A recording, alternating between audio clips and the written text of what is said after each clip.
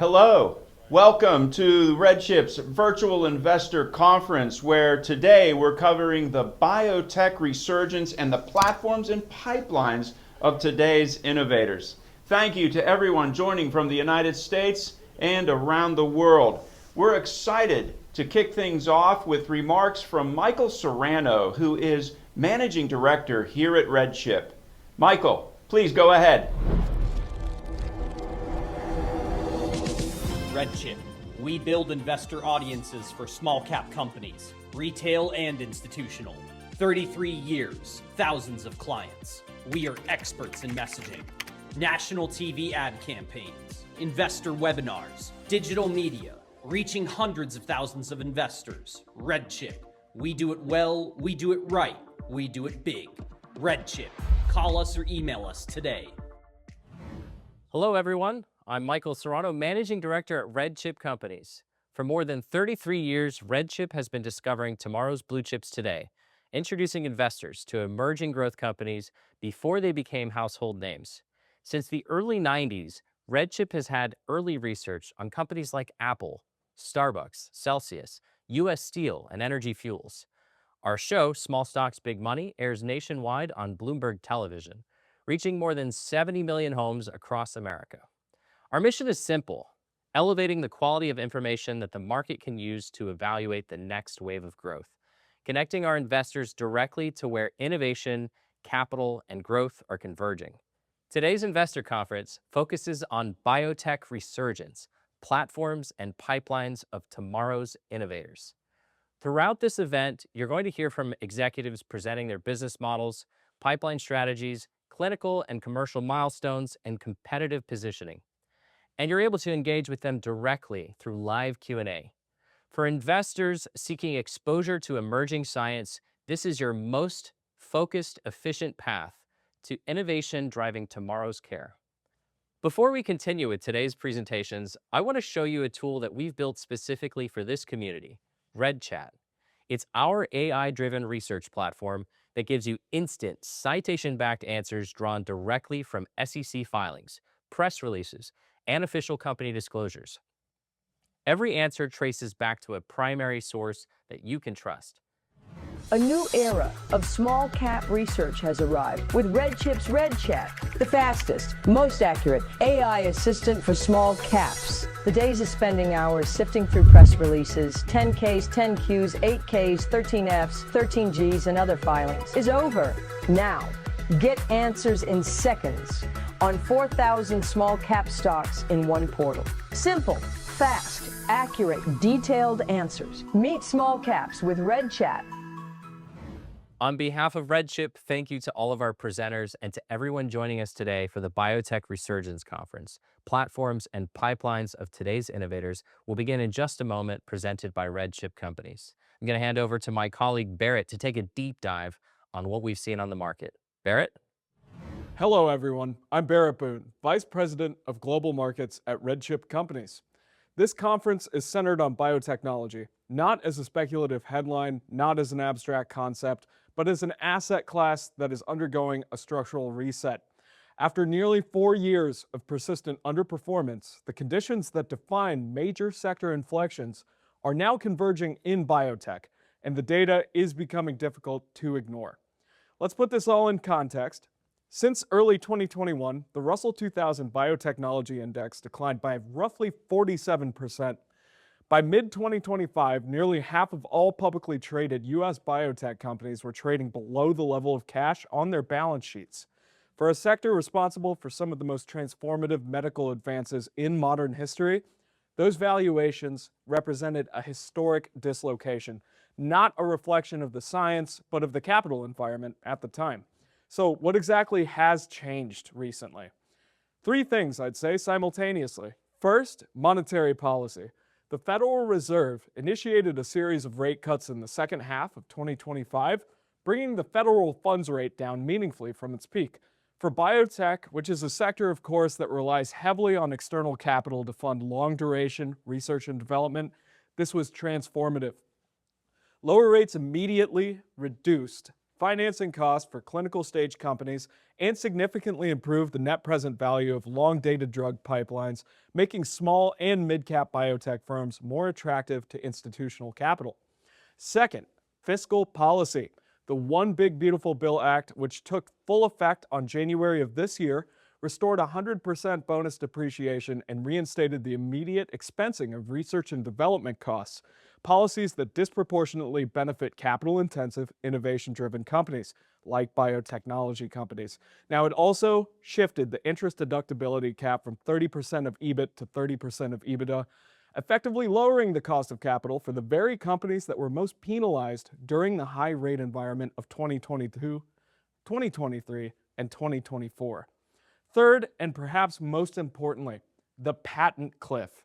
Over 200 drugs are set to lose patent protection in the coming years, including at least 69 blockbuster drugs, and that's defined as any drug with sales exceeding $1 billion each. The cumulative revenue at risk is projected to exceed $300 billion. Now, this is not a theoretical concern. It is happening right now. Merck and Pfizer are both facing significant revenue gaps as blockbusters like Keytruda approach the end of their exclusivity windows. And when Big Pharma faces that sort of revenue erosion, they do what they have always done. They buy innovation. They buy pipelines. They buy small and mid-cap biotech companies that are developing the next generation of therapies. The numbers do tell this story. According to JP Morgan, Biopharma mergers and acquisitions activity in 2025 totaled 129 deals worth approximately $138 billion, surpassing 2024 in total annual value, and representing the strongest deal-making year since 2019. This is where I want to take a moment to speak directly about RedChip's former clients in the space. Now, we did represent Immunome, which is IMNM on the Nasdaq, prior to its transformative merger with Morphimmune. Now, this is a deal that combined Immunome's proprietary human memory B-cell discovery platform with Morphimmune's targeted oncology pipeline. They brought in around $125 million of institutional capital with the deal, and then they installed Dr. Clay Siegel, the co-founder and former CEO of Seagen, as the chairman and CEO of the combined entity. That transaction fundamentally repositioned Immunome as a next-generation oncology platform company with plans to submit 3 INDs within 18 months of closing. Now, we also represented Cidara Therapeutics, that used to be on the Nasdaq under CDTX before Merck's acquisition of the company for $9.2 billion in all cash. That represented a premium of around 109% over the prior closing price at the time of the acquisition. Cidara's stock rose more than 720% in 2025. For context, Cidara had developed CD388, which was a first-in-class, long-acting antiviral for universal influenza prevention.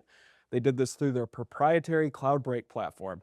Merck's CEO actually came out and described CD388 as a very important driver of growth through the next decade. So where does this leave us as investors? Biotech remains cheap relative to the broader market. The MSCI Pharmaceuticals, Biotech, and Life Sciences Index trades at roughly 16 times forward earnings, compared to over 23 times for the broader MSCI USA Index. That's around a 30% discount, and the valuation gap between small-cap biotech and the S&P 500 reached a 30-year extreme in late 2025. Even with the recent recovery, we are still in the early innings of a repricing that has significant room to run. We have assembled a group of small and micro-cap biotech companies that are operating across multiple therapeutic areas: oncology, infectious disease, metabolic disorders, and more. These companies are focused on execution, advancing clinical programs, generating data, and building the kind of value that attracts strategic partners and acquirers. As you listen to these presentations, I would encourage you to evaluate each opportunity through a disciplined lens. What is the unmet medical need being addressed? How differentiated is the science? What does the clinical data show? And how does the company's pipeline position it for value creation, whether that be through commercialization, partnership, or acquisition?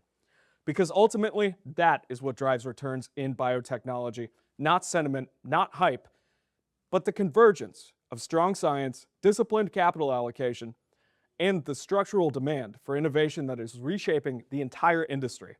We are at a moment where valuation, policy, and industry fundamentals are converging in favor of small cap biotech. The pipeline of innovation has never been deeper. The demand from big pharma has never been this urgent, and the valuations, while recovering, still represent meaningful upside for investors who can identify quality early. That is what RedChip is here to provide. Access, insight, and the conviction that comes from 3 decades of identifying emerging growth leaders before the rest of the market catches on. On behalf of our entire team, I want to thank all of the companies presenting today and thank all of you for joining us. The RedChip Biotech Resurgence Virtual Investor Conference will begin shortly. Thank you very much. Thank you, Barrett. Thank you, Michael. Our first presenter today is Zong. He's Wedbush's Senior Vice President of Equity Research. Dr. Zong, can you hear me? Oh, can you hear me, please? I see and hear you. Welcome. Great. Yeah, thank you very much. Take it away. Okay. Thank you for the introduction. And again, thank you for the invitation. It's a great pleasure to be here to participate in the conference to talk briefly about the exciting biotech sector. I joined Wedbush about 2 years ago, and before that, spent over 10 years at different firms. And at Wedbush, we have a biotech team of 5 publishing analysts, each covering slightly different and sometimes overlapping therapeutic areas. And by the way, is anyone helping to show the slides, please? Am I able to see the slides? Not seeing them quite yet, Dr. Zong. Okay, I thought the team was going to be able to help put slides on screen, and sorry for the inconvenience. And maybe I'll just keep talking when the slides are getting prepared. So again, we have 5 publishing analysts, and each covering slightly different and sometimes overlapping therapeutic areas. And mine is a little mixed with many names. Unfortunately, you can't see those names on the screen, but most of them are related to genetic medicine and rare disease, but also including some names in the popular immunological and inflammatory disease and a few other areas. Unfortunately, I have to say that I don't cover oncology, which is the largest subsector in biotech. So I won't be able to provide much insight except that there will continue to be very strong need and active innovation driving novel therapies to become available to benefit patients and to reward companies and investors. But of course, that should be true for all biotech companies. Sorry, can we have the slides, or is still working on that, please? We are seconds away, Dr. Zong. Please stand by. Thank you very much for your understanding here. Yes. No problem. Yeah, thank you for the help. And again, sorry for the inconvenience. I wasn't able to do it myself. Great. This is good. And could you please go to the next slide, maybe the third one, please? This is the cover. The next slide, please. Yeah, this one. The previous one, please. Yeah, thank you. So looking at the biotech sector in general, I think I've been in this industry for long enough to be able to use this seemingly very misleading chart to make a bold claim that if we look from a longer term horizon, maybe from the beginning of 2012, and why that time point, I will come back on a later slide, biotech has actually been able to maintain outperformance versus S&P, although there were 2 major periods of weakness. From 15 to 16, the red circle, the first one, was due to concerns about drug pricing and was triggered by a single tweet by Hillary Clinton when she was running for the president. Then the weakness from 22 to 23, high interest rate was a major reason, but it was also after the red hot performance from 2020 to 2021, or we can even call it a bubble to some extent, which was driven by vaccines and, more importantly, capital infusion after COVID. Since the second half of last year, we are starting to see very nice performance of biotech again. So it raises the question on whether this outperformance can continue. And I would say that the answer is likely yes, for several reasons. Could you go to the next slide, please? Yeah. First, on M&A activities, which are one of the most important drivers for biotech performance, are picking up. The deals that we have seen so far in 2026, that's on the top half of the slide, both in terms of deal number and in terms of deal valuation, look quite promising as compared to last year. And importantly, M&A activities are occurring across a broad range of therapeutic areas, so no concentration on specific areas. Although late-stage and post-approval assets are still favored, not surprisingly, but early to mid-stage programs are getting interest as well. So it's not just biotech companies that are buying to deal with patent cliffs, but we can see that large cap biotech companies such as Gilead and Neurocrine Biosciences are also buying to diversify pipeline and portfolio. So this is very positive for the biotech sector. And next slide, please. Great. Secondly, we believe that the FDA will continue to be supportive towards new drug development. And over the years, the agency has introduced many incentives that we show on this slide, which have tremendously benefited and we believe will continue to benefit biotech companies by allowing for more flexibility and reducing time and capital that are needed. I show on a previous slide that the biotech boom started on 2012, and that's why, and because that's when the FDA introduced FDACA, and also the Jobs Act was signed into law in the same year, which made it easier for small cap companies to have access to capital. And that was precisely what many biotech companies needed. All the favorite factors remain the same today, and in fact, the FDA has introduced many new pathways and frameworks which we believe should provide both companies and investors with comfort and confidence. But there is one exception though, and that's what I highlighted in gray on the slide, the GAIN Act that was meant to encourage new antibiotic development. Unfortunately, we don't see many biotech companies working on that anymore, but not because unmet medical need is gone. It's because of many practical issues creating really big challenges. So antibiotics, unfortunately, will likely remain a difficult area. And there was a lot of FDA personnel turnover in 2025 that caused many people to worry that there could be a negative impact on the biotech sector. But we believe that worry should be behind us now. And looking at the number of new drug approvals in 2025, it was actually largely in line with previous years, suggesting no major disruption to the FDA's function. Next slide, please. But that said, the FDA can still have a very dramatic impact, as shown by two examples on this slide. In both cases, it turned out that the FDA disagreed with the company on, for example, the study design or data interpretation or the potential pathway to approval, causing really significant volatility that we never see in any other sector. To avoid unnecessary surprises, we believe that for companies, it is probably critical to engage with the FDA early on to try to reach an alignment or at least to gain some clarity.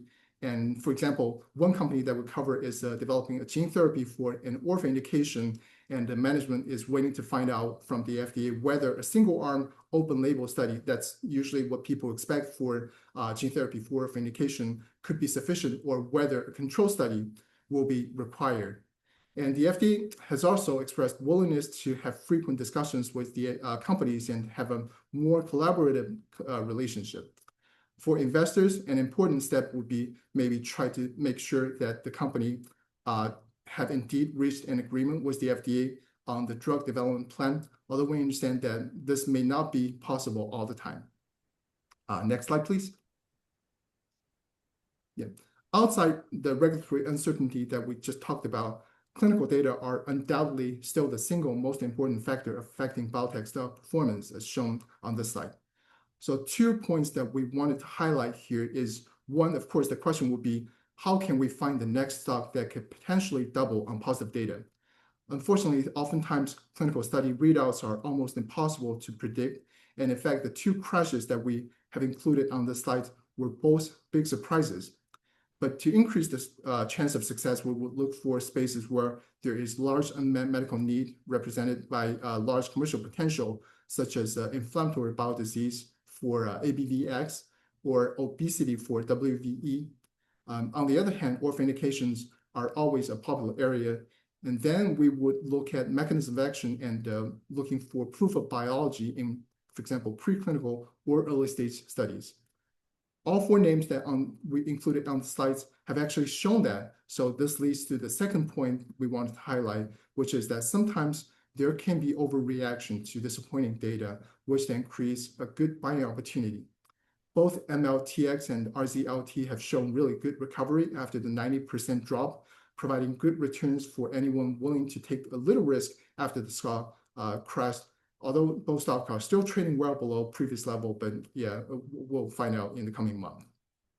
Next slide, please. And we mentioned drug pricing, but we really don't see that as having a big impact on biotech anymore. The Inflation Reduction Act and also the most favored nation drug pricing policy that we have not included on the slide should be mainly related to big pharma companies.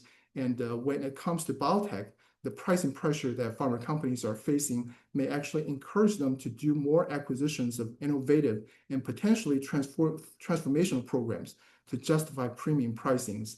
And we wanted to highlight that such programs tend to originate as small biotech companies. That's why small cap biotech companies are really likely the most interesting or exciting areas. And next slide, please.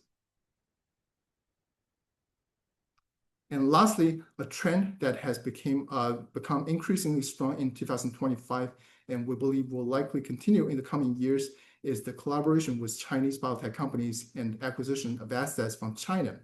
One example is a planned large IPO for 2026 for over 500 million, with obesity programs that were licensed from China back in 2024.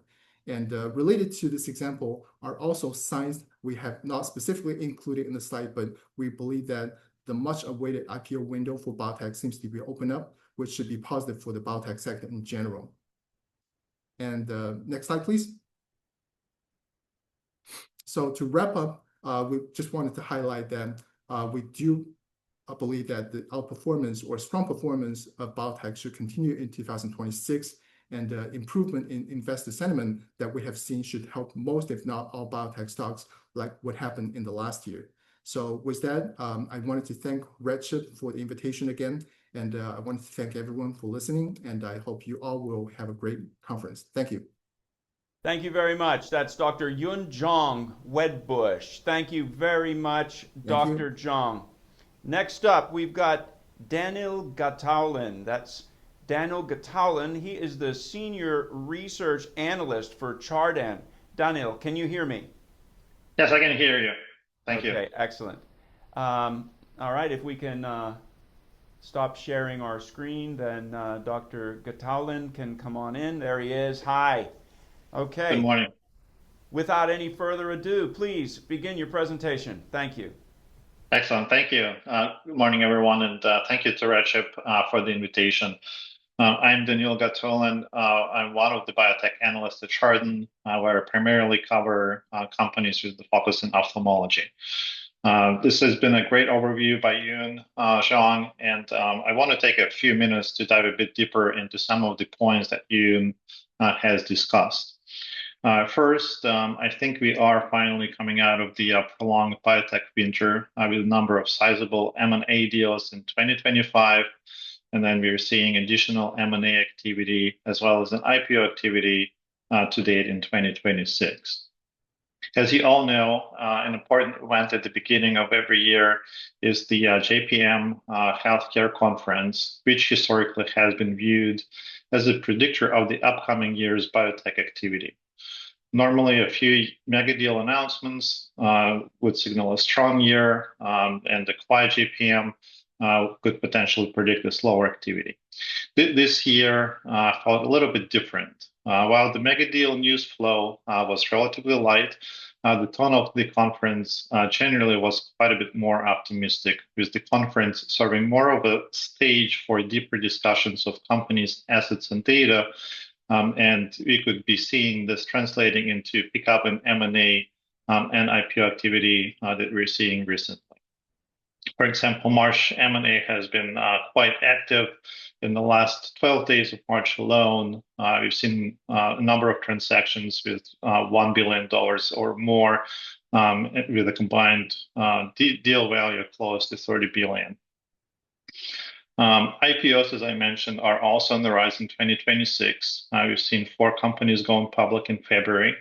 We've seen at least 3 more upcoming IPOs announced recently.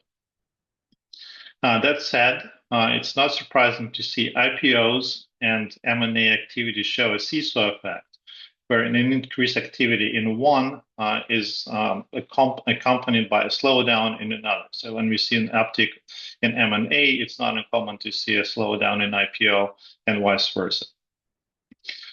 This is exactly what we saw in March, where we saw a lot of M&A deals, but slowdown in IPO.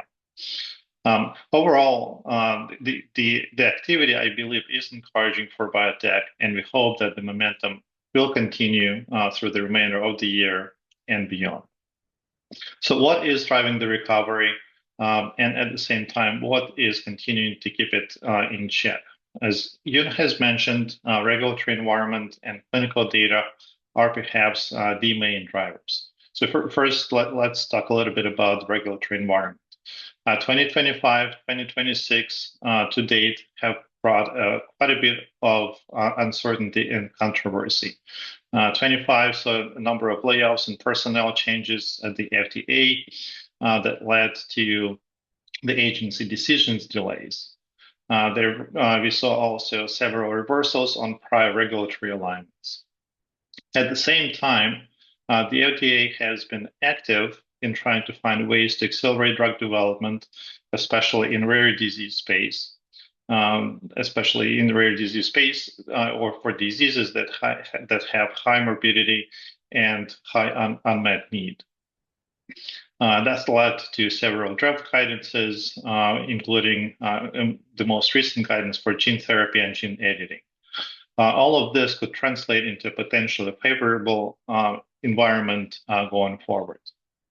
We also saw the renewal of the PRV program, Priority Review Voucher, which we believe is an important development, especially for smaller biotechs working in the rare disease space. Some of those priority review vouchers have been sold in excess of $200 million. Finally, at least with CBER, there is the expectation that the new director, following the upcoming departure of Dr. Prasad at the end of April, could bring more stability to the agency or to the division, and this could translate to more confidence from both the companies as well as investors. Next, as Yun has mentioned, data is important. Data is king, and clinical data will continue to drive value. However, we continue to see examples of promising tech, even with fairly limited data, continue to get rewarded before major milestones. Yun talked about the impact of Chinese biotech drug development and partnerships, but I also want to mention that Europe doesn't want to fall behind. The EU Biotech Act draft guidance, which was released in December of last year, is aimed at transforming European Union into a global biotech powerhouse by addressing the following 3 points: regulatory fragmentation, funding gaps, and clinical development inefficiencies. Finally, I want to conclude and talk a little bit about the therapeutic investment spaces that we expect to see increased or continued investor interest. Oncology is consistently on the list. Other directions can include the consensus is for CNS, I&I, ophthalmology, as well as more broadly rare diseases, which could span all of those sectors. Finally, last but not least, AI is shifting from a buzzword to a core infrastructure for drug discovery and design, as well as informing on the design of clinical trials, and the companies that can leverage AI would have an advantage.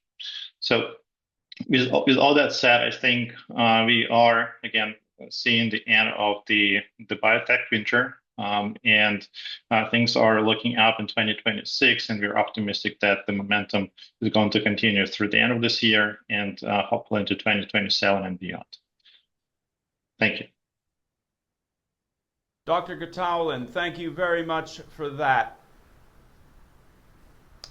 Our next speaker, and now we begin with our company presentations today, ladies and gentlemen. And our first speaker today is Dr. Jeff Dow. He is the CEO of 60 Degrees Pharma. Jeff, are you there? I am. Nice to see you again, Craig. How are you? Good. Nice to see you, Jeff. I see you've got your deck up as well. Excellent. We are ready to go. Jeff, let me just get some preliminaries out of the way. As will be the case throughout today, we're going to be taking your questions only through the Q&A button at the bottom of your Zoom window. Please push the button, type in your question, and then we will receive it. Then let me just do the safe harbor statement here.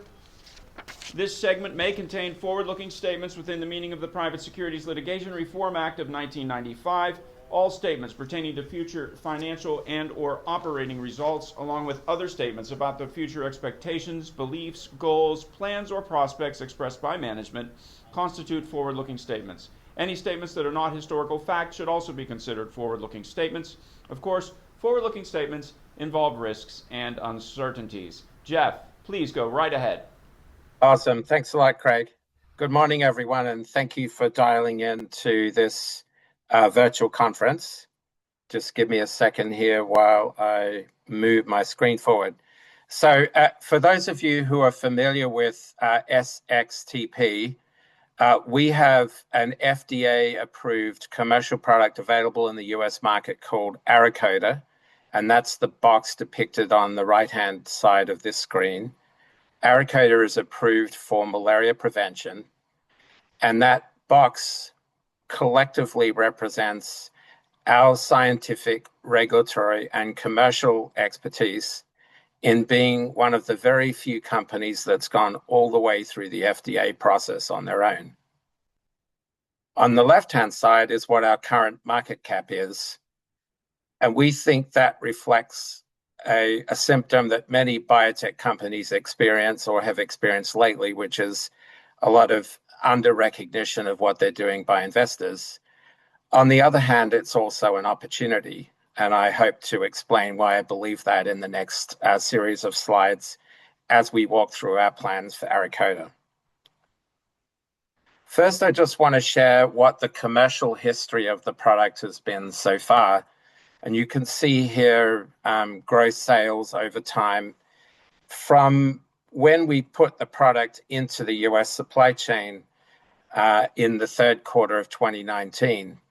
Now, of course, Aracoda is approved for malaria prevention and travel medicine, and that was unfortunate timing given that we experienced a pandemic for the next effectively 2 years, which shut down international travel.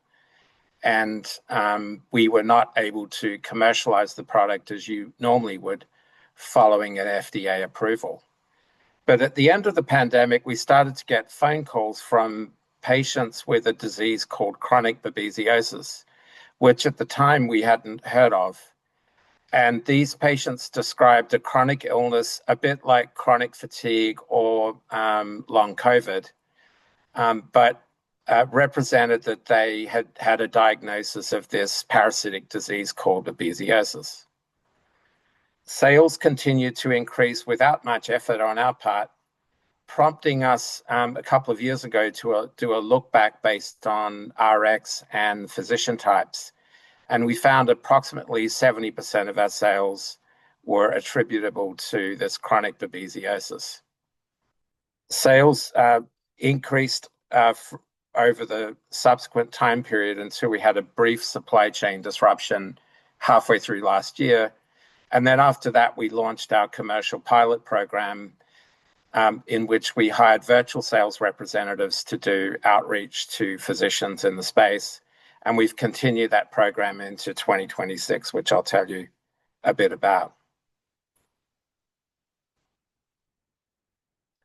So our sales have continued to grow, and we've reached the point where our gross profit has stabilized at reasonable percentages, barring the stock out from last year. And our goal in the future is to increase the overall sales of Aracoda, both through direct efforts as it relates to the approved malaria indication, and then expansion of the therapeutic areas into this new disease called babesiosis, which is a parasitic disease like malaria that's transmitted by the same ticks that transmit Lyme disease. We think we can go from an annual sales now of approximately $1 million in net revenue last year to potentially orders of magnitude higher than that based on the preliminary market research we've done, assuming that we're able to secure FDA approval for babesiosis, and that as we go, the market that we think's there can be proved out from a technical point of view and also a commercial point of view. We think that chronic babesiosis could be the lion's share of that potential revenue, and that's why we're focused on it from a research perspective.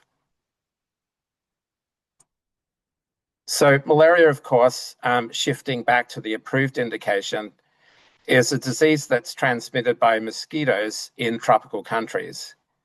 And so to most Americans, it seems like a problem that's very far away and not really relevant to ordinary life here in the States. Except, of course, when you hear about anecdotal cases of people who've traveled overseas and ended up contracting malaria while they were away.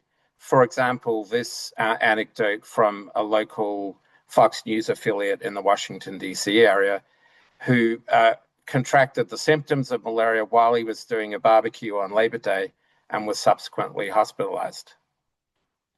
Unfortunately, John's experience is increasing across the United States, and that's primarily for two reasons. One, there are no FDA-approved vaccines for malaria prevention, and North Americans who've never been exposed to the illness before lack immunity. And so if you contract malaria while you're away or when you come back, it is a life-threatening situation and a medical emergency. And 95% of these cases in returning travelers occur because people don't take the chemoprophylaxis meds that the CDC and other professional societies recommend you take. And that's because, in part, picking the right medication is really complicated. There are all kinds of malaria with various differences in different parts of the world. And the drugs that you use to treat the different kinds of malaria are different. And there's also drug resistance that you have to contend with. So in the case of Plasmodium falciparum, which is the most deadly parasite, and the distribution is reflected on the right-hand side of the slide, in particular, the hotspot in sub-Saharan Africa. Well, that geographic locality has no Plasmodium vivax, illustrated on the left-hand side, which is a type of malaria that relapses weeks or months after travel, and you need different drugs to treat these two illnesses. To maximize your pre-travel and post-travel prevention of malaria, you really need a triple combination to eliminate almost all the risk according to standard of care. And that could be up to 53 pills for a 1-month trip. If you take Aracoda, which is our product, that pill burden is reduced to about 16, because while you travel, the drug is taken once a week, as opposed to daily like the existing medications. And when you come back from travel, you don't have to take it for days or weeks, you just take 1 dose. Before we started our relaunch or commercial pilot of Aracoda for malaria last year, we did some market research which showed that, not surprisingly, brand recognition was low, but patients and physicians liked the product profile, and the barriers to entry were the lower out-of-pocket costs for the generic alternatives, which I mentioned, and a requirement for safety reasons to do a blood test for G6PD deficiency prior to travel. This is a barrier in travelers with short planning horizons.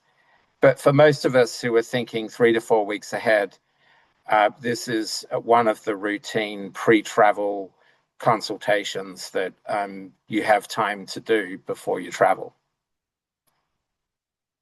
So in 2026, we're expanding our commercial program with programs to expand awareness through a Doximity surround sound effort. We have increased the number of virtual sales representatives doing outreach to physicians. And we have new programs around access and affordability, including a partnership with GoodRx to provide a point of sales discount, and a newly announced consumer outreach program through Runway Health, which is the first telehealth platform for travel medicine. So now I'm going to switch gears to babesiosis. Babesiosis is a parasitic disease like malaria that is transmitted here in the United States by the ticks that transmit Lyme disease rather than mosquitoes like malaria is. Once you're infected by a tick, the parasites get into your red blood cells and continue to cycle through, amplifying, infecting new red blood cells and building up the parasite burden, which leads to acute disease, which overlaps with the symptoms of malaria, such as fever, anemia, headache, and muscle aches and pains. And in people with risk factors, it can lead to hospitalization. The other route of transmission in humans is through the blood donation system. And I'll share a little bit more about that on the next slide. So historically, there were a few hundred cases a year of blood-borne transmission of babesiosis, until 2020, when the FDA licensed a new molecular test specifically for blood donation screening. And that screen is 1,000 times more sensitive than the routine PCR testing that's used for patient care of babesiosis. And you can see the incidence of investigations into blood-borne transmission has declined sharply, almost to zero, since this test was introduced. And what this observation tells us is really enlightening. So if you think about a blood donation or person who's giving blood, they are asymptomatic. So they don't know they're infected with babesiosis. And yet they're screened, and now we eliminate transmission. So it tells you that there is a reservoir of asymptomatic folks with a biologically meaningful parasite burden, and they don't know it. Now, if you're symptomatic with babesiosis, the approved standard of care does result in parasite clearance after about 90 days. But the sensitivity of that test is 500 to 1,000-fold less than that blood bank test I mentioned.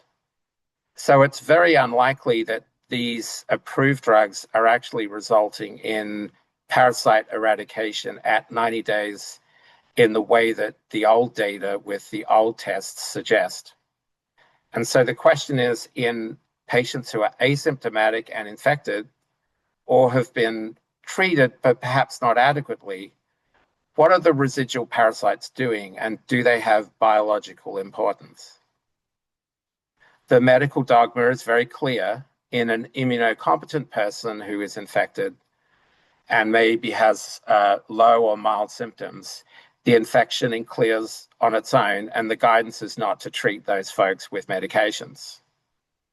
It's also clear that if you're a classically immunosuppressed person, so you may have had cancer or an immunosuppressive drug, or you have no spleen, the infection becomes persistent for many months or years, and continuing treatment can lead to the generation of resistance to existing treatments.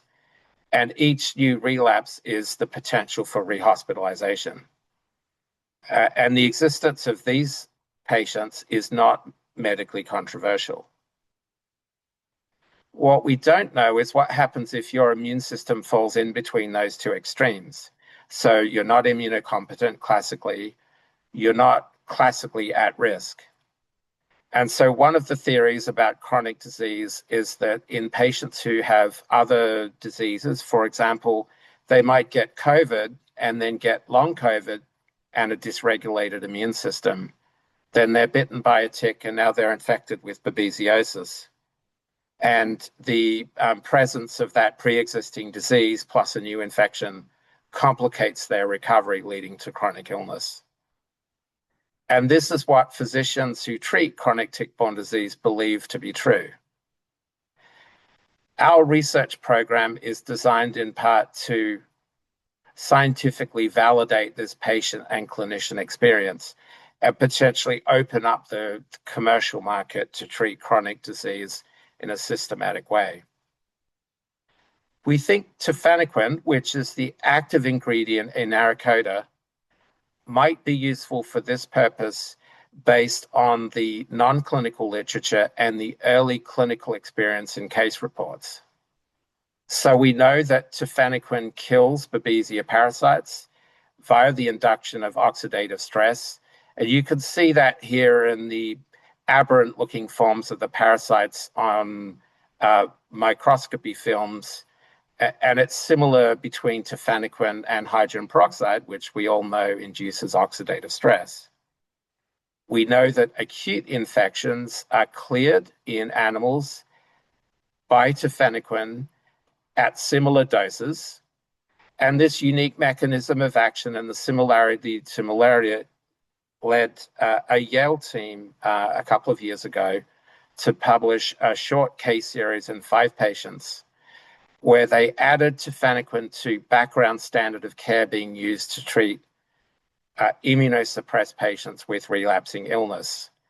You can see from the colored bars in the bottom of this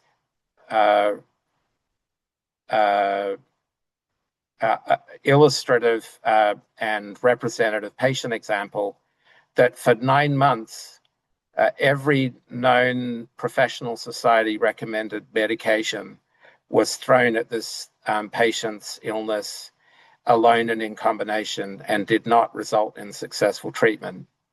As soon as weekly tafenoquine was added to that background standard of care, we got to negative conventional PCRs, as you can see from the open boxes sequentially in the bottom right hand in the legend below the text. Whereas previously the closed boxes indicating positive PCRs had shown that this patient was infected throughout the prior course of treatment. What was true for this patient was true for 4 of 5 patients in this treatment series. So that was taken by us as being pretty convincing evidence, albeit in a small group of patients, that tafenoquine could provide a benefit over standard of care. And so we've rolled out a targeted clinical program to show that tafenoquine added to standard of care can be beneficial with no new safety signal.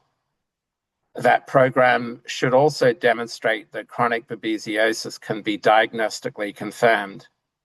And once we've proven those 2 things, it could potentially open up a commissioner's NPRV route or simply a regulatory route through the usual SNDA process with a goal of achieving the broadest possible labeling for treatment of babesiosis.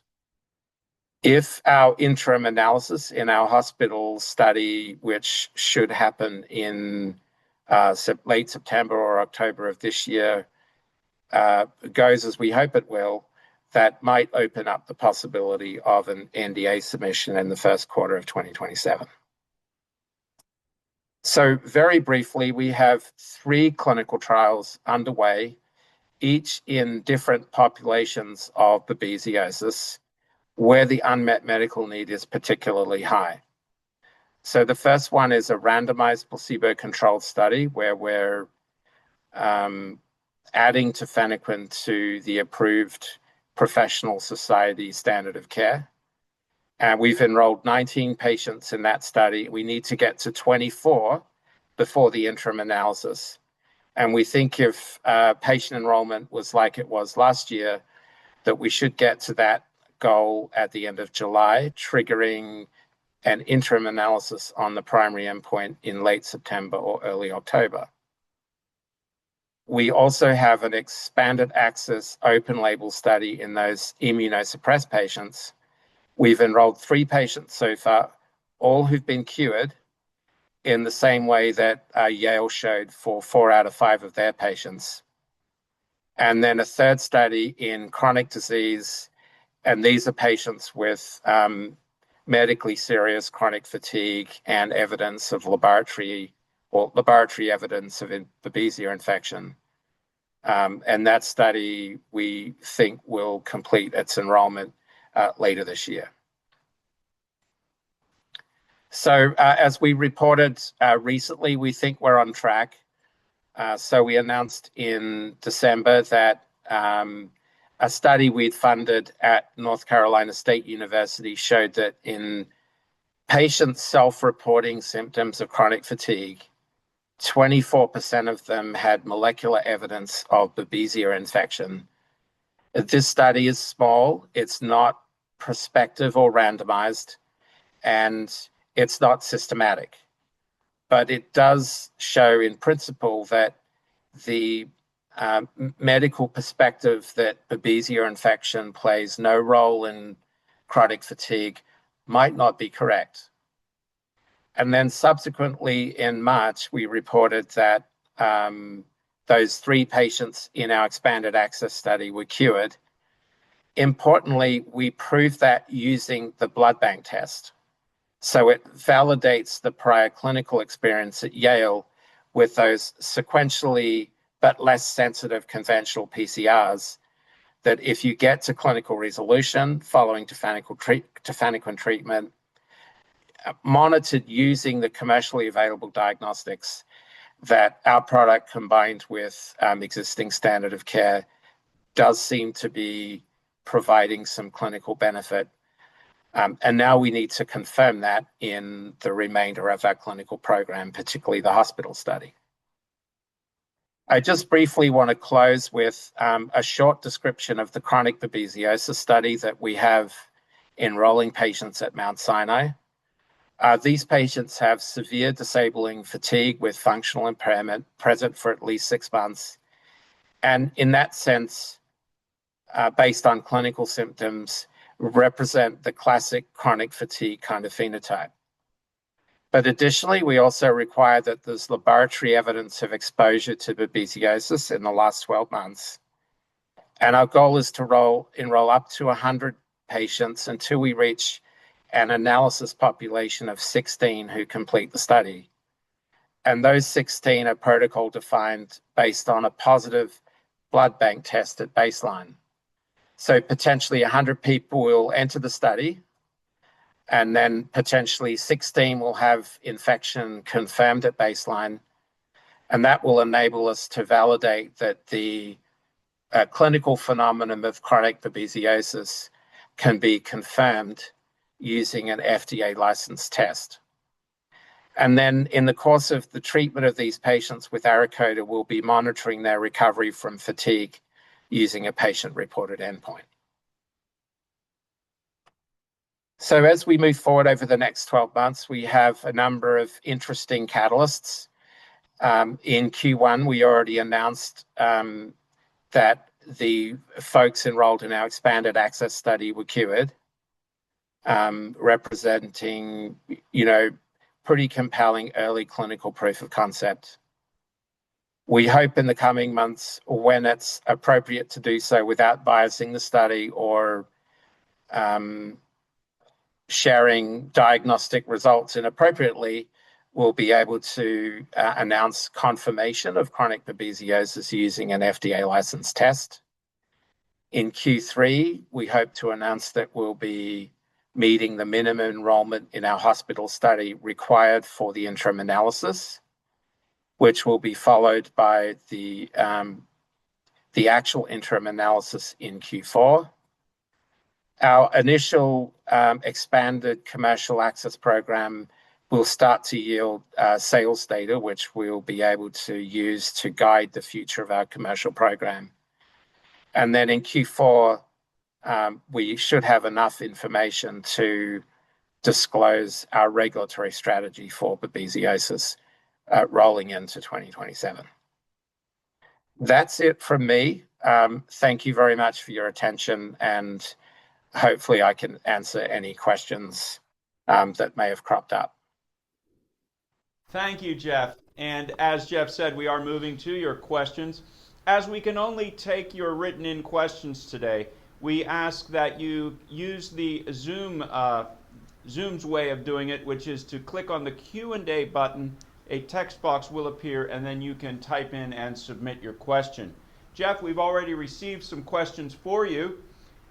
Arakota is already on the market, but it still feels as if many investors mainly think of 60 Degrees as an early stage story.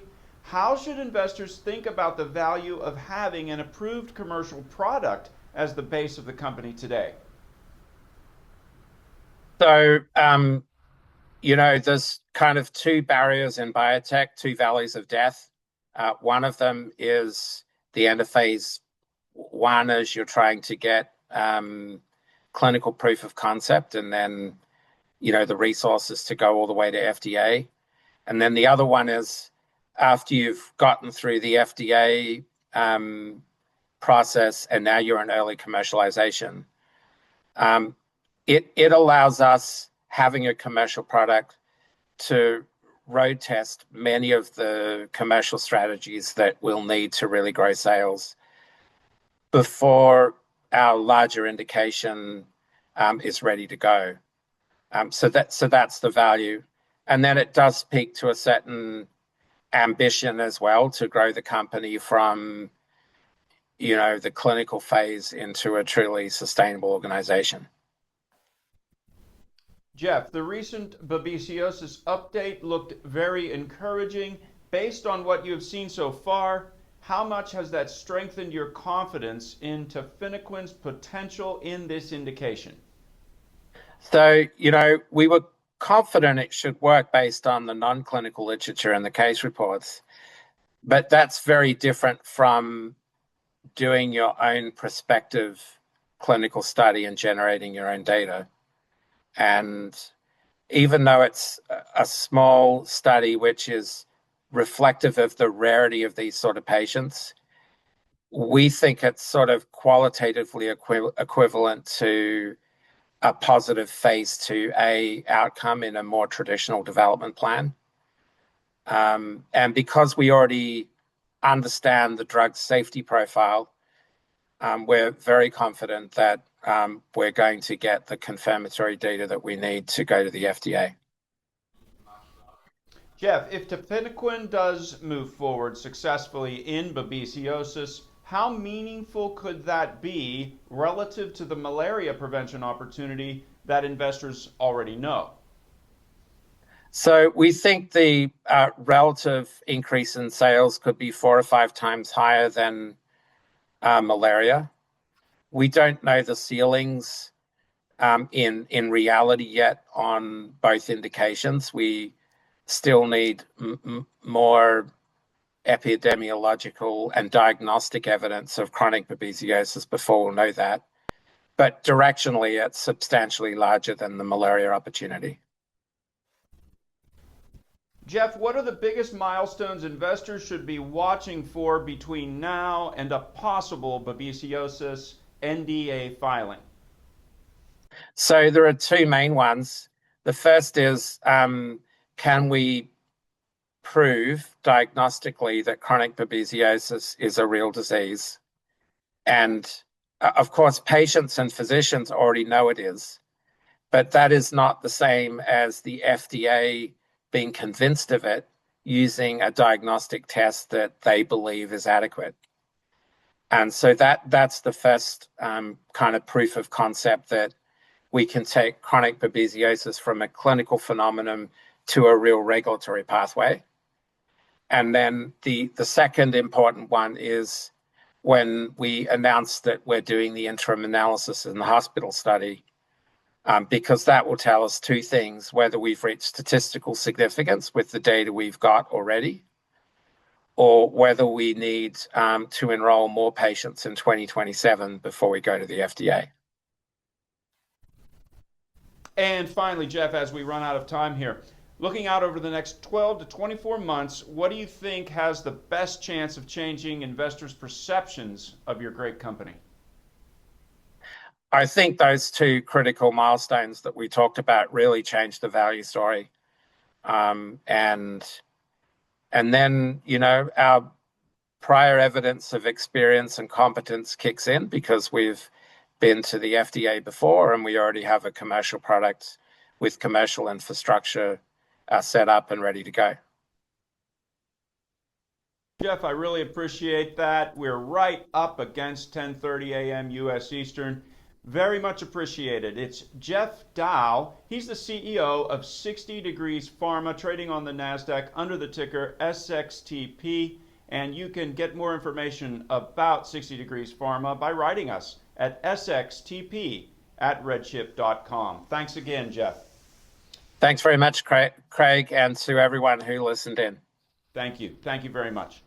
Our next company on today's RedChip Biotech Investor Conference is Innate Bio, ticker INAB on the Nasdaq, presenting today William Ho, CEO and co-founder. William, are you there?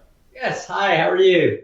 Great. Nice to see you. Nice to see you. I see your investor presentation is already up. Let's get underway. Let me make some preliminary remarks and then you jump right in. Okay? Awesome.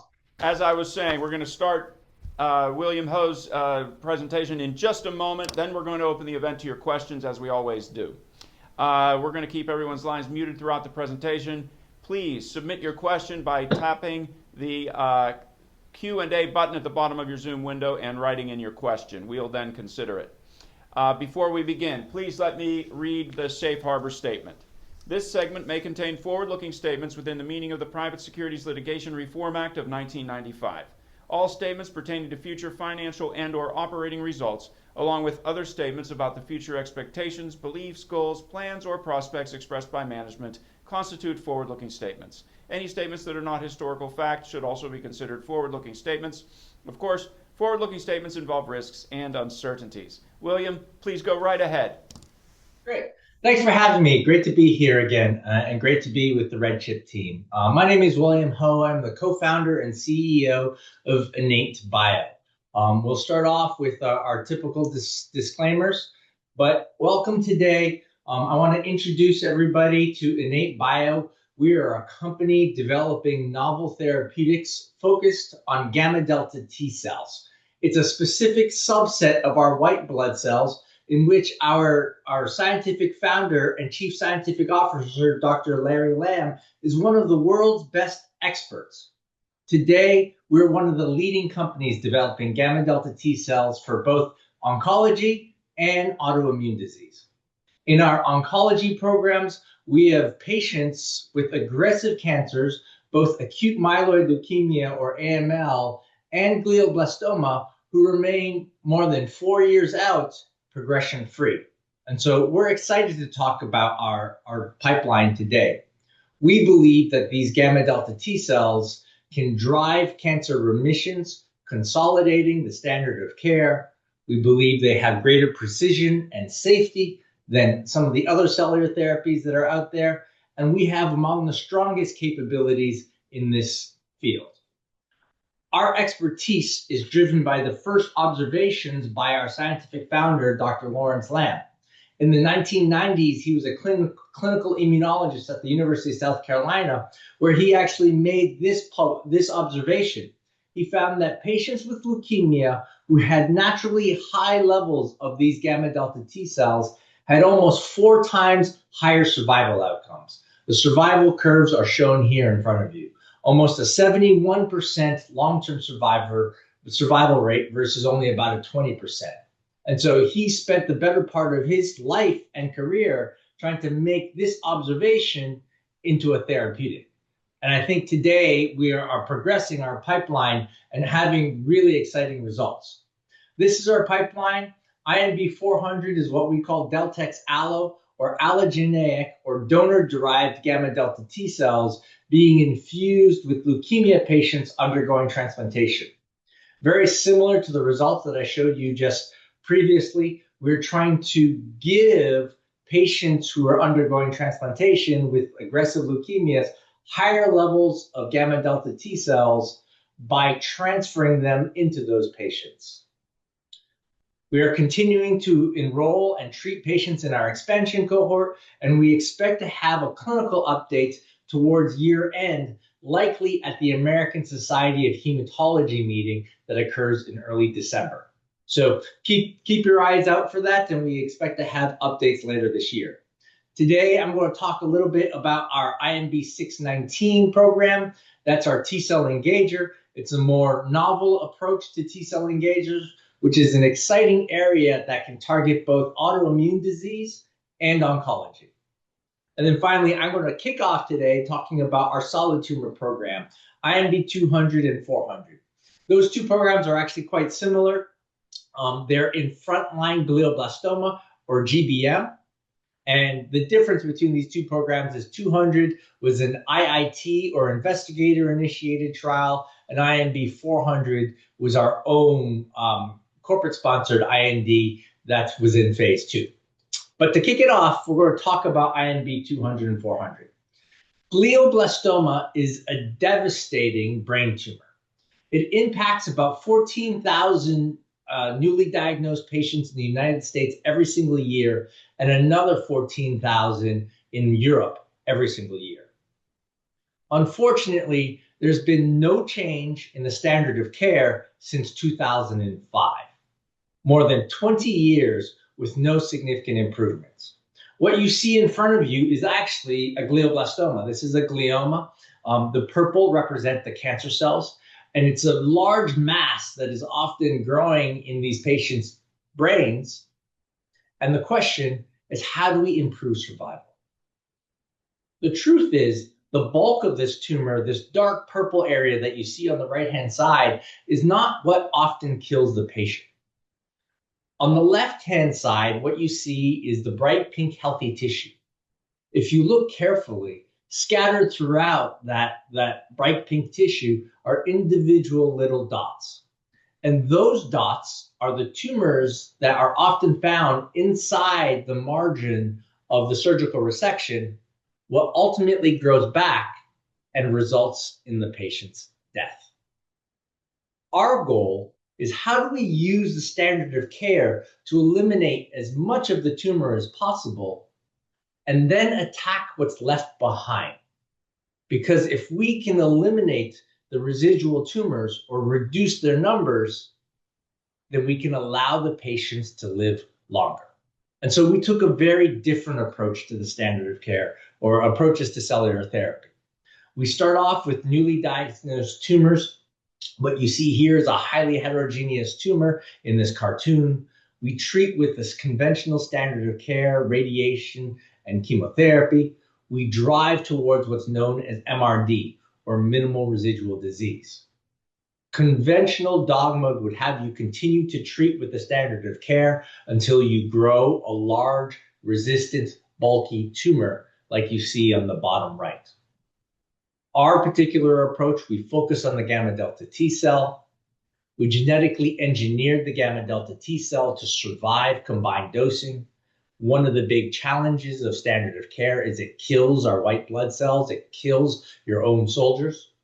And so what we did is we hijacked the tumor's own resistance mechanism to the chemo, genetically engineered it into our gamma delta T cells so that they can survive. The chemo kills much of the tumor, but it also drives synergies. It upregulates a signal on the surface of the residual tumor cells, here marked by the red triangles. That allows our gamma delta T cells, because they can survive, to identify any residual tumors and attack them, and we get to lower and lower amounts of any residual tumor. This concept of going into newly diagnosed cancers in combination with chemotherapy was actually demonstrated just this past week from Allogene. In their large B-cell lymphoma trials, they combined in the frontline setting with R-CHOP and showed a significant difference in the percentage of patients who had minimal residual disease. And so that's a proof of concept, and we think proof of our particular approach. And so our particular trial, again, we're going with standard of care. Here in this picture, everything above the blue line is the standard of care, what patients normally go under across the world. So patients are surgically resected. After about 4 weeks, they undergo daily radiation and chemotherapy. That radiation and chemotherapy can kill white blood cells. And then there's a maintenance phase. It's 6 monthly cycles, 5 days of chemo, followed by a 23-day break. Everything that we've added to these patients is below. When they undergo surgical resection, we inserted a catheter into that resection cavity. That way we can access the tumor directly. After about 3 to 4 weeks, we take blood from the patients in a process called an apheresis. we manufacture a product, we genetically engineer the cells so that they can survive combined dosing with chemo, and we cryopreserve it. And in the maintenance phase, we had 3 cycles. Patients in cohort 1 received a single dose, patients in cohort 2 received 3 doses, and in cohort 3, they received up to 6 doses, once with every single month of the maintenance cycle. The hypothesis or the concept is as what you can see before, with every subsequent dose, if we can just keep the number of residual tumor cells constant, then the patient should have a longer time to progression and overall survival. If with every dose we can reduce the numbers of residual cancer cells, then perhaps we may be able to outrun the tumor's growth and eliminate it. And so we ran this first trial. We actually have data here combined. The phase 1 was run at the O'Neill Comprehensive Cancer Center at the University of Alabama at Birmingham. The phase 2, we ran across additional centers. Our patient data is across 4 sites, so it's not just a single site of data. We enrolled patients at also Cleveland Clinic, Moffitt in Tampa, and the Ohio State University. We treated a total of 17 patients. Last year, when we dug into our data, we found 10 patients who were enrolled in a contemporaneous control arm. These patients were enrolled across the same centers. The profile of these patients don't look any different. We'll show you that momentarily. But we've seen no major toxicities events or adverse events across the treatment arms. And we believe the outcomes of the treatment remains consistent across the centers. The summarized data, when we look across all of our patients that we treated and the control arms, there are not really any significant imbalances. If there are any differences, it's usually off by an N of 1. The methylation status, unmethylated patients generally do not respond to chemo, and so they progress very rapidly. The median age, older patients tend to progress more rapidly. The ages are very similar, 67 in the control. Across all our repeated dose patients, 64. The genders are very similar, off by an N of 1. The only difference across the patients that we were able to identify is the resection type. A greater number of patients, 80% in our control cohort, had a total resection versus only 43% in our repeat dose patients. Generally, patients who have a total gross resection, resected so that you cannot see any residual tumors, tend to do better. You would expect the total resections to actually to live longer and have a longer time to progression. And yet, when we look at our data across the cohorts, in the control cohort, we had a median progression-free survival of 6.6 months and a median overall survival of 13.2 months. When we look at all the patients who received more than 1 dose, our first cohort was the safety dose. We didn't expect it to be efficacious. But when we looked across all the patients who received either 3 to 6 doses, the median time to progression was now almost equivalent to the overall survival in the control cohort. As of our last readout at the end of December, the median overall survival was not reached, but we're currently sitting at 17.2 months. And we expect to have an update, likely at a medical meeting mid-year. Historically, we have presented at the American Society of Clinical Oncology, or ASCO, which is the largest oncology meeting every single year. On the right-hand side, we decided to take a differentiated look at it. How many of our patients are remaining progression-free longer than they were expected to survive based on their age and the response rates to chemotherapy? And so here, time 0 is the time in which we expected them to survive. If they remain progression-free longer than that expected survival outcome, these bars are to the right. Typically, patients have to progress before they die of their disease. You would expect the curves to be to the left. And as you can see here, more than half of our patients remain treated with 3 to 6 doses, remain progression-free longer than they were expected to survive. This is meaningful outcomes. These are outcomes, in many cases, more than a year, that gives time with their families, time to take vacations, time to see kids graduate, time to see kids grow. And as you can see here, we have a number of patients who are out fairly long-term, beyond 18 months progression-free. The Kaplan-Meier curve, the traditional analysis, here you can clearly see the separation of the curves between the patients that received 3 to 6 doses versus the standard of care. Despite the small numbers of 10 and 14 patients, we reached statistical significance on the progression, and in overall survival, we have not yet attained median, but this continues to grow, and we'll provide an update later this year. Moving on, we're going to talk about our T-cell engagers. This is a unique program that we developed in-house. In 2022, in the New England Journal of Medicine, a clinician by the name of George Shett published some remarkable data of autoimmune patients who were treated with CD19 CAR T that he could generate cures. In 2023, almost all of our CAR T competitors in the cell therapy space became autoimmune companies. Just recently, in the last week in Nature Medicine, there was a publication of one patient who had 3 significant autoimmune diseases who were cured of all 3 of them. But the challenge is that CAR T results in a lot of toxicities. It puts patients to the brink, often to the brink of death. And so we wanted to see if we can create a T-cell engager. T-cell engagers are an exciting space. In the autoimmune landscape, autoimmune disease will impact 1 in 6 women. Millions of patients will have autoimmune disease. However, with the T-cell engagers, today, they are plagued by potential toxicities. The vast majority of T-cell engager companies do the same thing. They target CD3. Just recently, there was 2 transactions in the last 3 weeks. One company called Aura was acquired by Gilead for almost $1.7 billion. There was another company called Cura who had a deal transaction, $180 million upfront in that transaction. And last year, a competitor in the space called DrenBio had their phase 1 asset acquired by Sanofi for $600 million upfront. And so we think we can do better. The challenge with all of the T-cell engagers is that the vast majority of them target CD3. When I target CD3, I not only target the alpha beta T cells, but I target NK T cells, gamma delta T cells, Tregs.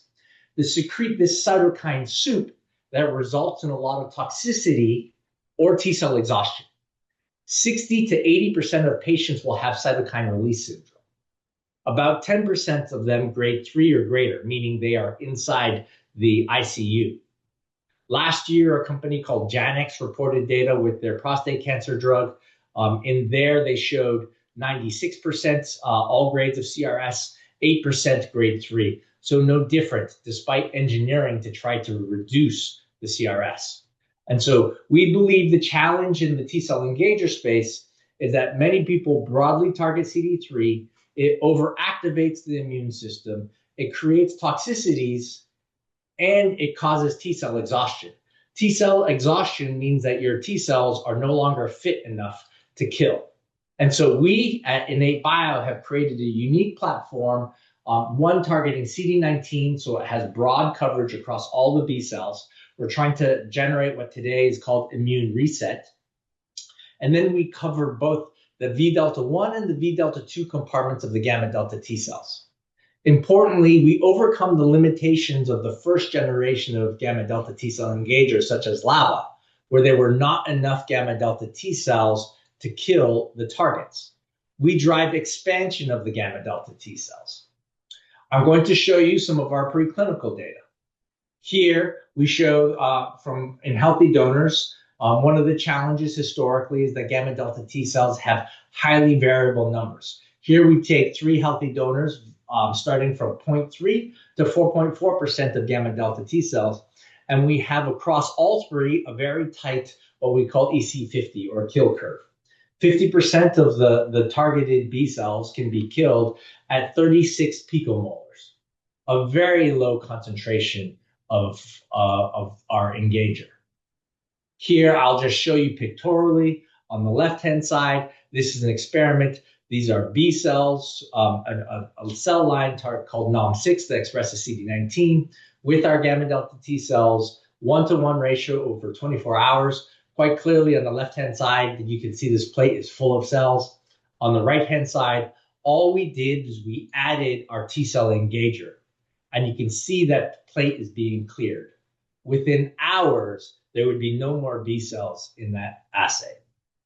What's important is that our gamma delta T cells do not secrete cytokines that drive cytokine release syndrome.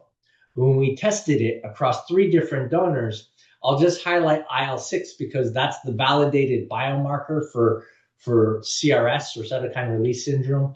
To save people from CRS, we treat with an anti-IL-6 antibody.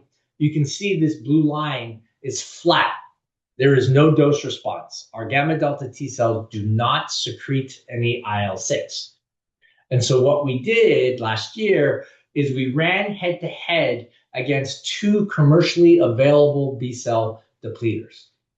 Amgen's blinatumomab here on the left-hand side, Roche's mosunetuzumab targeting CD19 and CD20. Both of these are commercially available, and we ran them in assays head-to-head.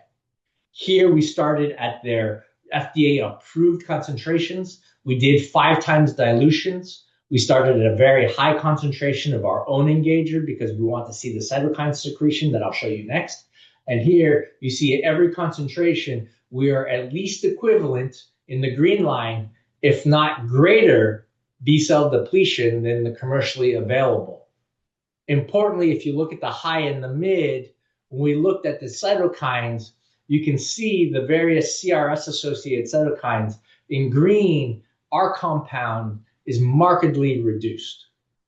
In fact, IL-6, as I mentioned, the validated biomarker, the high dose at 5 nanomolars or 5,000 picomolars is equivalent to the production of mosunetuzumab at 28 picomolar, 178 times difference.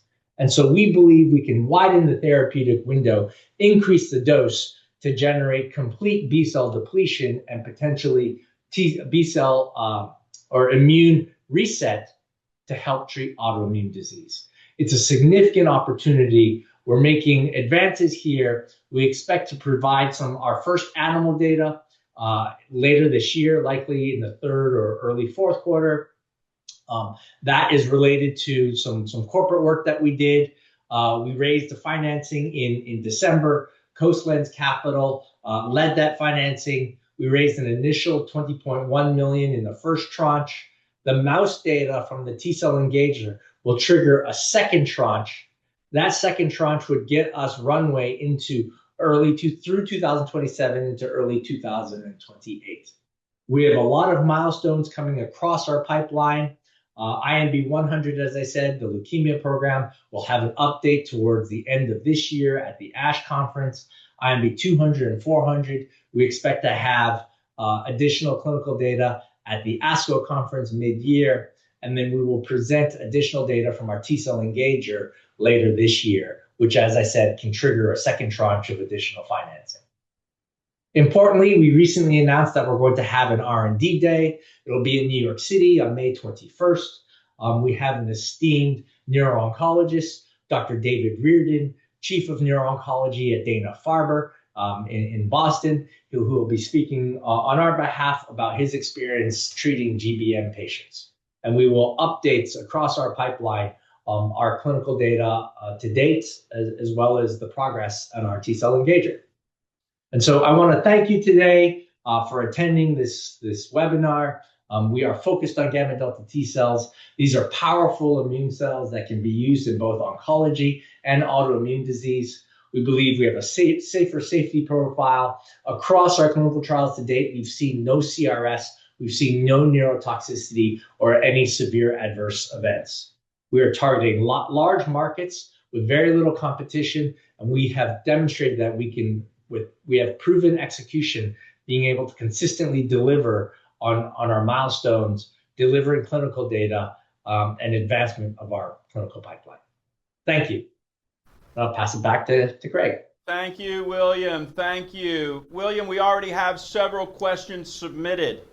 Awesome. For investors hearing about IN8Bio for the first time, how would you describe at a high level what makes gamma delta T cells special and why your approach could be meaningfully different from other companies? Right. Look, the vast majority of cell therapy companies focused on the alpha beta T cell. The reality is there are multiple cells involved in the immune system.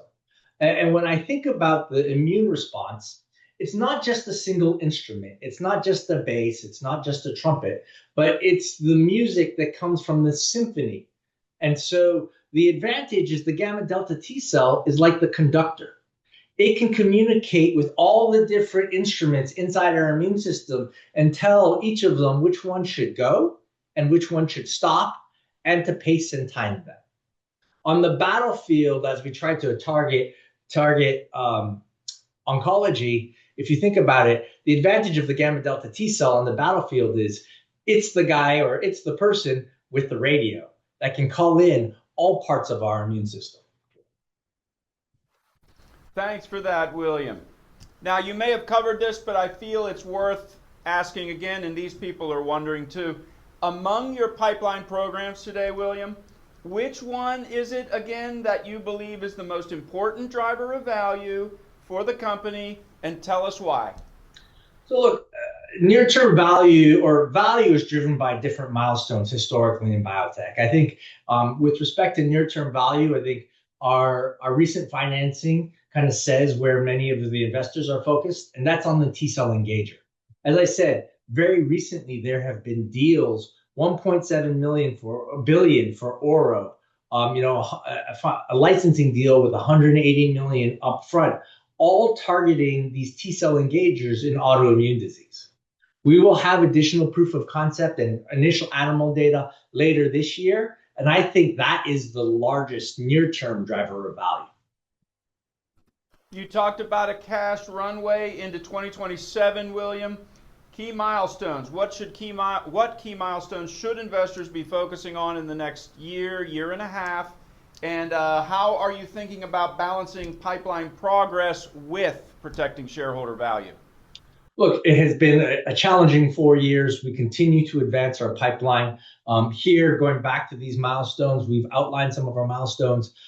We have indicated we expect to have additional clinical updates. There's a lot of interest on our leukemia program. We will update those patients by the end of this year at a medical meeting. We continue to believe, as we've enrolled our expansion cohort, that we are having an impact in these severe leukemia patients and we can make a difference. We will provide updated clinical data of our GBM program mid-year. We are also working on peer-reviewed publication of that data, so you should expect to see that sometime in the near term. And we are continuing to execute on our operations to advance the T-cell engager. It's an exciting opportunity, potentially worth billions, and we will demonstrate our first animal models and the ability of this T-cell engager to deplete B cells mid-year, probably in the third quarter.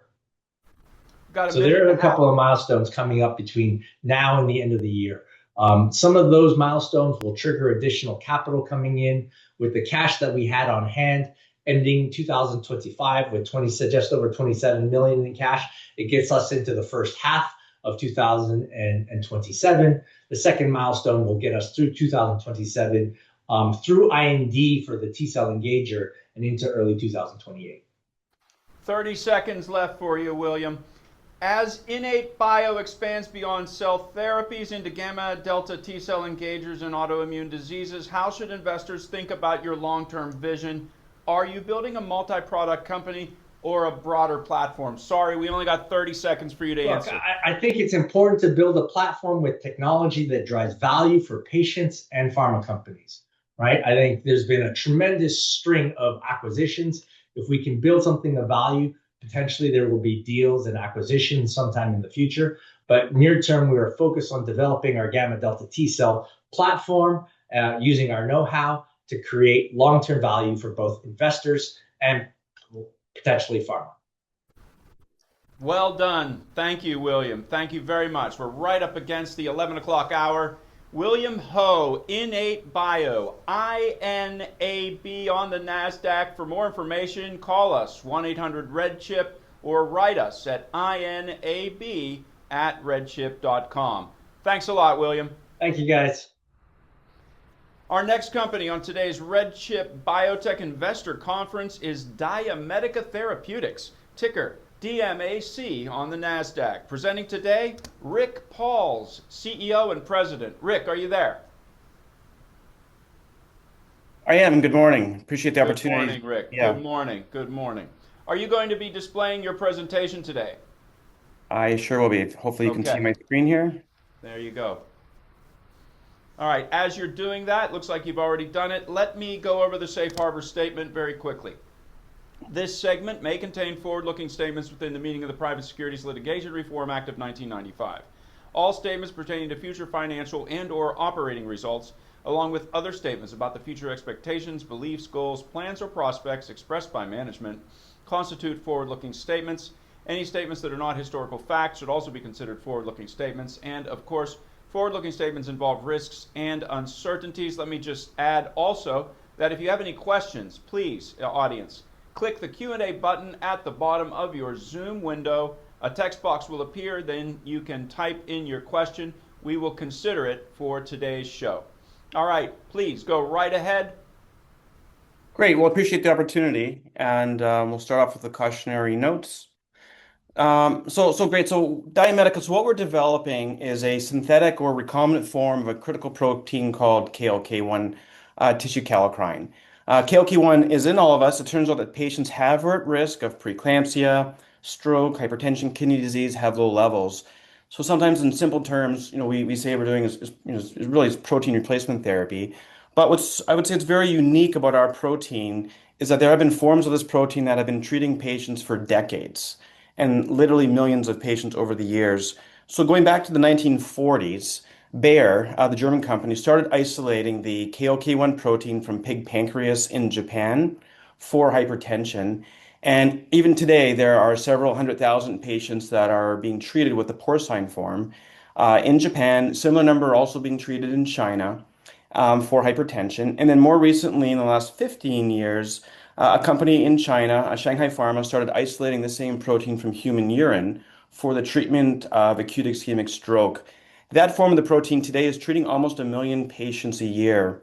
So sometimes I say the problem we've solved is that we figured out how to manufacture the recombinant or synthetic form of this naturally occurring protein, as there's been numerous attempts over the years unsuccessful to make a form that could actually bring it into the clinic. And so what we're focusing today is our primary focus is on the treatment of preeclampsia.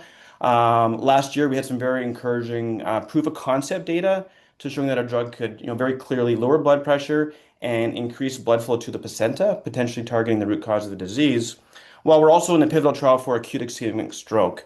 And importantly here for the stroke program, what we believe our drug does is increasing blood flow to the ischemic area, that area that's at risk of dying following a stroke.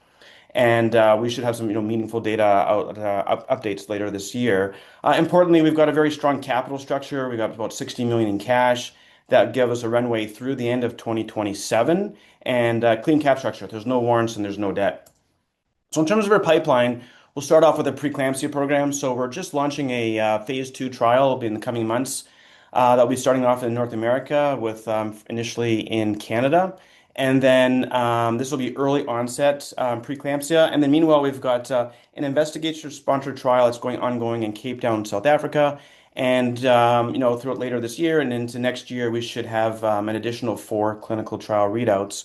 While that's all happening, we're also in a pivotal trial for acute ischemic stroke. We anticipate having our interim analysis before the end of this year. The interim analysis will be on the first 200 patients, in which case we'll either stop for futility or resample size. If we see a resample size that's a drug effect that's comparable to our phase 2 data, and for all the clinical use of this protein in Asia, we would look at completing the trial the following quarter. So starting off with preeclampsia, It's a disease many people have heard of but don't really understand well. But preeclampsia, in simple terms, is a hypertensive disease of pregnancy.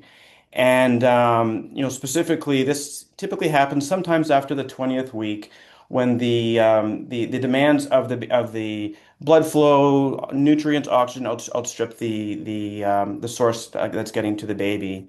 We're most interested in the early onset before 34 weeks. That's really where the greatest clinical need is. And the rationale there is that if a mother develops preeclampsia week 35, 36, typically just deliver the baby and the baby and mother do well. However, if the baby is delivered at 28 weeks, that baby could be in the NICU for 6 months. Before 28 weeks, there's about 40% of these babies will have long-term disability. So there's just a huge unmet medical need. In the US, there are about 200,000 patients a year that develop preeclampsia.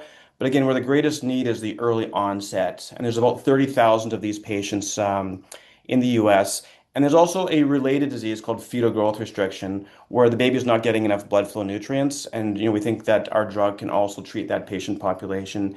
And so there's another 20,000 patients there. So what we look at is the really targeted patient population are about the 50,000 patients in the US that have early onset preeclampsia and or fetal growth restriction.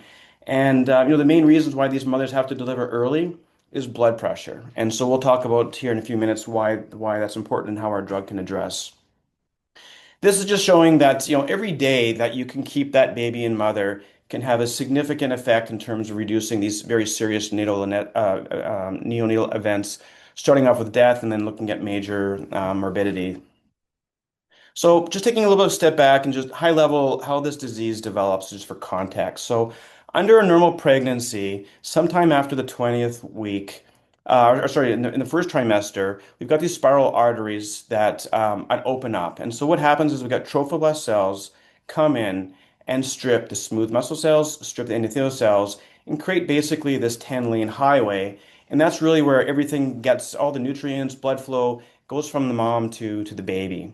For reasons we don't fully understand, that this process does not develop well for preeclampsia patients, and these spiral arteries do not open up. And when that occurs, sometime after the 20th week, the demands of the baby in terms of oxygen nutrients outstrip the supply. That then creates what we call as a hypoxic placenta, and that then releases oxidative stress, which ultimately releases what we call these noxious factors. Things like SFLT, SCND, IL-6, they come in and damage the endothelium, and this ultimately is the first telltale signs is high blood pressure. And so typically after systolic blood pressure gets over 160, that's really when the OB/GYN doc's starting to prepare for delivery. They'll also look at other factors like eclampsia in the brain, hemorrhagic stroke, seizures, lungs. But then proteinuria is really the other key factor that often occurs in these patients. And what's important with what our treatment pathway here is that we're targeting this, I mentioned this recombinant synthetic protein that produces nitric oxide, prostacyclin, endothelial-derived hyperpolarizing factors that are all depressed in these patients. And the difficulty with this disease is that we don't have a lot of treatment options today. And importantly, we can't use some of the best treatment options like ACE inhibitors, ARBs, because they're small molecules and they've been shown to cause harm to baby. And because of that, they're contraindicated. And so all we really have today is to help to control the blood pressure for literally a few extra days. Using labetalol and nifedipine, they can help to acutely lower blood pressure for a few days, but they don't address the underlying cause of the disease. And so a very important factor about our treatment is that we are developing a large molecule of protein that should not pass the placental barrier, and we've shown that. So from a safety perspective, if our drug is not getting to the baby, it's a very critical safety profile while showing we can control blood pressure and get more blood flow to the placenta. So talking about our mechanism of action, first I'll just point out that the levels of our protein, the KLK1, are depressed in patients in both preeclampsia and also depressed in patients with preeclampsia with severe features where the levels are lower. So again, we see this sometimes as simply protein replacement therapy, restoring something that's in deficit. So again, recombinant human KLK1 protein is what we're developing. And so through the production of bradykinin, activating the bradykinin 2 receptors, releases really three very critical vasodilatory factors, and those being nitric oxide, prostacyclin, and endothelial-derived hyperpolarizing factors that all work together to be increasing blood flow. So important to recognize that these three factors really target different arteries and conduits. And so if we look at nitric oxide, it's really the most relevant on the larger conduit arteries, where the EDHFs are really in the smaller arterioles. And so really working together to, again, increase the blood flow and also lowering blood pressure. So I showed you earlier a similar slide here. So the premise is that if we can increase this whole pathway, so increasing levels of our protein, which then increases the nitric oxide, prostacyclin, EDHF, and VEGF, we think we can potentially be targeting the root cause of the disease. So if we're getting more blood flow to the placenta, there should be less oxidative stress, there should be less of these noxious factors that are being released, and less damage happening to the endothelial. And usually the first telltale signs if our drug is active and is on target is that there's a reduction or control of blood pressure, while also improving and repairing the endothelium, improving maternal organ function and angiogenesis. I would also just like to mention is that I talked about earlier about these crude forms of this protein that are being used in Asia. We've been able to track down a number of publications showing the porcine form of our protein to really show very significant improvements in the outcomes for both the mothers and the babies. So again, all we're doing is manufacturing the synthetic form. And sometimes I say the analogy that I like is a bit like insulin. So insulin was initially marketed, commercialized by Eli Lilly. Genentech came along. They were able to figure out how to manufacture the synthetic recombinant form of insulin, partnered up with Lilly, and then today all the insulin, in particular in the US, is all recombinant synthetic. So a very good analogy of what we're trying to do here at DiaMedica. Turning to the results of our interim analysis data that we had, some proof of concept data that we shared last year. So these are patients that mothers that the plan is that they need to be delivered within 72 hours and often within 24 hours. And really what we wanted to determine, first and foremost, does our drug cross the placental barrier? And the only way to really know that is to deliver the baby, deliver the placenta, look at the cord blood, and seeing if there's any of our drug DM199 in the cord blood. We would not expect it to cross, but really the only way to do it is to test it in patients. So these mothers came in, they were all on maximum treatment options for preeclampsia, typically on maximum labetalol and nifedipine. They'd come in, they'd get first dose IV, and then 2 hours later, they'd get a subcutaneous dose. And we had 3 patients per cohort. And we really wanted to also see at what stage can we see a significant drop in blood pressure to tell us that our drug's on target. The other aspect we also want to looking at is that can our drug increase the blood flow to the placenta? And so that's basically using a Doppler ultrasound, and they actually can look before and after and seeing if there's a reduction in what we call the resistant index, and a reduction in the resistant index directly correlates to more blood flow to the placenta. So first, of course, from drug development, and particularly when you're dealing with pregnant mothers and their babies, is safety. And so importantly, we had no serious treatment emergent events. What we did see for adverse events were really very consistent with this patient population. Potentially a little bit of some facial flushings that we did see with our drug, in which that all self-resolved. And then there were a number of expected events of preeclampsia, things like postpartum hemorrhage, eclampsia, HELLP syndrome, and pulmonary edema, but all within line with what you typically see in this very serious patient population. Importantly, from a safety perspective, we had no signs of hypotension. And so the main adverse event we have seen with our drug is that during that first IV infusion, if it's too rapid, we can cause a hypotensive event, so a large drop in blood pressure. When that has occurred, stop the infusion, and blood pressure goes back to baseline within a few minutes. So again, the very important aspect of this is a naturally occurring protein that we just simply made the synthetic form. Turning to some signs of efficacy, to the placental crossing. So what we can see here is that at each of the cohorts, you can see increased levels of our drug measured in the mother, but none detected in the cord blood. So just confirming that our drug doesn't get to the placenta and getting to the baby. So we really don't have to worry about what that drug could be doing, causing some off-target effects. Turning to signs of efficacy, looking at blood pressure. So after the IV infusion, that was approximately over 2 hours. 5 minutes later, one of the key endpoints we had is that blood pressure measurements. And as you can see here, there's a very clear dose response curve, and in particular, getting into cohort 6 and cohort 9, you see very significant drops. Keep in mind, these mothers are on this trajectory of blood pressure increasing very rapidly, and within minutes of receiving the IV infusion, we see very significant drops. When we combine cohort 6 to 9 is really where we're going to be targeting for our next ongoing trial. We see a 25 millimeters drop in systolic, 13 in diastolic, and as you can see here, there's an immediate drop. You can see a very clear drop and very small p-values, indicating pretty much every patient responded. Just for a little bit of additional context, so if we take a step back and looking at all the time points that we had measured within 24 hours, we had kept the systolic blood pressure below 160. As soon as systolic gets over 160, the OB, GYN docs starting to prepare for delivery. And so you can see here very clearly we kept them below at each time point for both the systolic and the diastolic.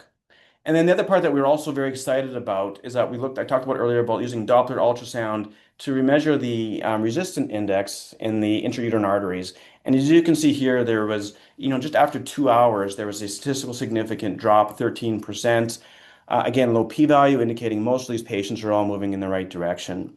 So importantly, when we go into the larger clinical trials where we'll be dosing for a longer period of time, if we could be dilating these intrauterine arteries for a few weeks, ideally, we think we could see a profound impact in terms of having larger, healthier babies that stay in mom for a longer period of time. And really, as I mentioned earlier, every day you can delay delivery can have a very large impact in terms of how that baby turns out. So just to summarize, we think we have really the ideal drug profile for preeclampsia. We believe that we can improve blood flow to the placenta, we can control blood pressure. The last clinical trial for preeclampsia, the study failed, but the main reasons mothers had to deliver, over half, because that systolic blood pressure gets over 160. And importantly, it's how we do it. But we do it by improving endothelial health.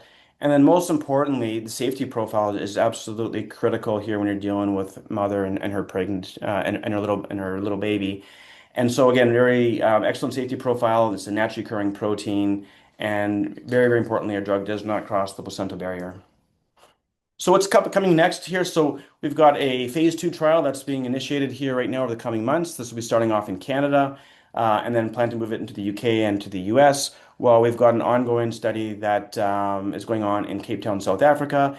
And so really, between now and through the end of the year and into next year, we're anticipating to have 5 separate clinical readouts that will all help together to help us select which dose will go into the phase 3. And at phase 3 right now, we plan anticipating around 250 patients will likely be the base case. So while that's all happening, we're also in a pivotal trial for acute ischemic stroke. Stroke has been a very difficult indication. There's been a lot of drugs that have failed over the years. And what we've learned is that things like oxidative stress, neuroprotectants, they haven't worked. And so what we do know that works for stroke is blood flow. So if you're starting off with TPA, the clot buster is involved in dissolving the clot, blood flow gets reestablished, patients improve. TPA is used in about 10% of patients today, and the reason is you only have that 4.5-hour treatment window. Whereas mechanical thrombectomy is the other treatment, where you come in with a clot retriever, pull out the clot, blood flow gets reestablished, and patients often improve immediately. That's only eligible for patients who have what's called a large vessel occlusion, and about 10% of patients there are also being treated. So in total, for acute ischemic stroke, only about 20% of patients are being treated. So with our therapy, by having a 24-hour treatment window, we think we can capture 500,000 patients that are not being treated today with our path here in terms of increasing blood flow. So without getting too much into the weeds in terms of the science, just at a very high level, what happens in the brain? You got these endothelial cells, and under normal conditions on those endothelial cells, you've got what's called bradykinin 2 receptors. What happens is that typically then native bradykinin comes in, attaches, and it vasodilates. What's very exciting, what happens following a stroke, is that these bradykinin 2 receptors on endothelium are upregulated 35-fold. But what the body is missing is the ligand bradykinin. So we come in, we give DM199 systemically. It releases bradykinin. Bradykinin attaches to those where receptors are. Because those receptors are all upregulated on that side of the brain where there's a lack of blood flow, it focally vasodilates and pulls in blood flow from other parts of the body. If we zoom out from the cell level, we can see what happens here under early stroke. You've got the ischemic, the penumbra area that's at risk of dying if you don't get blood flow reestablished. And if you don't have a treatment like ours, if you don't get TPA, if you don't get mechanical thrombectomy, you're going to get a large infarct and permanent damage. So all around here, if you can see where that clot is on the DM199 treatment here, you can see all in that little gray area here. Those receptors are upregulated. Our drug releases bradykinin, focally vasodilates, and actually pulls in blood flow from the other parts of the body, and that's why we believe patients improve, and why we also think we can reduce the risk of having a recurrent stroke. So what's unique about this whole program is that in China, there's a human urine form of the KLK1 protein currently being marketed today by Shanghai Pharma. Last year, almost 1 million patients were treated, and there's been a few hundred clinical studies showing the beneficial effects. So we really took all this data coming from China with the urine form, talking to experts there, talking to the neurologists, and we really call this our playbook in terms of which patients should we target, how long should we treat them for, and a lot of those factors that you could actually get caught up doing multiple phase 2 trials, we think we can be very targeted, so we think we can maximize the efficacy in our clinical trials. So turning to our phase 2 trial, so what we saw is one of the learnings is that if a patient does receive mechanical thrombectomy, which is maybe 10% of patients today, giving our drug on top of that did not show a beneficial effect. Excluding those patients, what we saw was a 15% absolute improvement in what we call full recoveries. So a modified Rankin score of 0 to 1 represents a full recovery. As we looked at our data a little closer, looked a little bit more at the data with the human urinary form, what we discovered is that patients coming in with a severe stroke don't do as well in terms of getting to that full recovery. So for our pivotal trial, we've excluded those patients, and looking at our phase 2, we see a drug effect about 19%, which is very consistent with what we see with the human urinary form. Just to put this all into context, so TPA, the only drug approved for stroke today, initially got approved on a 13% absolute improvement versus placebo. Later, extension studies went out to 4.5 hours, where they see a drug effect of only 7%. We see that as really the clinical bar, because today, stroke neurologists will try to give TPA to pretty much every patient they can that can get to the hospital within 4.5 hours, because even a 7% improvement versus no treatment, can have a profound outcome in terms of these patients. It could impact their ability to speak, to walk, to even to feed themselves. And so what we see from a clinical bar here is just 7. We think with our therapy here, ideally high teens, maybe getting up closer to 20%. But most importantly, having a treatment option that can start within 24 hours, so we can capture, at least 90% of patients today who have a stroke. So this is our pivotal trial design. This is again targeting moderate stroke severity patients. These are the ones we see the greatest effect with our drug, and we've seen with the human urinary form of the protein. Patients come in, they get first dose IV within 24 hours, and then they'll get a subcutaneous dose twice a week for a total of a 3-week treatment regimen, with the primary endpoint at day 90, where we'll have the modified Rankin score of 0 to 1. We're planning to do what we call an interim analysis after the first 200 patients, and how that interim analysis will work. If we're not seeing a drug effect, we'll terminate the study. Otherwise, we'll be doing a resample size. And we believe if we see a resample size that's comparable to the phase 2 data I shared with you, which is very comparable to the data coming out of the human urinary form, we should be looking at close to 300 patients. And so we're planning to have that interim analysis by the end of the year. And if it is 300 patients, we would then looking at completing the study in the following, completing the enrollment in the following quarter. So just to summarize here, in terms of our IP protection here, so again, by being the first company to figure out how to manufacture the synthetic recombinant form, we did this discovery. It was a non-obvious discovery that really allowed us to have issued composition of matter patents. We also got a series of formulation with the subcutaneous, some dosing, and also we have some newer patents here that are pending in terms of using, treating diseases like preeclampsia, like pregnancy disorders, like preeclampsia, fetal growth restriction.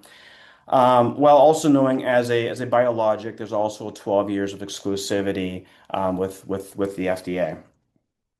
So here's just pointing out to our team that's currently executing our trials. I'll mention that Julie Kropp, our Chief Medical Officer in particular, has been involved in bringing several drugs through approval, including those in the women's health space. And you can see the rest of here of our directors. Last year, Dan O'Connor joined our board. He was at Ambrx and really did a nice job in terms of, within 14 months, their company had a, $2 billion acquisition. So just to summarize, I'll start off in terms of our capital structure. So 16 million cash. Again, so we've got a nice cash runway through 2027. Clean cap structure. There's no warrants. There's no debt. And we're really targeting two very large unmet medical needs.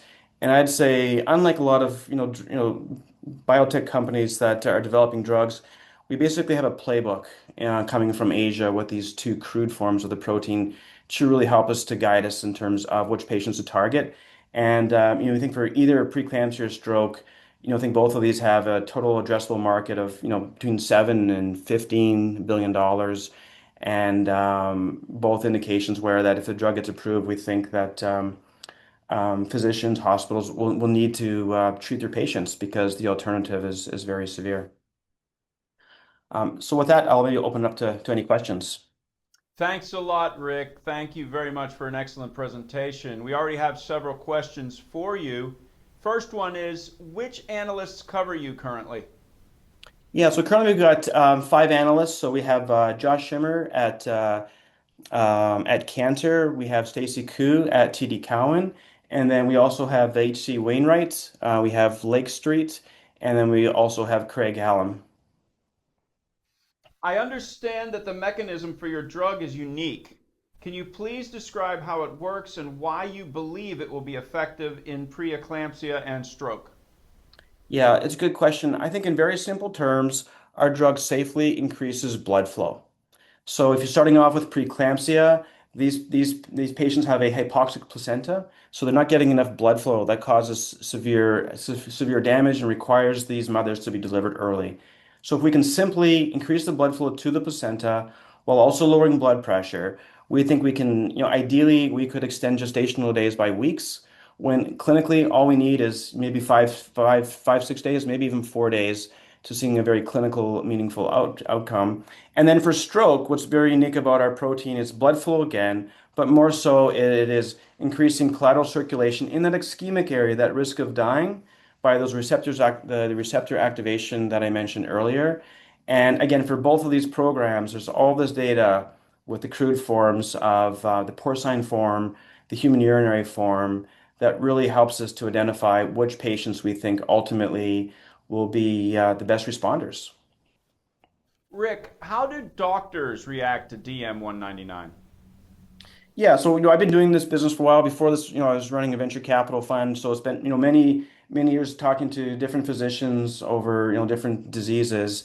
And I think starting off with preeclampsia, I have never seen the level of interest, in particular in preeclampsia, in terms of physicians' questions. And the challenge there is that these doctors are basically every day they're seeing the challenges of these mothers having to deliver early.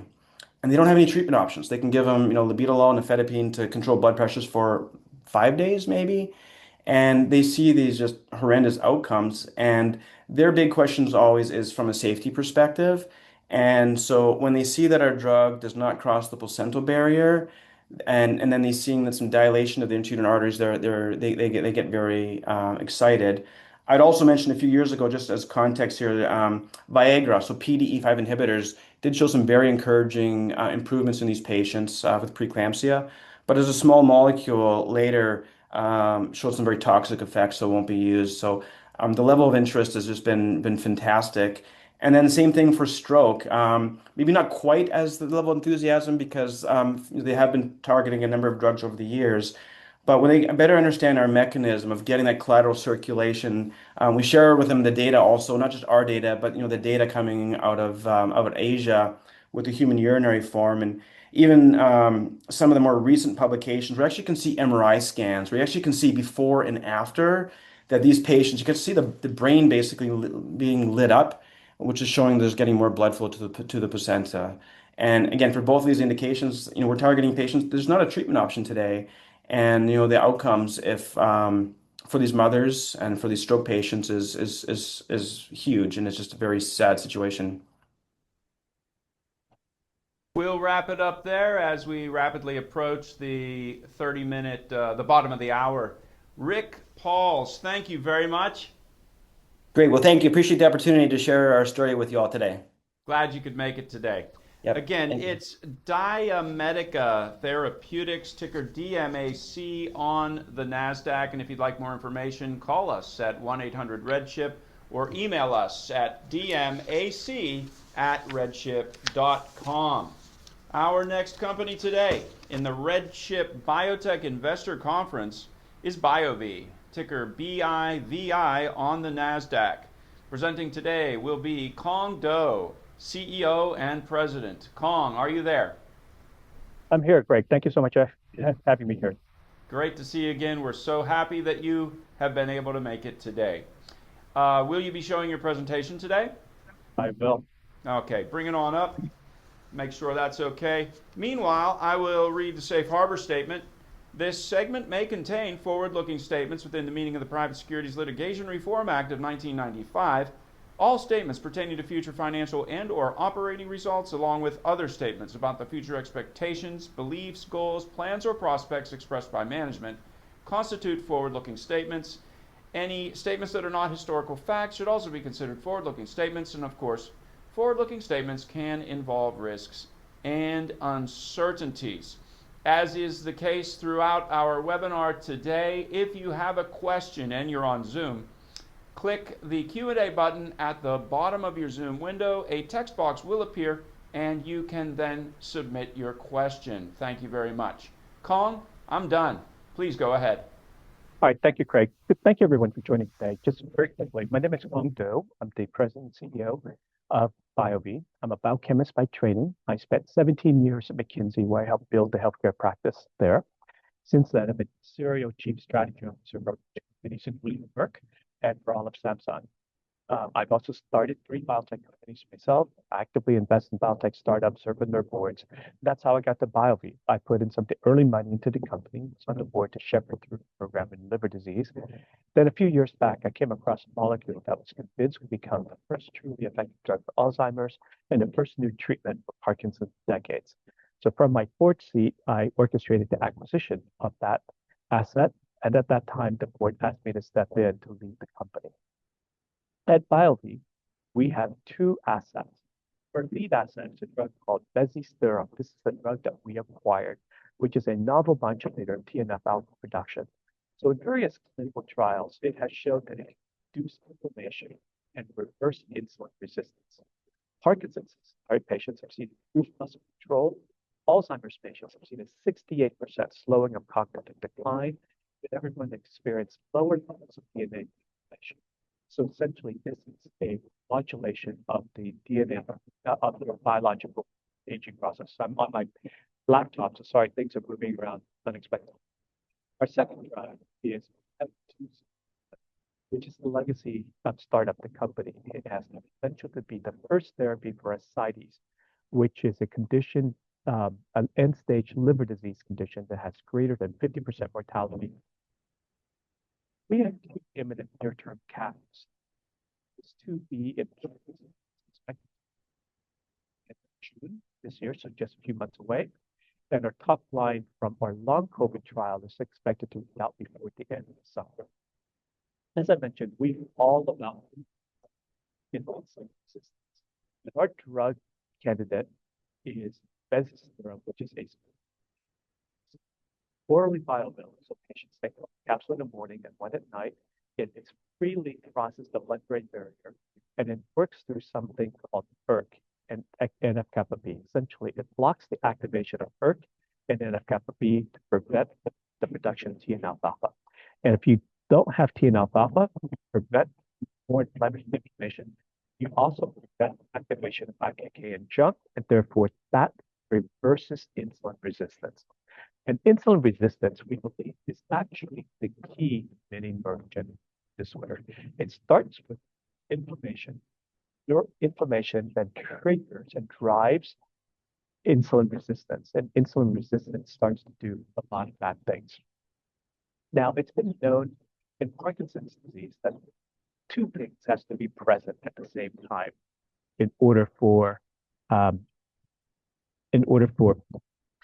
Parkinson's symptoms to be present. The first is you actually need low dopamine in the brain But the second, you actually need inflammation and insulin resistance. Most people think of Parkinson's simply as a muscle disease that's associated with an absence or a lack of dopamine, insufficient dopamine. That's part of the story, but it's not the whole story. Now, since it's been known that you need insulin resistance, people have tried for decades to essentially reverse insulin resistance in the brain, but no one's ever been able to do so, right? And that's why the drug levodopa remains the standard of care 5 decades after it was first introduced. Levodopa is a great drug. It helps restore muscle control by enhancing the level of dopamine in the brain. It is a really, really good drug, but it does have several problems.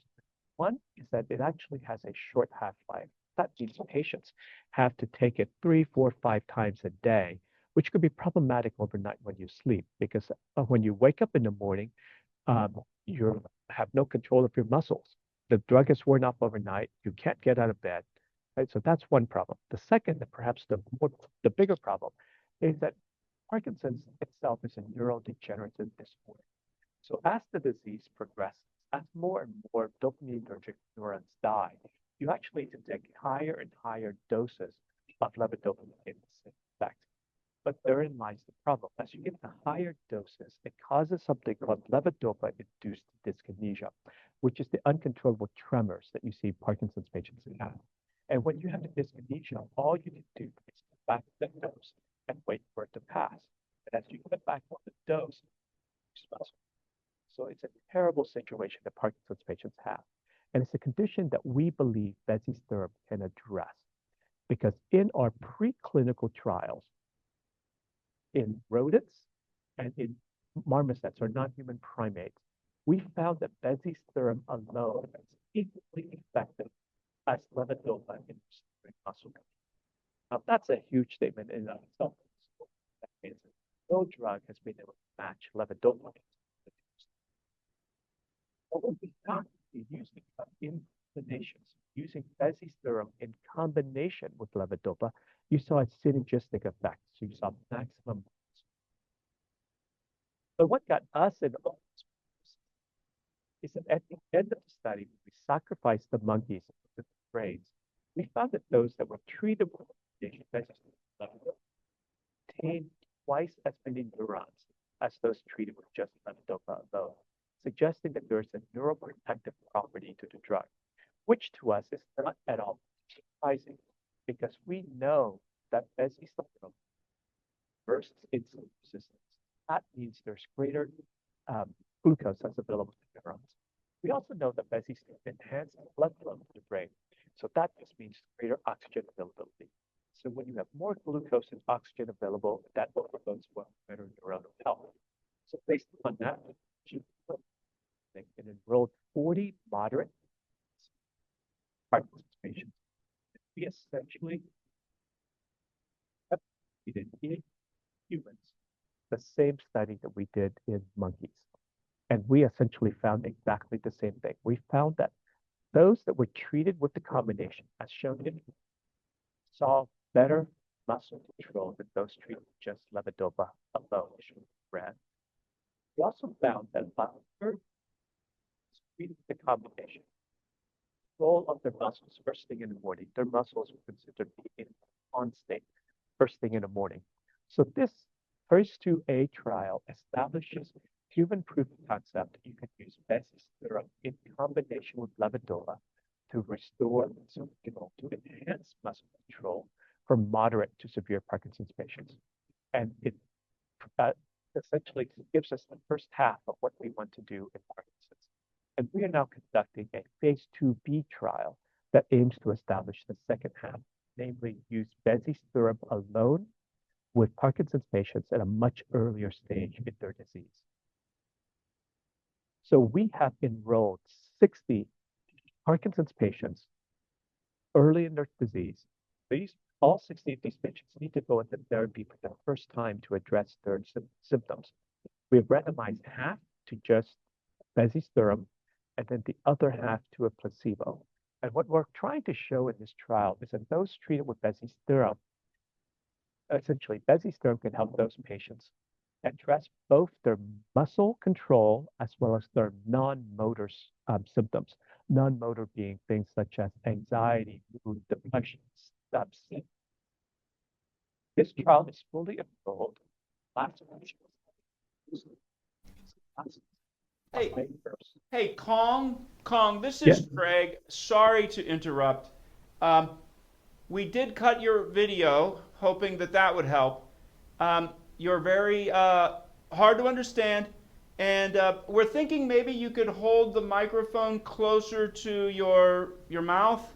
That Okay, may help. let me give this a shot. Hopefully this is better. That's much Right? better. I can hear it Okay. already. All Continue right. that way, please. Thank you very Perfect. much.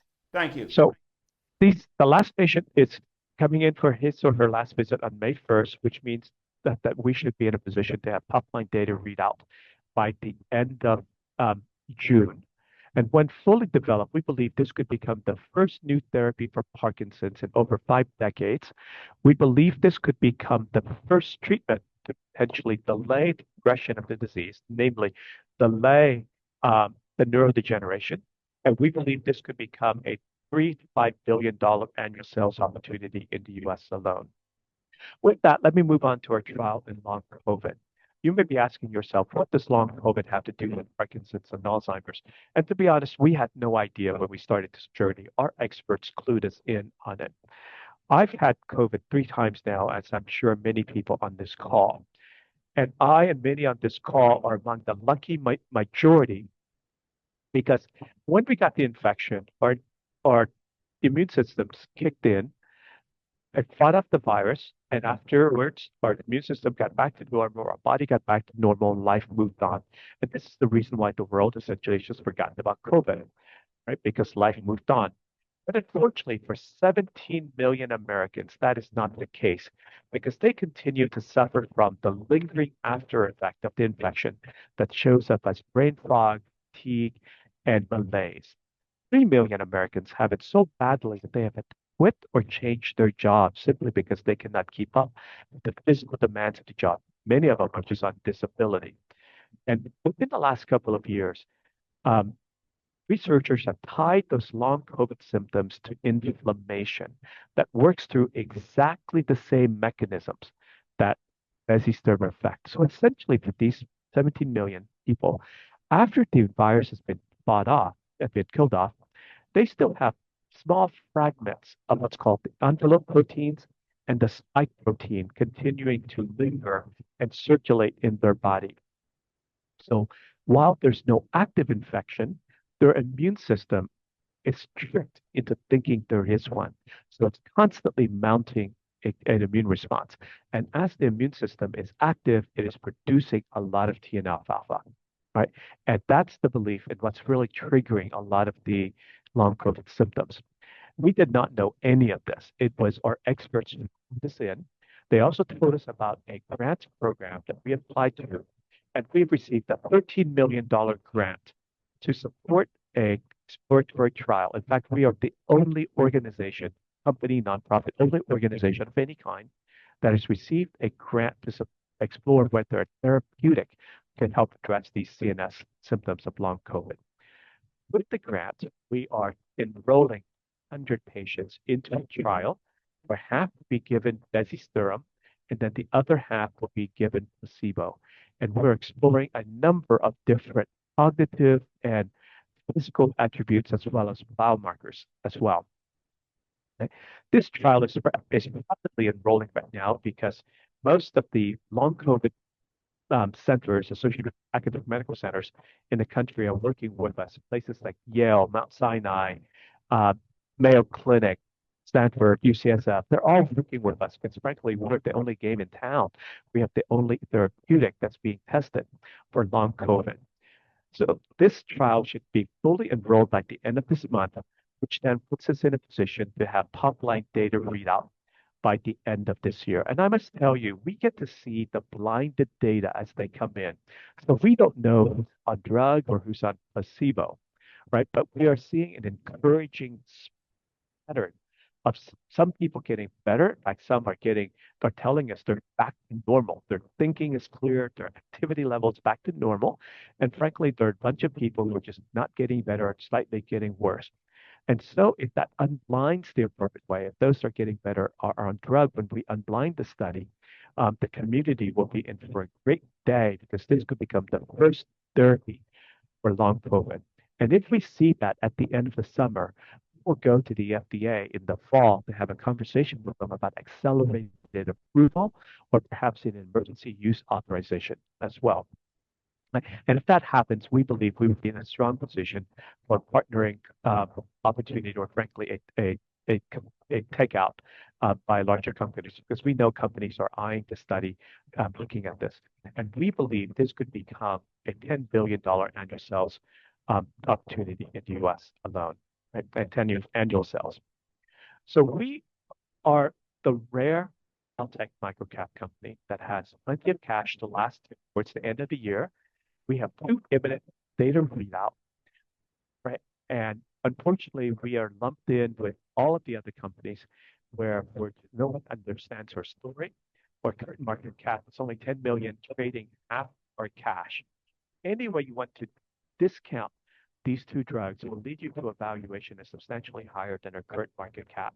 And that's the reason why I believe we are woefully undervalued. I believe we represent a terrific buying opportunity for investors with 6 to 12 month investment horizon. And I say this not because only I'm the CEO of the company. I'm also one of the largest shareholders in the company. I just recently crossed the 5% threshold between my direct holdings, my options, and my warrants. All right, so with that, let me stop it here to see if you have any questions. All right, I'll stop the share, and maybe I can go back on camera, and then I'll take any questions you may have. Thank you, Kong. We already have several questions in. How should investors think about bezisterim? As a pipeline of indications or as a platform drug with broad applicability across inflammatory and neurodegenerative conditions? That's a great question. And the way that I think about bezisterim itself as a single molecule is that it's a starting point for a bunch of CNS-related conditions. Because think of it this way. Neuroinflammation and insulin resistance affect all parts of the brain. And for one patient, the affected lesion could be in one part of the brain that leads to Parkinson's. For other patients, it could be in part of the brain that could lead to Alzheimer's. And for some, it could be both, or it could be traumatic brain injury, ALS. So everything in the brain is affected by neuroinflammation and insulin resistance. So over time, we'll explore additional CNS indications. But we also have sister molecules to bezisterim that do not cross the blood-brain barrier. And we look forward to the opportunity to develop some of those molecules for other indications. So this together as a family of molecules is a broad platform, but in bezisterim alone is a single molecule that has applicability across different CNS indications. Thank you for the question. Thank you, Kong. From your perspective, what is the most compelling piece of data that gives you confidence heading into the next phase of development? Well, I guess a few things. One is in multiple clinical trials so far, we have seen bezisterim essentially demonstrate efficacy signals. We've seen reduction of inflammation. We've seen an impact in insulin resistance. We've seen improvement in muscle control. We've seen improvement in cognition, right? So there are multiple signs that gives us confidence that there's an efficacy signal is point one. Point number two is that we do look at the blinded data across the Parkinson's and the long COVID trial. And we're seeing an encouraging pattern of some people getting better and some people getting worse or not improving at all. And the pattern we see would be suggestive that this is something going on with this drug. And lastly, in all of the clinical trials so far, the drug has shown to have a quite safe profile. The number one reported side effect has been a mild headache that disappears after a day, reported by about 8% of patients. So we have signals of efficacy, we have signs of safety, and you want those two things when we unblind, and we are quite optimistic that as we unblind, we'll see the results that we're seeking. Kong, at what inflection point do you see BioVie becoming attractive to larger pharmaceutical partnerships? Well, we've had a number of conversations with larger pharma companies over the years, and the feedback from them has been consistent. They like the molecule, they like the mechanism. They just want us to go and do the trials and come back and talk to them when we have the data. And I get it. I've been on their side of the table, right? The world out there is littered with promising molecules that failed in phase 3. And in big pharma, no one has ever been fired by playing it safe. And so I get it.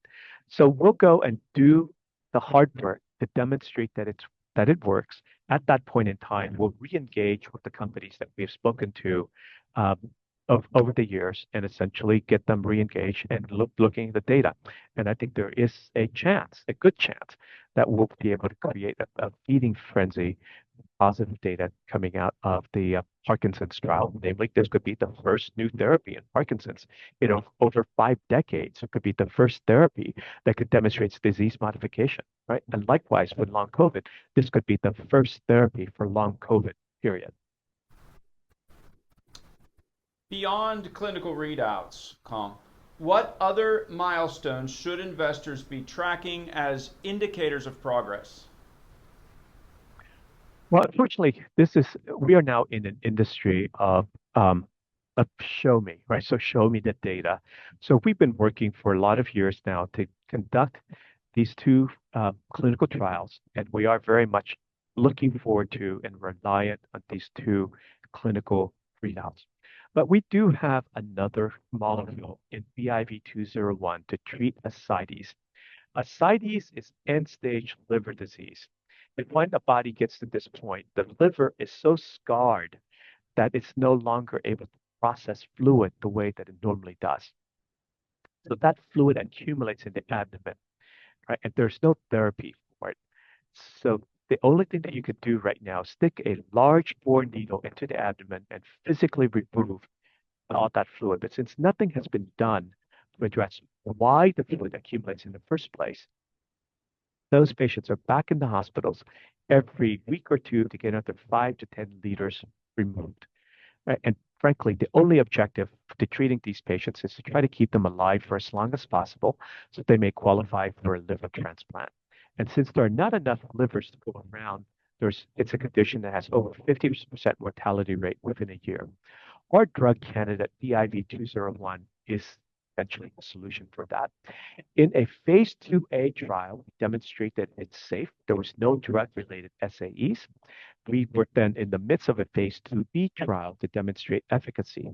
But halfway through the trial, we decided to terminate the trial, because by then we already had enough data to show that those on treatment had greater than 50% reduction of ascites fluid buildup. And due to the high mortality, we thought that the only ethical thing to do is to stop the trial and engage the FDA in a conversation about what it would take to register the drug. And since we already have fast track and orphan designation, we only need 1 phase 3 trial to get the drug registered. So at this point, we have received all the feedback that we need from the FDA to proceed. We just need to raise $25 million. So that's why, for those that are observant and following us, you may have seen that we have filed an S1 with the SEC to essentially take a new company public, a company called Option Therapeutics. Our intention is to drop BIV201 into Option Therapeutics, essentially spin off a portion of the company to raise $25 million to initiate that clinical trial. So we're just waiting for market conditions to improve or to get to a point where it will allow us to go and raise $25 million. So that's another thing to be looking out for in terms of how we're making progress. Kong, what probability of success do you assign to your long COVID program, and how should investors think about it within your overall valuation? Right now, I don't believe anybody gives us any credit for long COVID. So right now, I don't think we're being valued for long COVID. But this, frankly, is the program that I'm most bullish on, right?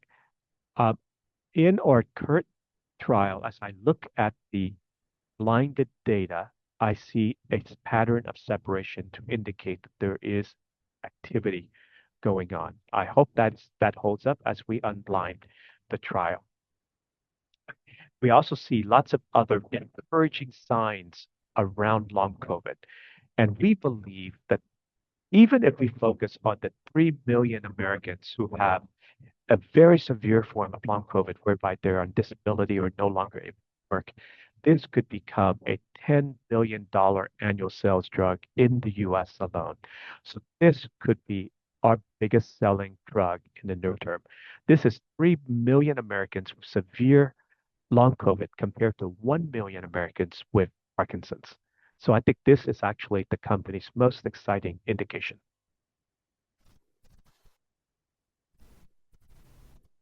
Kong, as you just pointed out, again, Parkinson's, currently your most advanced near-term catalyst.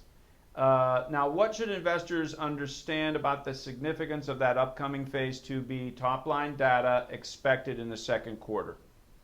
Yep. The key point to a phase 2 trial is for us to really just get two numbers. One is called the magnitude of therapeutic impact. So how much better are treated patients on various endpoints compared to those that are on placebo, right? So how well does the drug work? And then the second thing that we're looking for is the standard deviation. So essentially the variation around that impact number. We need those two numbers to power the phase 3 trial that we then would need to conduct to register the drug. So that's really the importance of this trial. When we report top-line data readout, we will discuss the various motor and non-motor endpoints, and we will give you everyone a sense of how well does the drug work compared on those endpoints for those that are treated compared to those on placebo. The magnitude of the impact is important. The variation is also important because that allows us to power the phase 3 trial. And soon thereafter, we will give some guidance on how large the phase 3 trial will need to be. We estimate, based upon what we know now, that trial could be 300 to 400 patients large. We think it could be on the smaller end, right? But time will tell as we get the data. Thank you, Kong. How important are correlations between clinical outcomes and biomarkers like TN-alpha and Rho-tau for de-risking future trials? Well, at the end of the day, the FDA likes biomarkers, right? So if there's a biomarker that we can point to that is highly correlated to the progression of the disease that's recognized by the FDA, that's great. But unfortunately, there are few of those biomarkers that's recognized by the FDA. But thanks to the work by the Michael J. Fox Foundation, who also supported our work, by the way, they have shown that the alpha-synuclein represents a biomarker that could be used as a marker of the progression of Parkinson's disease. So they are doing a lot of the hard work to validate that biomarker, and we wish them the best of luck, and we are absolutely behind them on that. We are also advocating 3 different biomarkers. One is DNA methylation. So we believe that is actually perhaps the leading biomarker for age-related neurodegeneration. So all of our trials, we're looking at DNA methylation, and over time, we're hoping to get the FDA to recognize the importance of that as well. We have a minute and a half left. Kong, would you like to close with some final thoughts, maybe the value proposition? Once again, tell us in a minute, why should anyone be interested in BioVie? Well, BioVie is a rare small biotech company that has multiple shots on goal. Right? In bezisterim, we have a novel modulator of TNF-alpha. It is currently in the clinic for 2 indications. One is for Parkinson's. Our Parkinson's trial is going to be reading out before the end of June. this could become the first new therapy in Parkinson's since levodopa was introduced over 5 decades ago, and it could become the first therapy that could modify the progression of the disease. And this represents a $3 to $5 billion annual sales drug in the U.S. Resistor is also in the clinic for long COVID, an indication that currently has no therapy. And that the long COVID trial is expected to read out before the end of the summer, and this could become a greater than $10 billion annual sales product in the U.S. alone. I believe that we are woefully undervalued, and any way you want to look at these two indications, you will get to a valuation that's substantially higher than our current $10 billion market cap. We're trading at half our cash, and we have two imminent near-term catalysts. I believe we represent a terrific investment opportunity for those who have a 6 to 12-month planning horizon. So with that, I thank you so much for your time today, and please do your research on our company. Thank you very much, Kong. And if you would like more information about BioVie, write us at bivi@redchip.com. And of course, you can always call us at 1-800-REDCHIP. Thank you, Kong Do, BioVie. Next up, we've got Vin Singh, the chairman of the board and CEO of Bullfrog AI, BFRG, on the Nasdaq. Vin, are you there? I'm here, Craig. Great to see you. Great to see you again, as always, Vin. Vin, I think you're going to be presenting your presentation today, so let's bring it up onto the screen, if you would. Meanwhile, let me get the safe harbor out of the way. This segment may contain forward-looking statements within the meaning of the Private Securities Litigation Reform Act of 1995. All statements pertaining to future financial and/or operating results, along with other statements about the future expectations, beliefs, goals, or plans or prospects expressed by management constitute forward-looking statements. Any statements that are not historical facts should also be considered forward-looking statements, and of course, forward-looking statements involve risks and uncertainties. Viewers, if at any time throughout this presentation you wish to ask a question of Vin, then please click the Q&A button at the bottom of your Zoom window. A text box will appear. You can then type in your question and submit it to us. Vin, we're ready. Please go ahead. Okay, great. Thank you. Good morning or good afternoon, everyone, depending on where you are. It's great to be with you today. To start off, what is Bullfrog AI? We use AI to basically address the challenges in the drug development world, biotech or pharma. So let's just jump right into it. The problems that we are trying to tackle, you're all familiar with. You're all investors in this space. A lot of money gets spent in R&D. The success rates are unacceptably low. And shockingly, big pharma still fails about 50% of the time in phase 3. And as we know, it takes 10 to 15 years and $1 to $2 billion to develop a drug. So those are very expensive failures. Biotechs don't really have the right tools to address their challenges. And there's really a need for AI tools that are designed for biomedical data and the challenges that exist in the broader life sciences. So why do you want to invest in Bullfrog? This is a really exciting time to invest in Bullfrog, and I'm going to talk more about it. But some of these things you're probably familiar with, and some are relatively new. We do have a proprietary AI platform. Okay, we don't use open source tools and put wrappers around them. That's not us. We have proprietary tech from Johns Hopkins Applied Physics Lab. We have some really exciting partnerships that give us a very powerful competitive advantage and have allowed us to unlock some amazing discoveries. We've been engaging big pharma, and we continue to do that. We continue to build our pipeline. And as most of you may know, a couple of weeks ago, we announced our first commercial agreement with a top 5 pharma. This is a huge, huge milestone and validation for Bullfrog. This gets us on the radar. Finally, our financial position has dramatically improved. We now have cash into late 2027. So we are all the pieces are in place. We're very well positioned going forward. So as I said, we're using AI really to solve the challenges, to decode the complexity that exists in biological systems. And as I mentioned, our AI, the core of it comes from Johns Hopkins University Applied Physics Lab, which is a multi-billion-dollar subsidiary of Johns Hopkins. This is an award-winning technology. And from that core technology, we've continued to innovate and added our own truly advanced and proprietary capabilities. To our knowledge, nobody can do the things that we can do, and we monitor this on a continuous basis. And we've been told that by Big Pharma, multiple Big Pharmas. So really exciting opportunity, exciting future ahead of us. When it comes to the AI world, the other piece of that equation is data.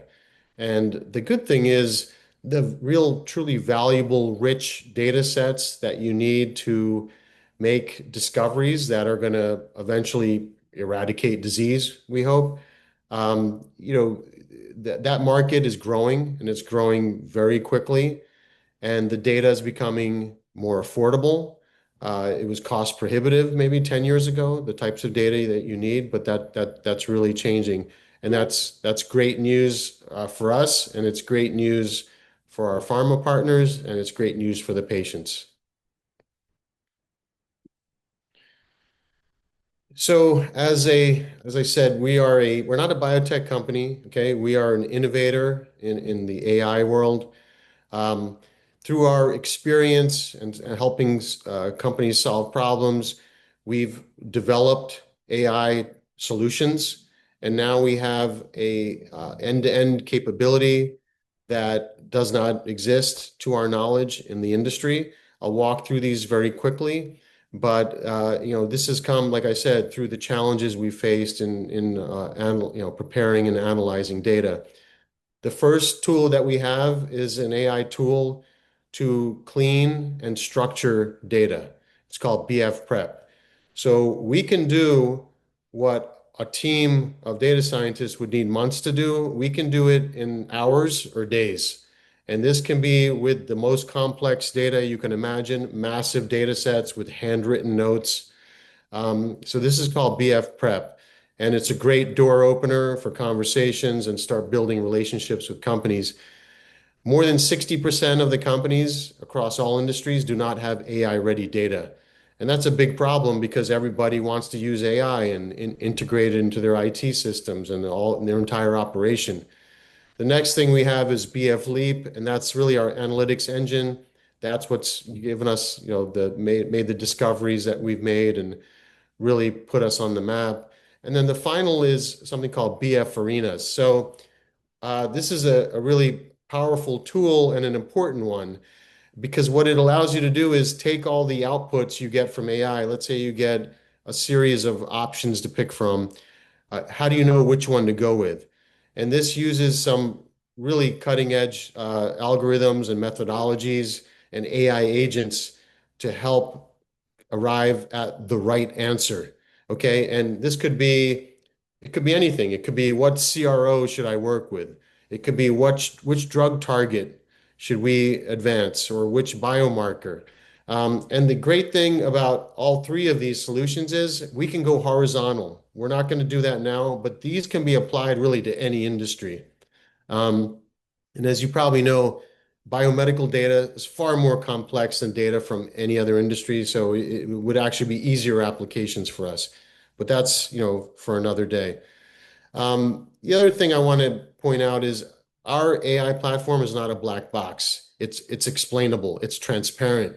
We can show exactly how it arrives at the predictions and recommendations that it makes. So the big news came out about 10 days ago. We secured our first commercial agreement with a top 5 global pharma. This is huge because this came out of the having really powerful technology and also a phenomenal data set that we worked on with the Lieber Institute for Brain Development. And through this partnership, we've discovered the genes that drive major depressive disorder, schizophrenia, and bipolar. And this, top-tier pharma wanted to work with us on major depressive disorder. So this is we've already kicked off the project, and this is just the start, okay? This is the first step. When you do these are more like a pilot project, 6 to 12 months, but you got to do that. They want to kick the tires. We are super confident that we're going to deliver, okay? And that's something about us that I think is different than a lot of other companies. We're not in the over-promising, under-delivering business. We do the opposite. For this project, we are very, very confident. And our partner is going to come away with a target for major depressive disorder that they can then bring into their R&D programs. So, the other thing is we think once we get in the door, we can expand inside that pharma, and they've told us this. They've said, look, there's other things we'd like you to do. So I think we can build a substantial business inside this particular partner. And once we get through this first project, we move to, the much bigger opportunities, the biobucks deals that we hear about. And those are obviously transformative for a company our size. I have a couple of case studies that really demonstrate our capabilities. One is we worked with a private biotech called Alazon Pharmaceuticals. They had this legacy data and more recent data on a phase 3 pancreatic cancer study. And to their shock, we were able to, clean and structure this massive, messy data set. And I'm talking tens of thousands of pages of PDFs with handwritten notes. And then analyze that data, and we identified biomarkers and a subgroup of patients that had a 3x improvement in survival. That's a big deal. And it was such a big deal that they said, we got to submit an abstract to ASCO GI. We did it. It was accepted and presented a few months ago. So just another example of when we get our hands on data, what we can do with it and the incredible discoveries we can make. This is a great example of our capabilities. We are attending AACR, and I think we'll go out there in a couple of days. So this is a great case study for us. As you know, AACR is focused on cancer research. So we'll be working hard to attract more customers while we're there. We are exhibiting at that conference. I also mentioned the Lieber Institute. So we had exclusive access to the world's largest brain repository of neuropsychiatric patients. And that's how we made those discoveries. So you have very powerful proprietary AI with a one-of-a-kind data set. Nothing like this exists in the world. And that's how you make powerful discoveries. Why are these powerful? Because if you know anything about CNS drug development, especially neuropsych, historically it's been about behavior and symptoms. We now layered on the biology. We've discovered what we believe are the genes that drive those diseases. Now you have a true precision medicine approach to neuropsychiatrics. And this could be expanded out to neurodegenerative diseases as well. But right now we're focused on neuropsych. And, why is this such a big deal? Just if you think about it, unlike any other part of the body, you can't punch biopsy somebody's brain, right? And study their brain tissue. You can't do that. Animal brains are not a good model for human brains. So through this partnership, we've, overcome those challenges and made these phenomenal discoveries, and we're incredibly excited. And our partners at Lieber Institute are also very, very happy. We have a very scalable business model. Our platform is scalable. We don't need to write new code if we're dealing with a massive, data set or a relatively small one. It doesn't matter. And we can operate with shallow and wide data, which is important because a lot of times when it's like we're thinking about clinical trials, you might have 50 patients or something like that. That's really important. So that when you think about our business, so we're really looking at strategic partnerships. We're going to continue that, whether it's with our AI, with our discoveries. We're getting broad interest, whether it's the solutions that we offer. And those are, like I said, door openers. We're going to be looking for, continue looking for more channel partners to help us ramp this. But we're also going to start building our own commercial team, because we think these are unique, solutions that are, the value proposition is crystal clear. So we should be successful with these. So as far as milestones looking forward, Q1, we nailed a couple big ones. We launched Biopharma. We got the deal done with the top 5 pharma. We want to, continue getting more of these deals. Like I said, we have a pipeline. That pipeline is going to grow much faster now, okay? We were not on anybody's radar before, and now we are. So that's a game changer. I expect the sales cycles to shrink from over a year to maybe 6 months or less, depending on what we're doing. I expect deal sizes to go up because, you got to, those first deals, you got to do like a pilot type deal, a short-term pilot type deal. But those also, then you're validated and it leads to the much bigger deals. And that's where we're headed. And we have a very experienced leadership team. I'm just showing a couple members of the team. We are a lean organization, though. We have 8, 9 employees. Obviously, me and my background. Josh Blatchers, our CFO, is a lot of experience as a public company CFO in the biotech world. So he's been a fantastic part of the team. And we're just focused on executing.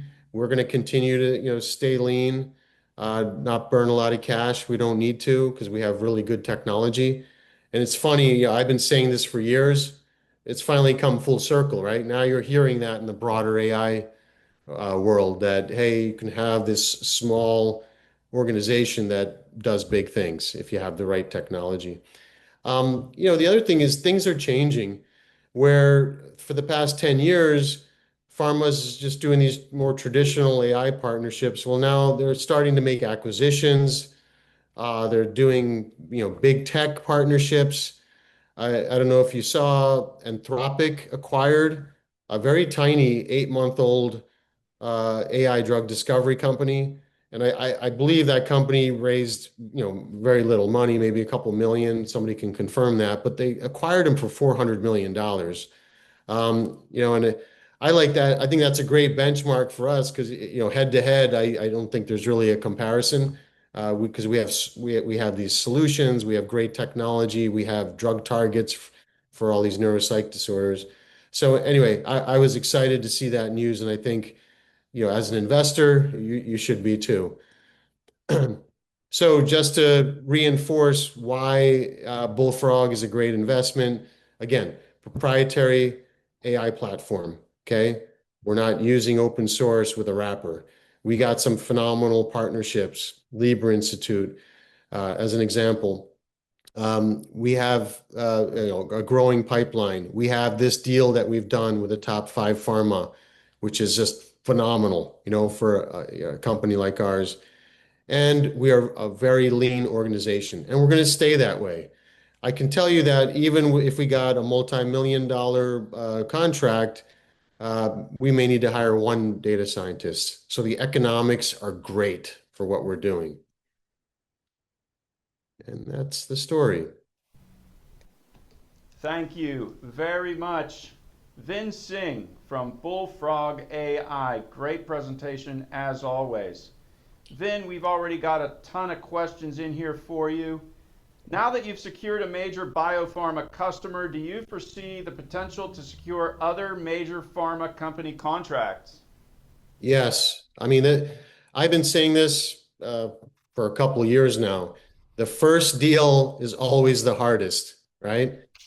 Until you get that first deal, nobody believes you, nobody trusts you, nobody even knows who you are. Well, that's changed now. We're on another level. So I expect more like I said, faster and bigger. That's my expectation. I think, for the rest of this year, don't be surprised if we do a few more of these. As always, people were asking, what about cash? What's your approximate cash runway right now? So, as I mentioned, we are in great shape until late 2027. Okay, so we shouldn't have that overhang at all. It's not a concern. And also, when you don't burn a lot of cash, it's very easy to, fill the coffers, right? We're not burning hundreds of millions of dollars. So, I think we are in fantastic shape. The past few weeks, we've accomplished a lot, right, to position the company for the future, and we're super excited. Okay, you said you had cash that'll last you at least until the end of 2027, was it? Correct. Fits perfectly with the next question here. What catalysts and milestones are you going to be reaching until that time? Yeah. And So the big one is execute on this top 5 pharma contract, right? And very confident that we're going to blow it out of the park on that one. And then in the middle, while we're working on this, let's talk about how we can expand inside their organization, help them with other things, maybe clinical trials and other projects, and then also start positioning for that next step, right? The next step is these bigger biobucks deals where there's, tens of millions of dollars up front.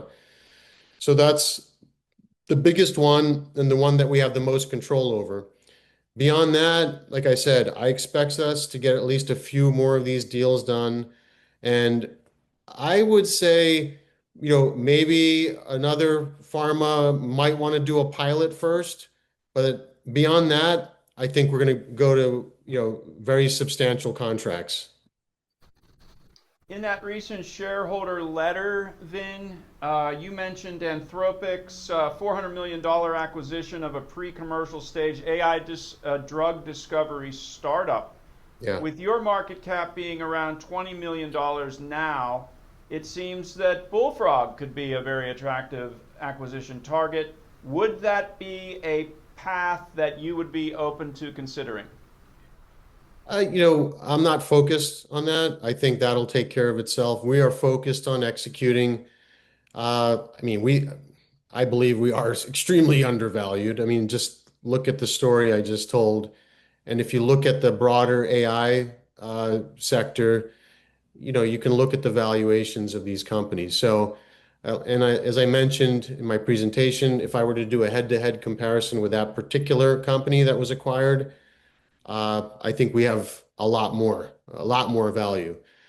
So, let's see what happens. We're going to execute. The rest will take care of itself. But, the exciting thing is people coming in now, you're getting in at the ground level of a phenomenal story that's developing very nicely. We keep getting questions about cash, Vin. This one is, again, just reiterate for the viewers, how you make money right now. Is it mainly through partnerships, licensing, or services? And what does adoption from customers look like? Just reiterate some of the things you've been mentioning, please. Yeah, so obviously the deal that we just did is a good example of a first step, revenue generating contract with pharma. And our goal is to do much bigger versions of those, right? That include more drug targets and kind of, we'll say, more, traditional deals. That's one thing. The other thing is I talked about our 3 solutions, okay? BF Prep, BF Leap, BF Arenas. So we can also look at those kind of as products, right? And so we are now pushing very hard to market, those solutions sort of as individual, we'll call them products.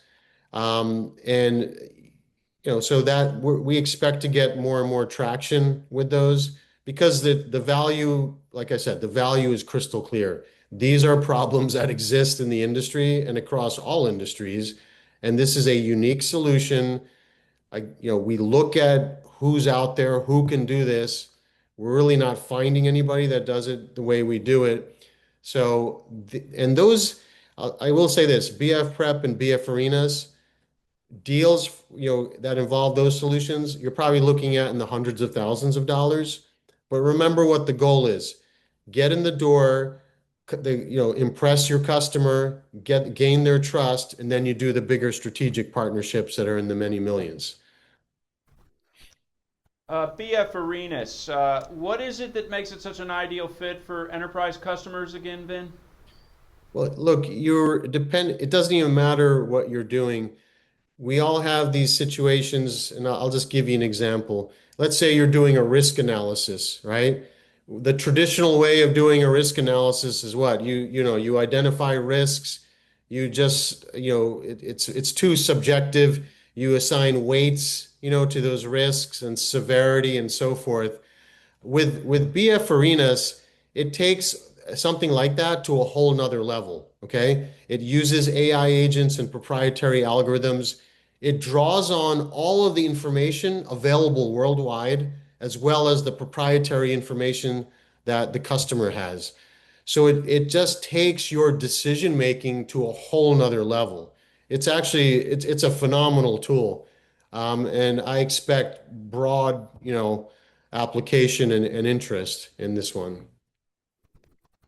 With all the AI tools emerging in drug development these days, Vin, what makes yours so much better than anybody else's? It starts with the technology. I always, when I'm telling our story, I say, look, we are an AI innovator, okay? And we're applying it to the challenges that exist in biotech and pharma. But, we do have unique technology. The Johns Hopkins APL tech is the core. And then we've continued to innovate around that. We're not using, the tools that everybody else is using. That's the first big difference. And I can tell you, we monitor this on a weekly basis. Where does Bullfrog stand relative to even the giants, right? Everybody else out there. Can anybody still do what we can do? No, wonderful. But we can't sit still though. I just want to stress that. The world is, advancing so fast. So we're constantly innovating. And we'll continue developing and improving and have new tools that come out. Vin, we've got a lot of people here today who are brand new to Bullfrog. That's exactly what we want. And they're asking questions like, what is it that you're really doing in the drug development process? How do you actually help? Is it saving time? Is it reducing costs? Is it improving trial success? Or is it maybe all of those? Well, it's all of those things. I mean, the goal is to shrink timelines and investment and improve the odds of success. I'll tell you very quickly. So one thing that we have that is really exceptional is something called causal AI, okay? So typically with AI, you can find patterns and relationships that exist in data. And that's what AI is, and that's enables it to make predictions like what's next, right? Or what you should do, or make recommendations. With causal AI, you can identify the magnitude and direction of that relationship.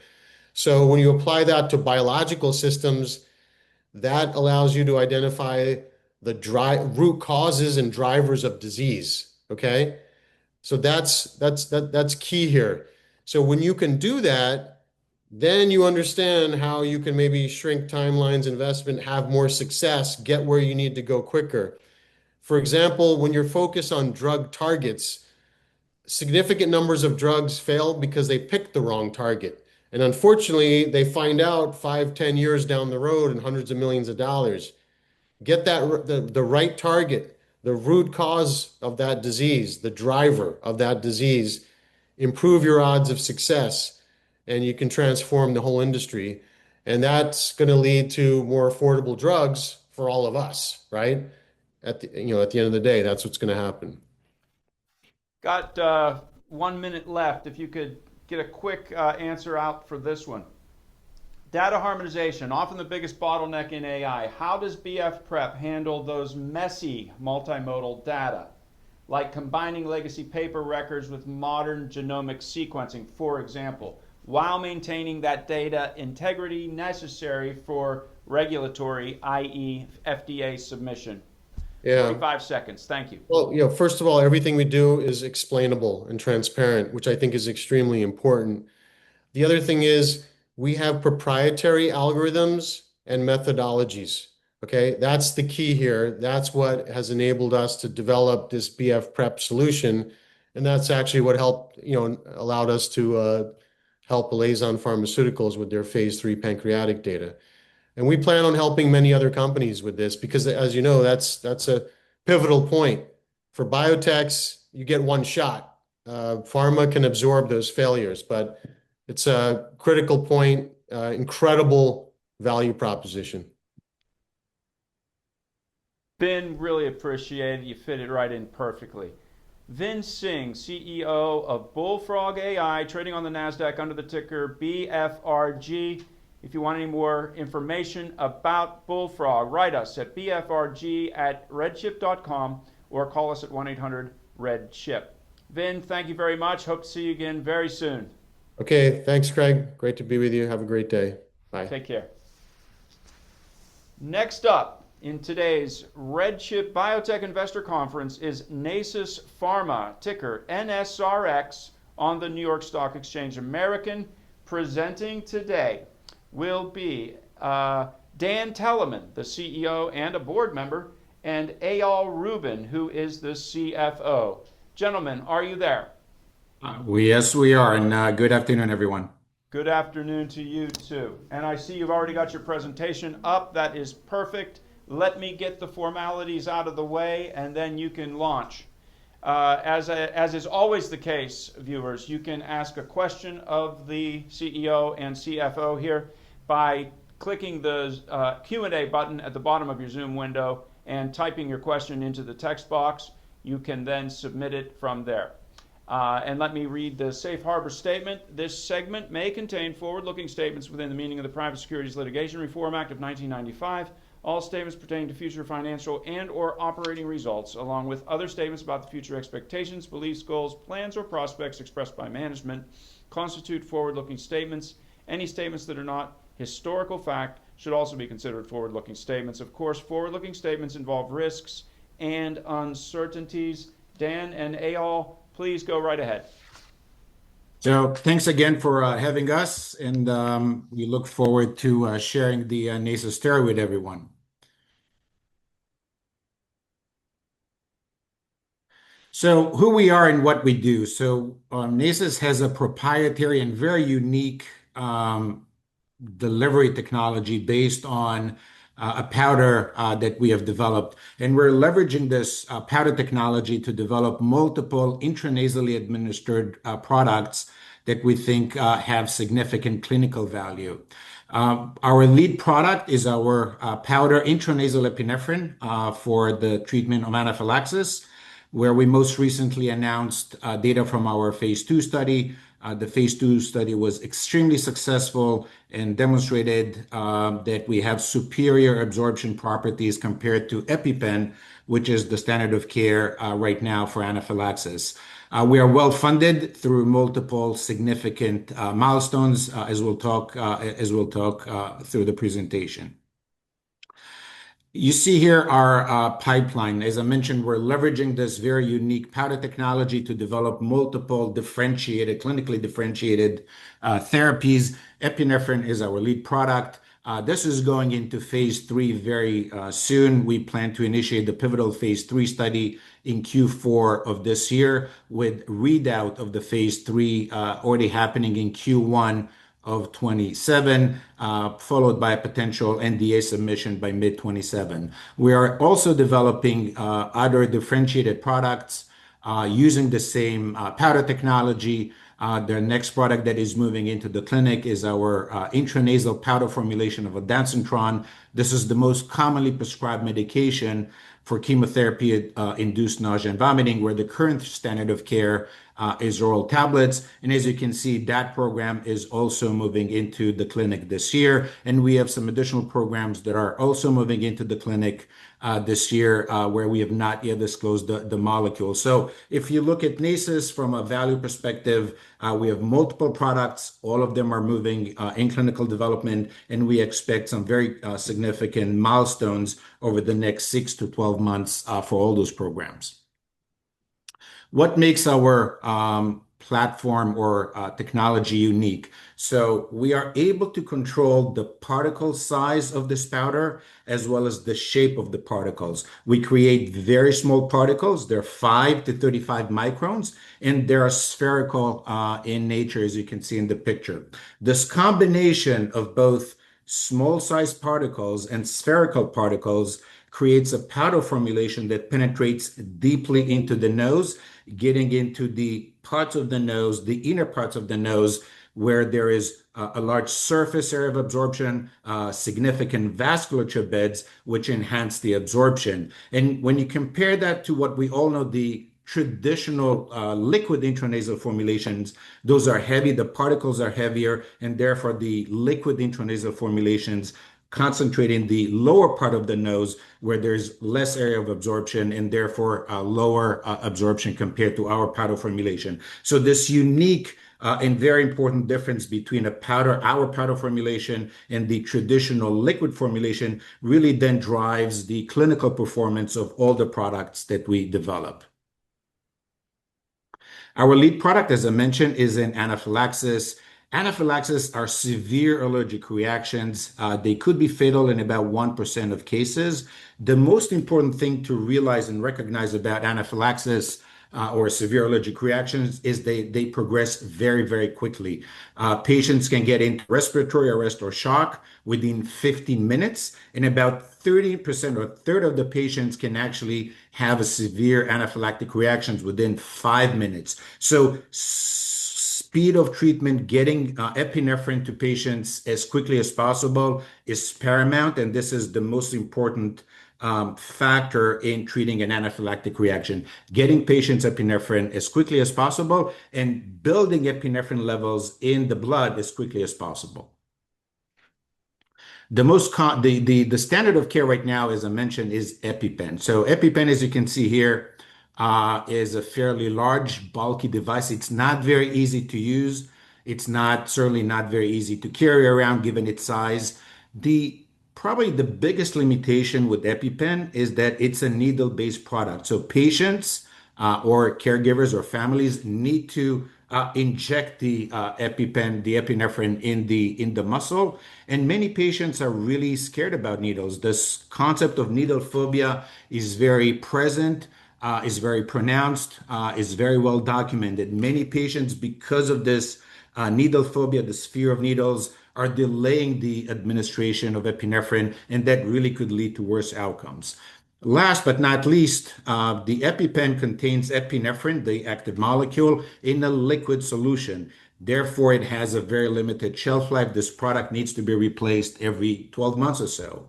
Here comes our solution, our product called NS002.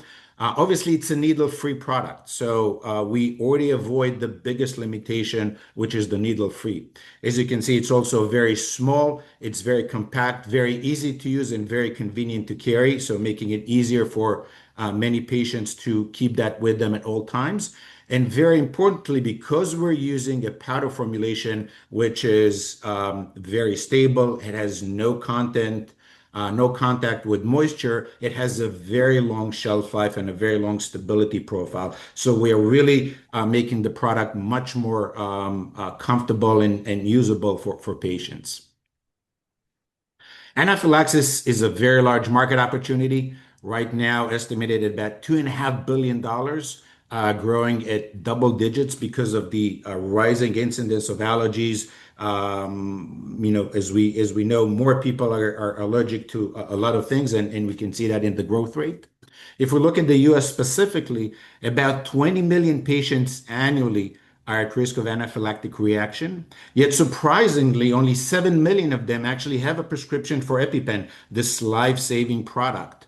The other two-thirds, the other 13, 14 million patients do not even carry or have a prescription for EpiPen, which could be life-saving. And out of the 7 million that have a prescription for EpiPen, many of them do not carry the EpiPen with them at all times, as we talked, or do not refill the product on a regular basis. So really creating a significant opportunity for what we call needle-free epinephrine products.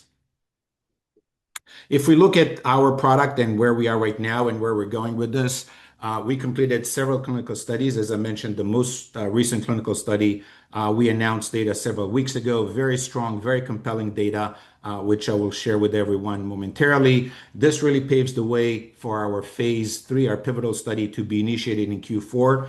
Because we're dealing with an acute situation, a single administration condition, our clinical studies are very short, are very cost effective, and therefore we start the phase 3, the pivotal study, in Q4, and we will already report data in Q1. So as you can see, meaningful milestones related to this program over the next 6 to 9 months, followed by an NDA submission later in 2027.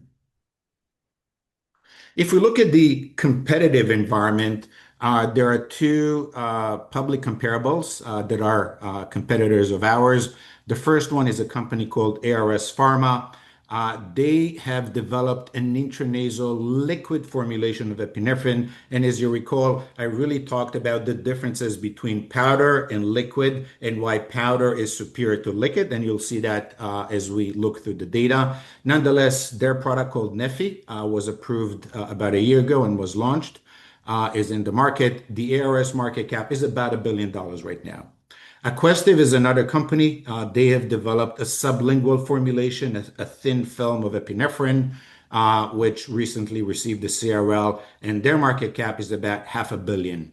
And then you have Nasus Pharma with a market cap right now of about $30 million. So a big discrepancy, a big gap between our market cap and our other competitors, yet we think we have the potential to be the best in class in this category. And if you look at the data from our clinical studies compared to EpiPen, the standard of care, or our competitors, I think that becomes very, very clear. So I will call everyone's attention to probably two very important parameters. One is T100. This is the time to reach 100 picograms of epinephrine in plasma. 100 picograms is considered the threshold of efficacy of epinephrine. So there needs to be at least 100 picograms in the plasma for epinephrine to be efficacious, to increase blood pressure and heart rate, which is what epinephrine does. So look at the data. EpiPen, the standard of care, is about 3.5 minutes. We are at 1.7 minutes. So half the time of the standard of care to get to the therapeutic threshold. This difference is not just clinically meaningful. Again, we're dealing with a clinical situation with a disease that progresses very quickly, and every minute counts. So this 2-minute difference is very, very meaningful, and that difference is also statistically significant. If you look at our competitors, you can see the numbers, they're much higher than EpiPen. So we have the product with the fastest onset of action compared to everyone in a condition, in a situation where onset of action is probably the most important parameter that physicians look at, and this was confirmed by our market research. Also, if you look at the percent of patients who reach that threshold, so not just what the average or median time is, but how many patients actually get to that level at different time points. And as you can see, with our product, already 88% of subjects already reached that therapeutic threshold at 5 minutes, compared to EpiPen, the standard of care, with 64%. So 20% more patients, and this is very meaningful and also statistically significant. And again, you can see the results for our competitors. So we have a product that really has the potential to be the best in class, has the features of a product that physicians care about the most, yet there is a big discrepancy in the valuation, which we think makes the company very, very interesting and attractive. I mentioned the most recent clinical study that we just completed and announced results a few weeks ago. It was a very robust phase 2 study. It included 50 subjects with allergic rhinitis. This is seasonal allergy. And those subjects received a nasal allergic challenge, meaning they got a small amount of allergen in the nose, which creates significant nasal congestion. And what we wanted to demonstrate in the study is the performance of the product administered either as a single dose, which is what happens most of the time, as a repeat dose, with and without the nasal challenge, and obviously always comparing to the standard of care, which is either a single or a repeat dose of EpiPen. Broadly speaking, the study really confirmed the findings from our prior clinical studies, really demonstrating that the powder platform has superior absorption compared to EpiPen. Specifically, we demonstrated a shorter Tmax, so this is the time to reach the maximum concentration, and a shorter time to reach the therapeutic threshold. We had many more subjects reaching the therapeutic threshold at very early time points.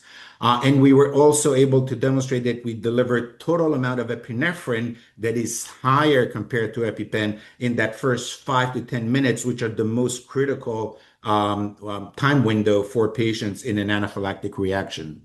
The pharmacodynamic effect, again, this is the effect on blood pressure and heart rate, was very similar to that of EpiPen and always within normal limits. And the product was really well tolerated. There were no SAEs, no cardiovascular events, only mild local adverse events that resolved spontaneously and quickly. If we look at the actual PK curve, so this is the level of epinephrine in the plasma at different time points. The red line is EpiPen. The blue line is our product. Very easy to see that we have faster absorption in the first 10 minutes, which is the important time period. And that level is being sustained over a long period of time. Even with nasal congestion, again, the significant amount of nasal congestion that is being caused, this is the results with the green line. We have absorption that is sustainable and is always above the therapeutic threshold. So the product works, our product works very well in normal conditions as well as under nasal congestion. And this is very unique to our product. These are the pharmacokinetic properties of the product. I call your attention to what I said before, the T100. As you can see, it is half the time of EpiPen, and this was statistically significant and obviously very clinically relevant. The Cmax is very comparable to that of EpiPen. Very importantly, and I think this is something that people really need to get their handle on. So this looks at the percent of patients who reach that therapeutic threshold at different time points. And again, the focus is on the early time points, which matter the most for patients in an anaphylactic reaction. So look at what happens at 2.5 minutes. With our product, close to 70% of patients already reached the therapeutic threshold versus only 27% with EpiPen. So this is a huge difference, and that difference was also very statistically significant. You can see the p-value. That continues at 5 minutes. You can still see the significant difference and the statistical power. Obviously, with time, EpiPen catches up, but we are really focused on those first 5-10 minutes, which are the most critical for patients in an anaphylactic reaction. When we look at the pharmacodynamic response, so this is the effect on the systolic blood pressure, we see a transient increase, and this is what we expect from any epinephrine product, and we see it's always within the normal limits. Same with heart rate, we see a transient increase in heart rate, which is within normal limits. So as you can see, about 8 to 10 beats per minute for a few minutes, which is what we want from a product in an anaphylactic reaction to occur. We then looked at a repeat administration. In certain cases with EpiPen, about 10 to 15% of patients may require a second dose because the first dose was not sufficient to resolve the anaphylactic symptoms. Therefore, we need to see what happens when a second dose is administered. And here you see the same results in normal conditions and under nasal challenge. In all situations, our product performed better than EpiPen. So 2 doses of our product were superior to 2 doses of EpiPen with and without nasal challenge. And this is very important. And I think another key differentiator between the Nasus epinephrine product and other products in development or other needle-free epinephrine products. Same with the other pharmacokinetic properties, demonstrating a much shorter Tmax, statistically significant, and a much shorter time to reach therapeutic threshold, significantly shorter than EpiPen in a statistically significant manner. The product, as I mentioned, was very well tolerated after single and repeat administration. No SAEs, and this is critical. No cardiovascular AEs. Most AEs, as I mentioned, were local in nature. Almost all AEs, local AEs, were self-resolving and did not require any treatment. On the local side, we saw primarily runny nose. But again, keep in mind, those were subject with allergic rhinitis, seasonal allergy. So runny nose is an expected adverse event or outcome in the subject. Other than that, really some nasal itching and some nasal congestion. On the systemic side, nothing out of the ordinary. It was all what one would expect from any epinephrine product. So this is similar between EpiPen and our product. So we have a very broad IP for our company. The IP covers both the technology itself, this unique powder technology that I keep referring to, and we also have IP on the individual products that we develop. And the IP has been granted, goes to 2038 without any patent term extensions that we would expect to have. So we have a very long patent life for our products. So just as a quick summary, and then happy to take questions. Nasus is really leveraging its proprietary powder technology to develop a pipeline of clinically differentiated and clinically meaningful products addressing acute and emergency medicine situations. Our lead product, our powder intranasal epinephrine for anaphylaxis, has demonstrated superior performance and absorption compared to EpiPen, the standard of care, in multiple clinical studies. We are now getting ready for our pivotal study, which will start in Q4 and will read out. We are advancing our additional pipeline products, again, all addressing significant market opportunities, and those will be in clinical studies in Q3 or in Q4 of this year. So we have multiple milestones, multiple value-creating events over the next 6 to 12 months. And we think this makes Nasus a very unique company with multiple catalysts and attractive valuation.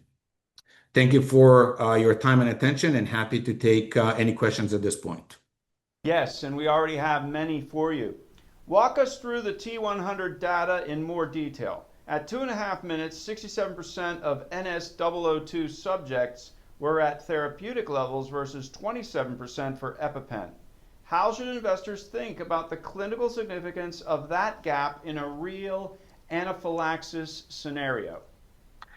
So thank you for that. So it's a great question. So I want to paint the picture here for everyone just to think about. So imagine you're with your kid at a birthday party and your kid is allergic to peanuts. And accidentally they get exposed to peanuts, and all of a sudden you're in this party and your kid starts having difficulties breathing and is falling. You're stressed, you're panicked, and you need to give them their EpiPen. The EpiPen, as I mentioned, is not an easy product to use. You need the parent in this case needs to pull it out. They needs to take it out of the case. They need to stick the needle in the thigh. They need to wait a few seconds. So all of that is happening while everyone is panicked. The kid is panicked. The kid may not be breathing. The parent is panicked. So time is of the essence in this life-threatening clinical emergency. And when you keep that in mind, that anaphylaxis is a very time-sensitive clinical situation, this data becomes very, very important. Because what we show is that already after 2.5 minutes, our product had reach the therapeutic level in close to 70% of the patients compared to 27 with EpiPen. And again, that if you go look at 5 minutes, that number goes even higher.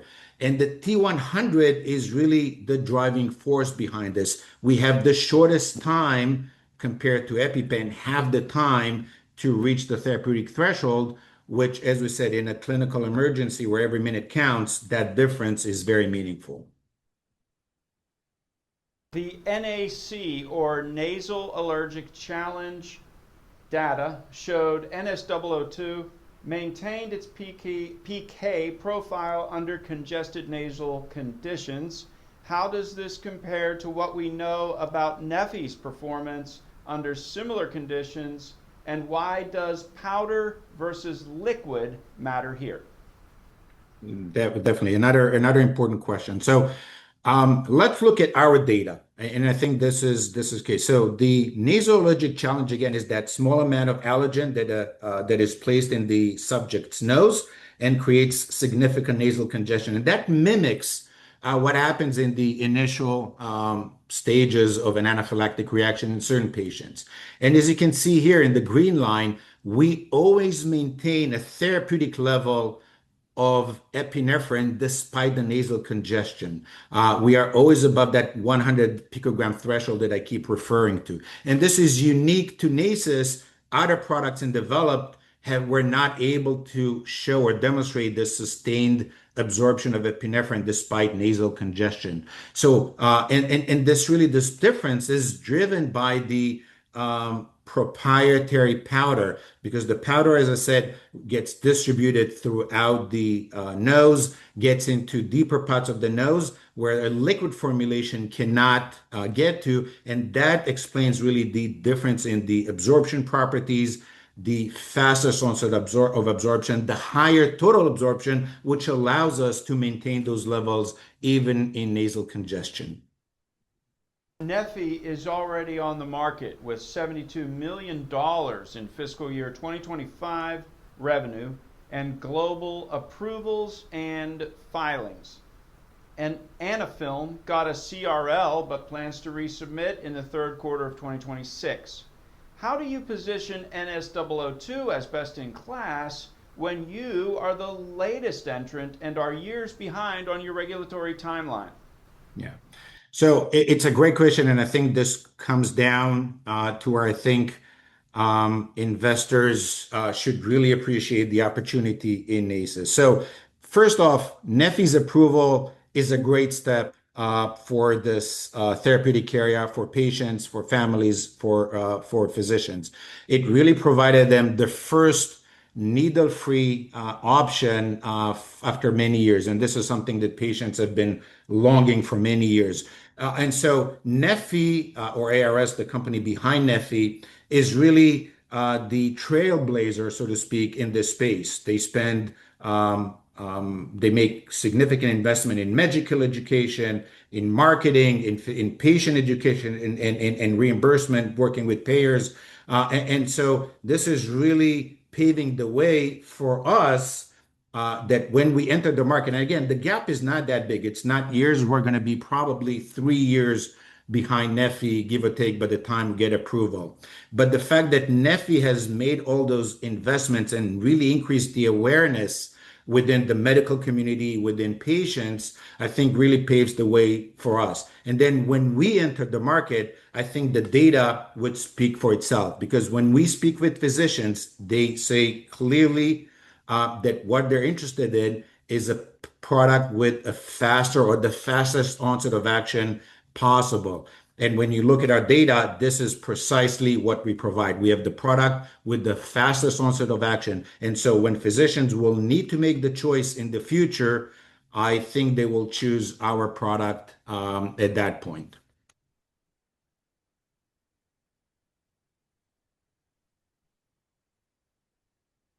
Excuse me, I was on mute. Sorry about that. No problem. What are allergists and emergency physicians telling you about when they prioritize when choosing between needle-free epinephrine options?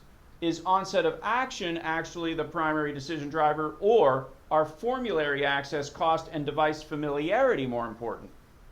So all the other factors that you mentioned are clearly important. And we are certainly doing a lot of work in those other areas.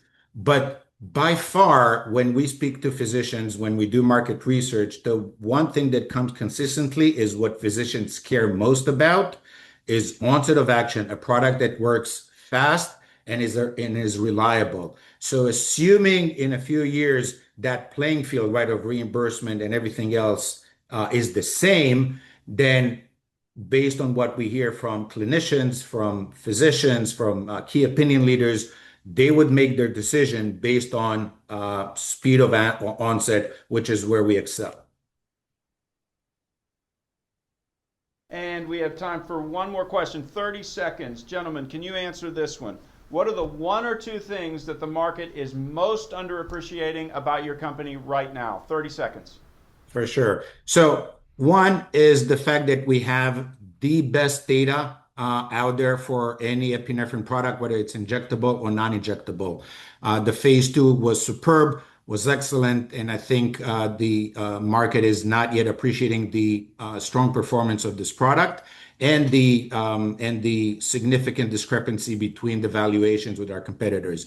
The other is the fact that we are a platform technology. We're developing multiple products, multiple unique, clinically meaningful, clinically differentiated products for different therapeutic areas, all having significant value, and all of them are also moving very quickly to the clinic. So we're not a one-trick company or not one product company. We're really a company with a very robust pipeline, very valuable pipeline. Thank you very much. It's Nasus Pharma, ticker NSRX on the New York Stock Exchange American. For more information, use the ticker NSRX at redchip.com. Call us, 1-800-REDCHIP. Thank you very much, gentlemen. And thank you for having us. It's been a great pleasure. Next up, Kalidi Bio, ticker CLDI on the New York Stock Exchange American, presenting today Eric Poma, the CEO. Eric, are you there? I'm there. Thanks for having me. We're happy to have you. Are you going to be showing your presentation today? Yep, I'm sharing it as we speak. Good. Go ahead, bring that up. Let me run through the safe harbor. This segment may contain forward-looking statements within the meaning of the Private Securities Litigation Reform Act of 1995. All statements pertaining to future financial and/or operating results, along with other statements about the future expectations, beliefs, goals, plans, or prospects expressed by management constitute forward-looking statements. Any statements that are not historical facts should also be considered forward-looking statements. Of course, forward-looking statements involve risks and uncertainties. Viewers, if you have any questions for Kalidi Bio, please click the Q&A button at the bottom of your Zoom window and type in your question. Eric, please go right ahead. Great. Thank you. And thank you to RedChip for having us be part of this really exciting conference. I think it's showcasing how important biotech is and the kind of innovations we're seeing in biotech.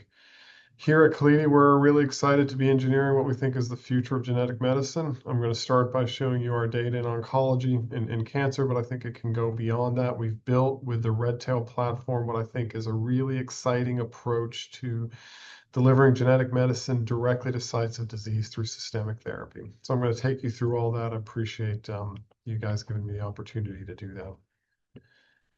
So again, the highlight here is that with our Redtail platform, we think we can deliver genetic medicines precisely to the site of disease through systemic administration. And I'll walk you through why that's so important. We think this is really the future of genetic medicine here, both for cancer, and then you'll see towards the end how we're starting to look at other diseases here. We've built over a decade plus of work. We've built a viral platform here that allows for systemic administration, allows for avoiding the immune system, allows for getting to sites of disease and then expressing high levels of the payload. This is our proprietary Redtail platform. We think that this is something brand new here. We have a lot of intellectual property coverage here. All of this is off the shelf. All of this is cost of goods that are similar to what you would see with something like a monoclonal antibody. So this is what I want to spend time talking about today. And again, let's just kind of level set here.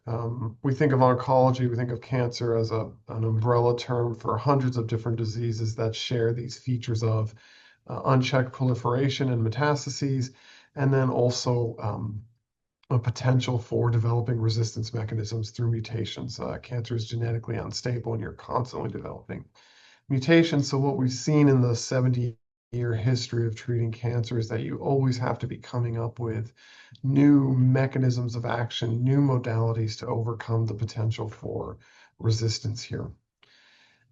We think that oncolytic viruses really present that potential for overcoming resistance, right? What we've seen here is that when you have a new modality, it can overcome mechanisms of resistance. And what we're seeing with oncolytic viruses is that we're seeing early signs that this represents a new modality. So we've seen multiple examples with Amgen's T-VEC, which is approved with CG Oncology's compound for bladder cancer, which is in phase 3 with Candel's phase 3 data coming out of prostate, and even with Replimune early data, even though it didn't hit the regulatory hurdle, we're seeing really good signs of efficacy with that compound.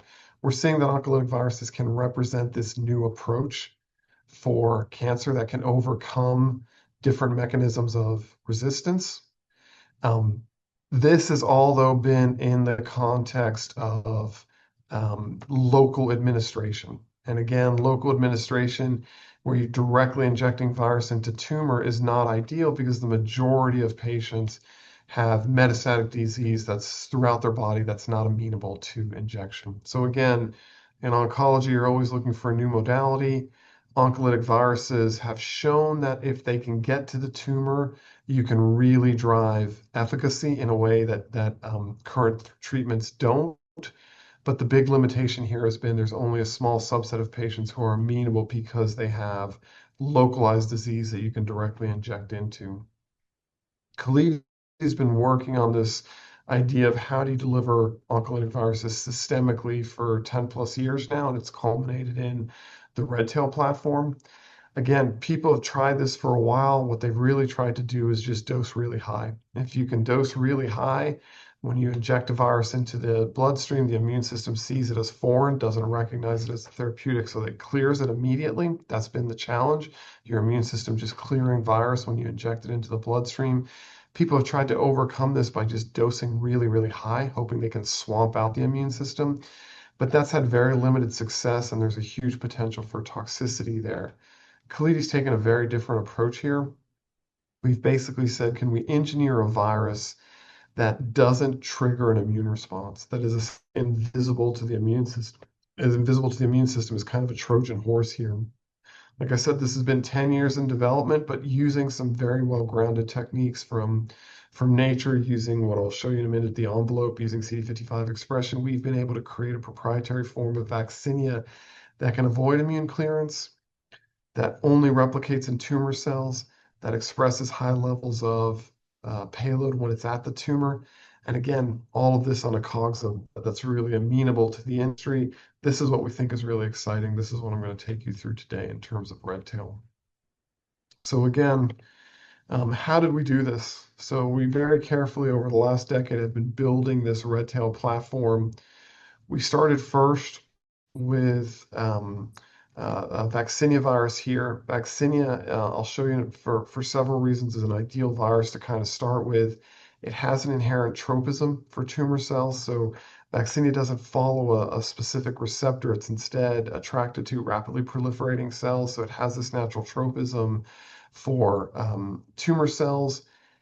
But we kind of wanted to go a step further and make sure if you're going to give a virus systemically, if it's going to avoid the immune system, it can only replicate in tumor cells. We wanted to make sure that was the case.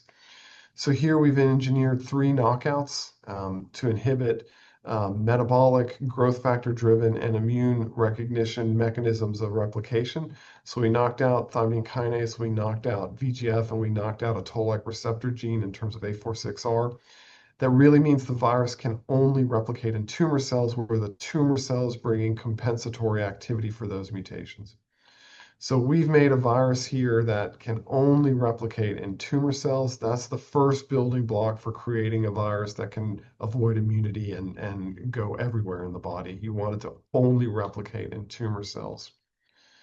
The next step here is we think the oncolytic effect of viruses, this ability to replicate inside a tumor cell and lyse it, is hugely important, but we wanted to go beyond that and have the virus also deliver another mechanism of cell kill. And I'll show you that in a few minutes, but really we wanted to be able to bring these genetic medicines along that could synergize with the virus's immune priming. Again, vaccinia virus is great for this. Huge genome, over 200 open reading frames, highly regulated gene expression, and again, highly evolved virus that drives expression of viral protein here over host. So very, very good model for this. We've identified some proprietary sites for putting in payload in and making sure it gets highly expressed. But this was another reason we chose vaccinia, right? So we've created this form of vaccinia that only replicates in tumor cells, only expresses the genetic medicine when it's in a tumor cell, but expresses that genetic medicine at a really high level. So that was kind of the second step.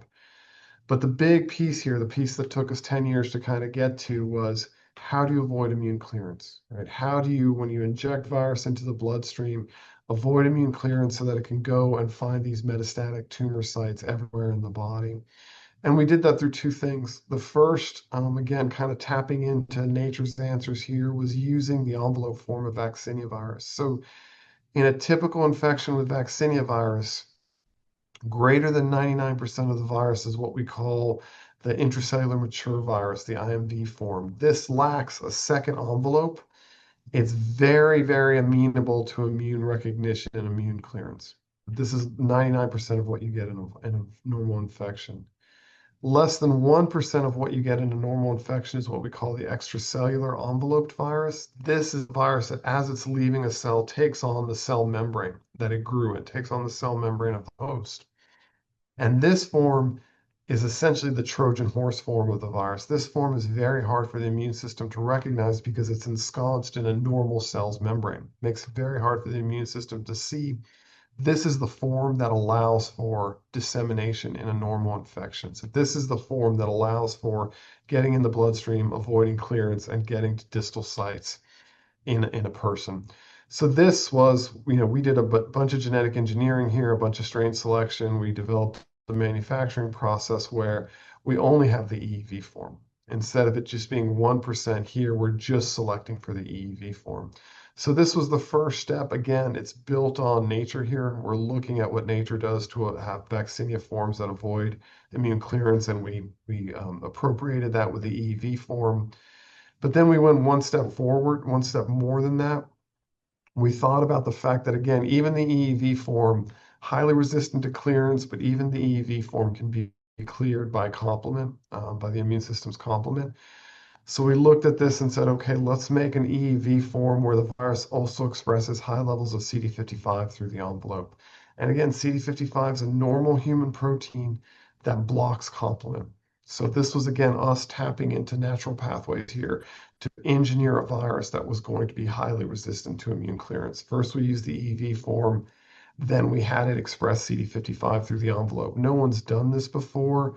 But if you're interested, I encourage you to go to literature around how the EEV form avoids immunity, how CD55 avoids immune clearance. This is what we've kind of tapped into to build the Redtail platform. So the first lead that comes from the Redtail platform we call CLD401. It has the EEV, the extra envelope. It has CD55 expression. So that means it's amenable to systemic administration. You're just infusing this into a patient. The virus is naturally tropic for tumor cells, so it goes to distal sites. Anywhere there's a metastatic site, it can go and get into the tumor cells there. Again, it's replication deficient outside of tumor cells, so even though it's going everywhere, it can only replicate inside the tumor. As it's replicating, it's lysing the tumor, but with our lead compound, the first payload we're using here is IL-15 superagonist. So it's expressing huge levels of IL-15 superagonist in the tumor as well. Why did we choose that protein? Because that protein activates an innate immune response and an adaptive immune response to the tumor.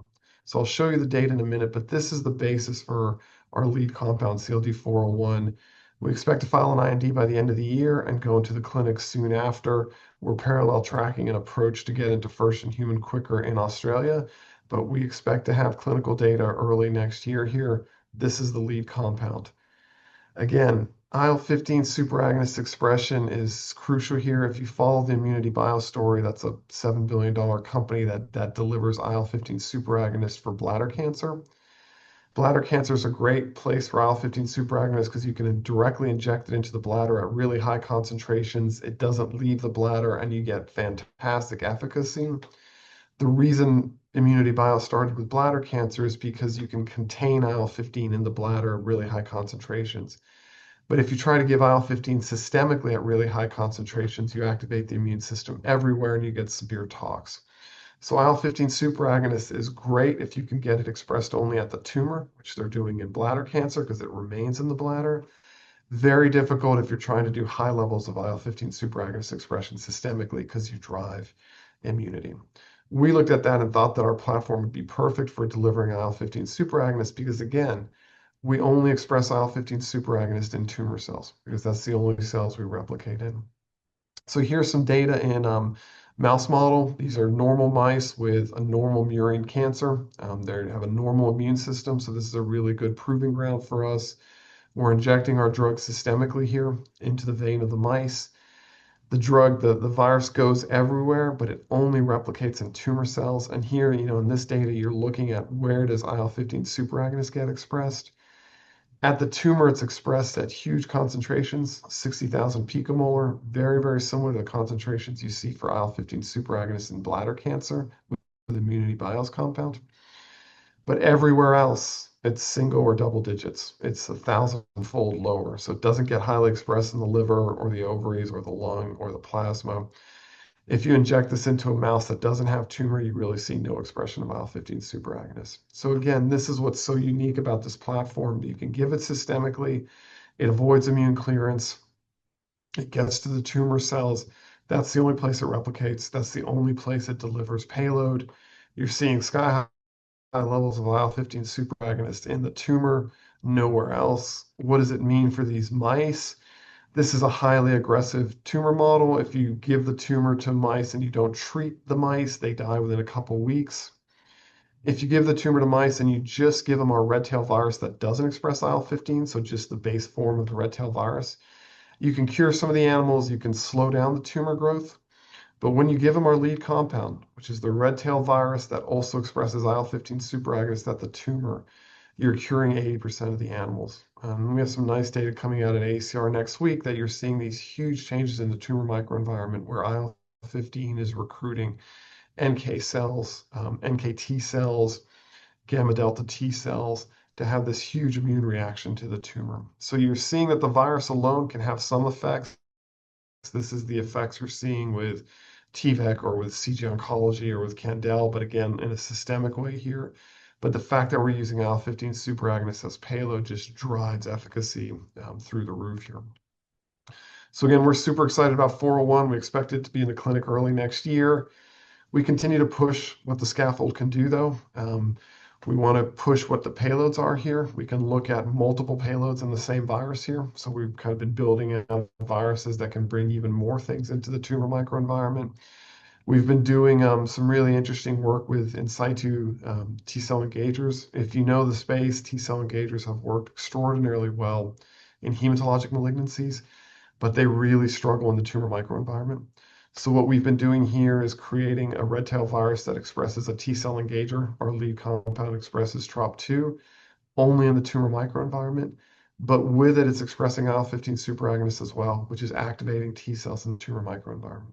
So we think this ability to do multiple payloads is going to be really a big advantage here. We think we may have solved the problem that TCEs are facing in solid tumor by using what we call our in situ TCEs here. We express high levels of the TCE, high levels of a T cell activating agent.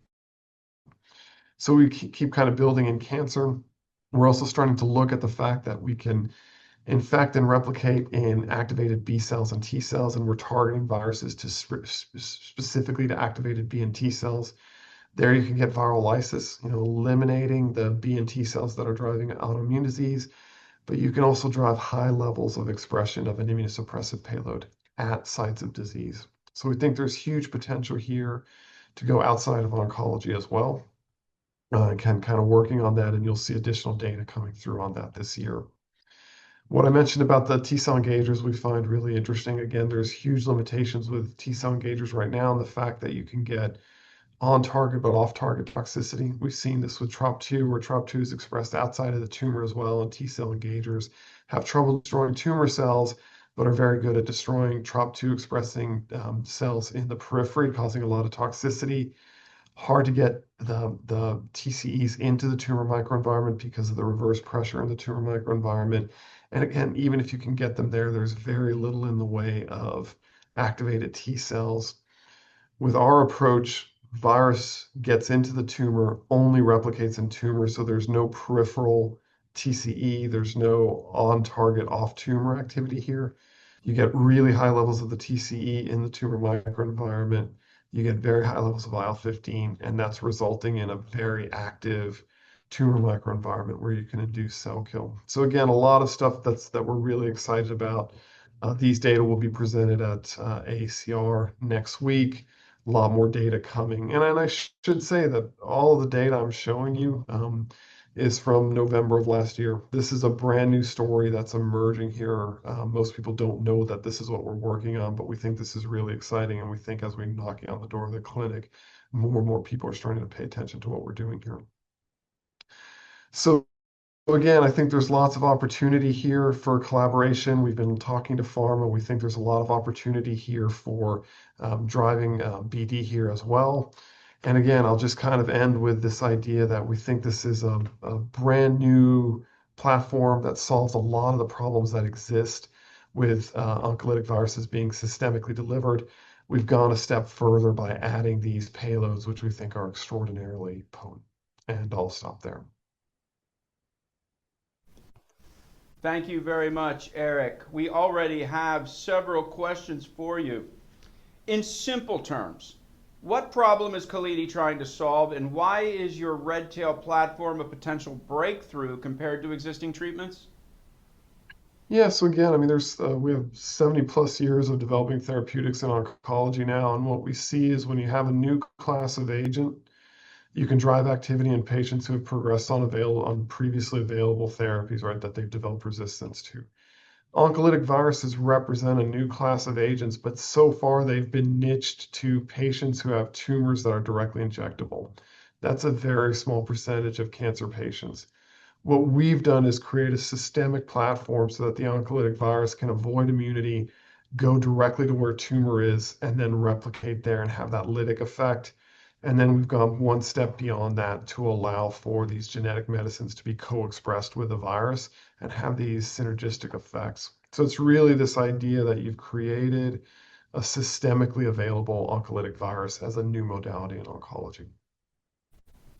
You emphasized the ability to deliver your therapy systemically rather than directly into tumors.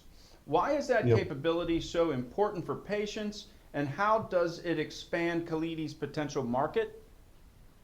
Yeah, so again, if you're talking about patients with stage 4 cancer, metastatic disease, the majority of those patients they have metastases throughout their body, deep in the liver, in the lung, in the bone. They're not amenable to direct injection. So most of the patients walking into a doctor's office are not amenable to intratumoral administration of a medicine. They have to have systemic administration. To date, there's not been a virus platform, an oncolytic viral platform that can do that.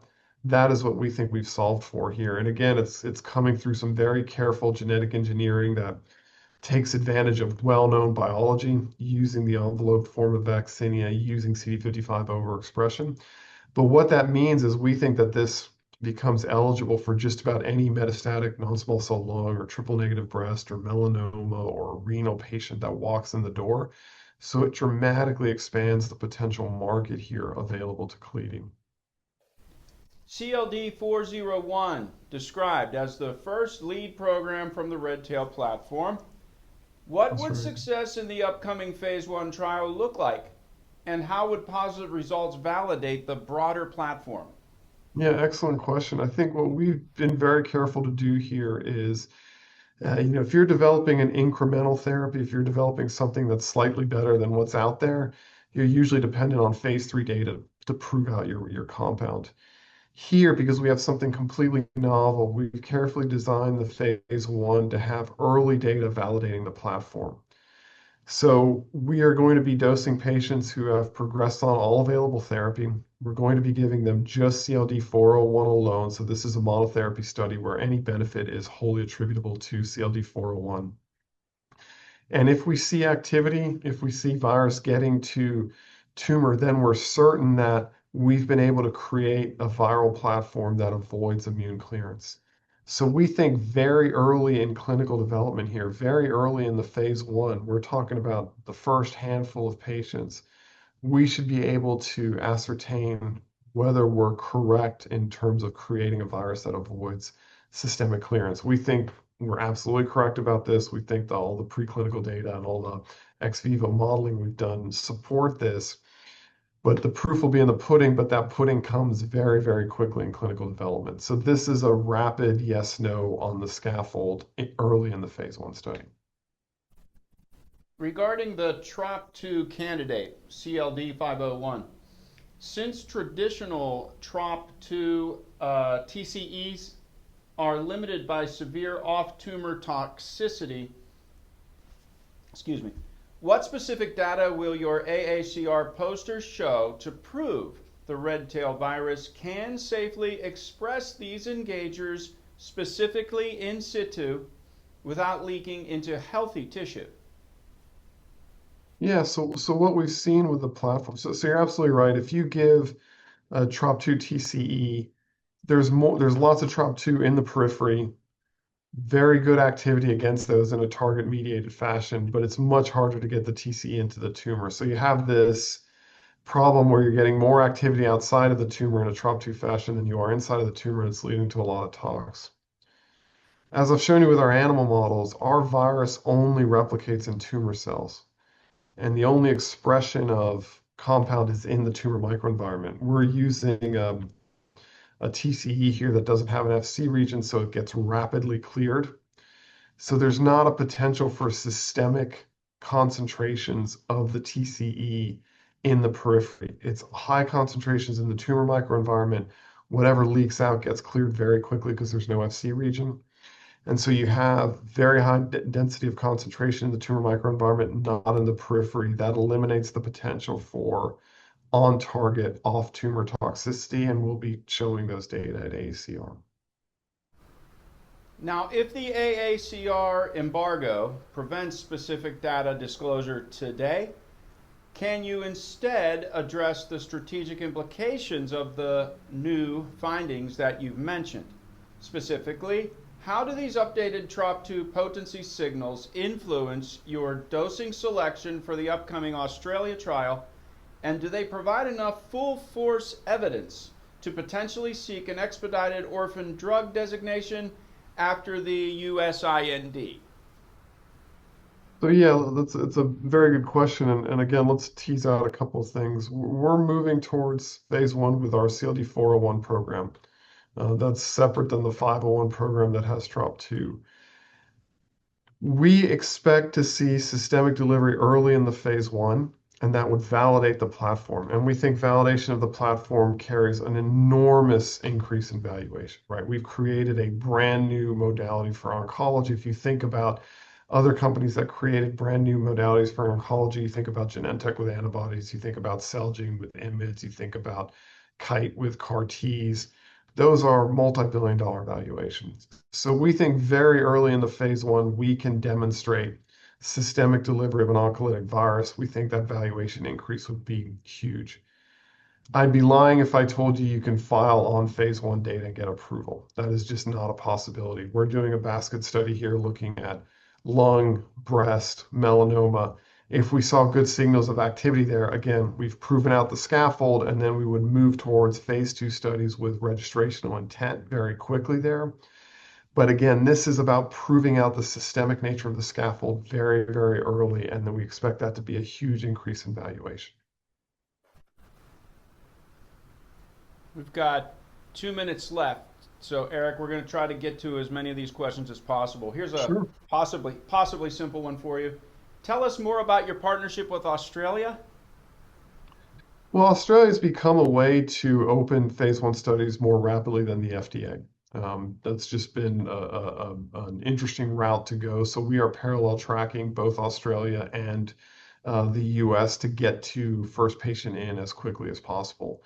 Australia, as an aside, has put, the Australia rapid first patient in strategy has put some pressure on the FDA, and the FDA is now talking about streamlining starting phase 1s as well. But it's just a multi-track we're taking to make sure we get the first patient in as quickly as possible. You, of course, have your strong emphasis on R&D. You've got a streamlined cost structure as well. How are you thinking about capital needs going forward, and what are your priorities to balance the science and shareholder value on the other hand? Yeah, look, we spend 70% of every dollar on R&D here. We're very capital efficient. The majority of that is around 401, getting it into the clinic, because again, clinical validation we think is going to drive valuations on the platform itself. So we're trying to husband our capital and be as R&D efficient as possible. To date, we've continued to have good access to capital in the markets, which is rare for a microcap company. But we see that we have a path to clinic here and a path to rapid validation of the platform. Perfect. Thank you very much, Eric. We're right at 30 minutes, the bottom of the hour. Thank you very much. Khalidi Bio, CLDI on the New York Stock Exchange American, CEO Eric Poma. Thank you, Eric. Thanks, Craig. Thanks to RedChip. You got it. For more information on Khalidi, CLDI at redchip.com, or call us 1-800-RED-CHIP. Next up, we've got Nexalin Technology. That's Nasdaq NXL, a longtime RedChip client. CEO Mark White is currently on an airplane flying back to the United States from China. He is unable to be with us live, but he and I made a recording just yesterday, not even 24 hours ago, and we're going to play that for you right after I get these formalities out of the way. This segment may contain forward-looking statements within the meaning of the Private Securities Litigation Reform Act of 1995. All statements pertaining to future financial and/or operating results, along with other statements about the future expectations, beliefs, goals, plans, or prospects expressed by management, constitute forward-looking statements. Any statements that are not historical fact should also be considered forward-looking statements. Of course, forward-looking statements involve risks and uncertainties. You may still submit your question to us. We will forward it along to Mark. We still want to hear from you, although we won't be able to address your specific question right now. Write us at nxl@redchip.com, or of course you can use the Q&A button at the bottom of your Zoom window. Type in your question, submit it to us, and that's it. For now, we're going to jump to the video, and it's going to start momentarily. Every day, millions live with life-changing conditions. Alzheimer's disease, traumatic brain injury, depression, insomnia, and post-traumatic stress disorder. Yet for many, existing treatments fall short. A Nature study found antidepressants are effective in only 42 to 53% of cases. Even then, side effects like weight gain, mood swings, digestive problems, and increased suicide risk can make long-term use difficult. And for Alzheimer's disease and traumatic brain injury, there are still no effective solutions. Nexalin Technology, traded on Nasdaq under the ticker NXL, is taking a different path. Deep intracranial frequency stimulation, a non-invasive, drug-free technology designed to stimulate the brain's own healing rhythms. Its first-generation device was previously approved in the US to treat anxiety, depression, and insomnia. Today, the company's advanced Gen 2 device is approved in a growing number of countries around the world, including some of the largest healthcare markets such as Brazil and China, with compelling published results. In one study, chronic insomnia patients experienced significant improvements in sleep quality without adverse effects. In treatment-resistant depression, studies showed strong clinical response, with most patients achieving at least a 50% reduction in symptoms after 4 weeks of twice-daily treatment. For Alzheimer's disease, research has demonstrated improved memory scores, better cognitive performance, and increased hippocampal activity, a brain region critical for memory after treatment. And in traumatic brain injury, prior trials with U.S. veterans showed enhanced brain activity and reduced pain symptoms compared to sham treatment.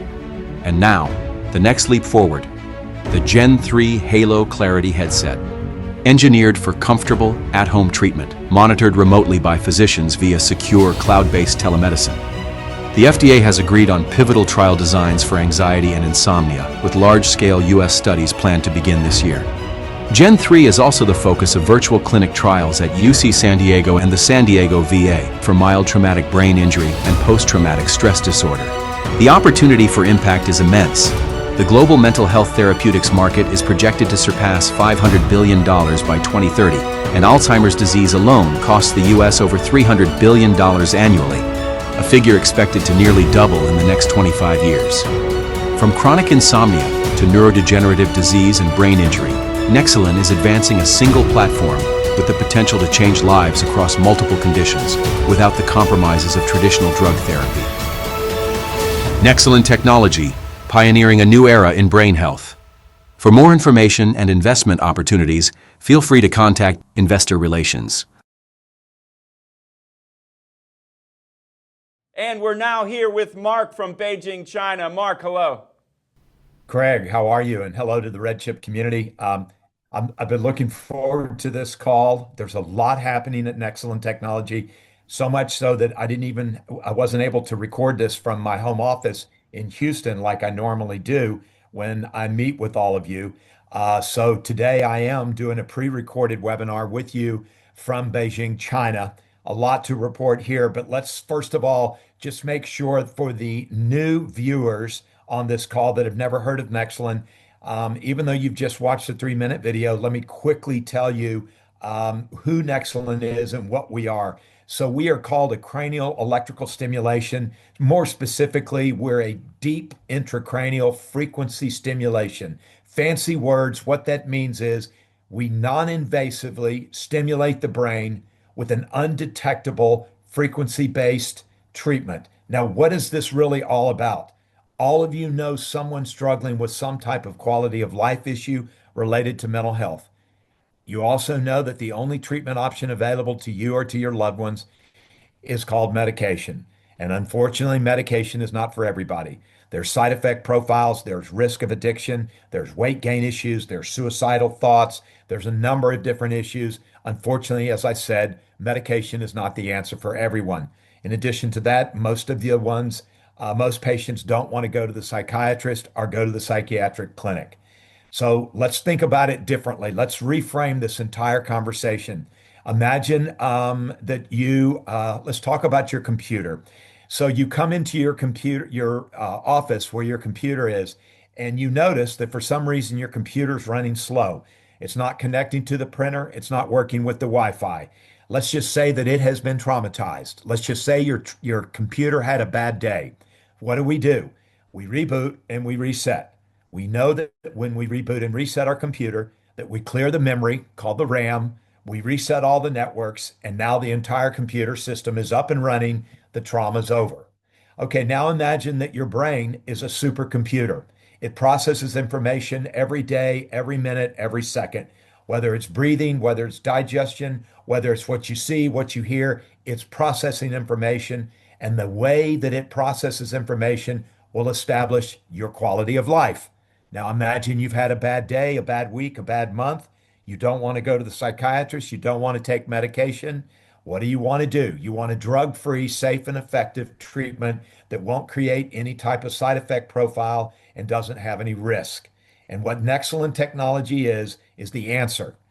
Imagine that your brain as a supercomputer that's been through some trauma, what if I told you that you could organically reset that brain, that you could reboot it and reset it, that you could reestablish the networks in the brain like they were before you were traumatized. In other words, you can enhance life on life's terms by simply treating your brain for 40 minutes a day, 20 to 30 treatments over a 4 to 6 week period. How do we do this? Imagine that rather instead of going to the doctor, you go into a digital health clinic on your phone.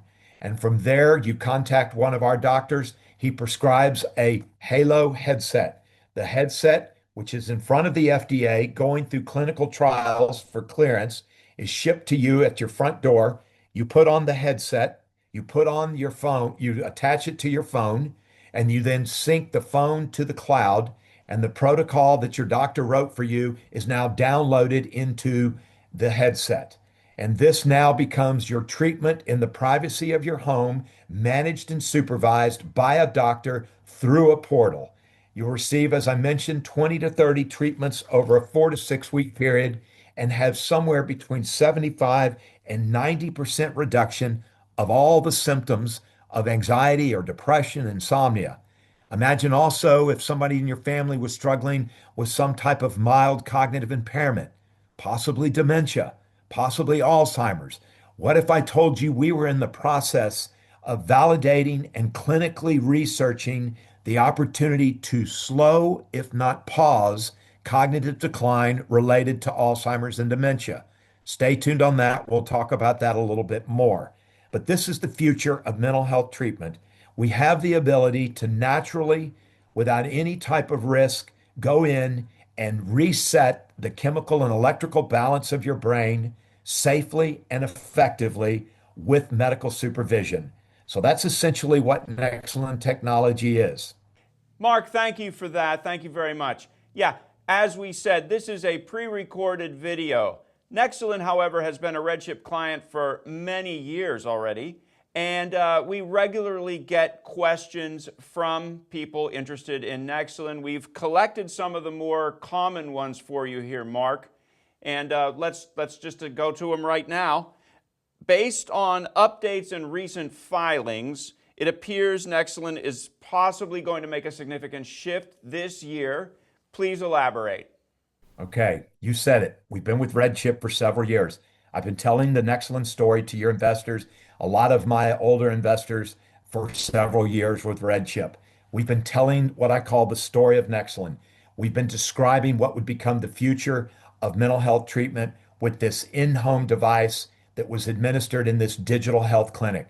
I've been telling the story now, as I mentioned, several times for several years. We've been through a lot of challenges to create the technology, to put it into a wearable headset, and to actually then take the wearable headset and build the entire digital ecosystem, basically building out the entire treatment protocol opportunity that is digital in nature in the privacy of your home for several years. And what I'm happy to tell all of you is this shift in strategy that some of you are sensing, and that as you read our filings with the government, what you're probably becoming aware of is that we're about to start shifting now from a research and development story into a manufacturing, clinical trial, and distribution story. A very major shift is about to take place. Milestones related to manufacturing designs, building the Halo headset, developing relationships with research partners, that's all taken place. That's all still in place. However, at this point now, 2026 promises to be a very, very productive year. We actually have very specific milestones that we can now start sharing and making plans around to start opening and finalizing the development of these distribution channels. I'll remind everyone that this is a global distribution model. We have clearance and the ability to distribute in the Asia markets for depression and insomnia. We have the ability and clearance to treat and distribute in the Middle East for anxiety, depression, and insomnia. We have the ability and treatment clearance in South America for anxiety, depression, and insomnia. All three of those hubs. The Middle East is a little on hold right now, unfortunately, because of the new war. So I'm not going to really have much to update in the Middle East. However, in Brazil, we're about to sign some significant contracts with some significant opportunities to distribute. I think that all of you will be very pleased with the finalization of these contracts and these distribution relationships, which brings revenue to the company. We have also just cleared another major hurdle in China. In addition to the previous device, our what we called our Gen 2, what we've been working on in China was building a brand new device called the Sync, that's SYNC, with a brand new enclosure that needed to go through a new entire regulatory and treatment plan with the China government. That has now been completed, and we will start in probably August, September, distributing that new technology in China.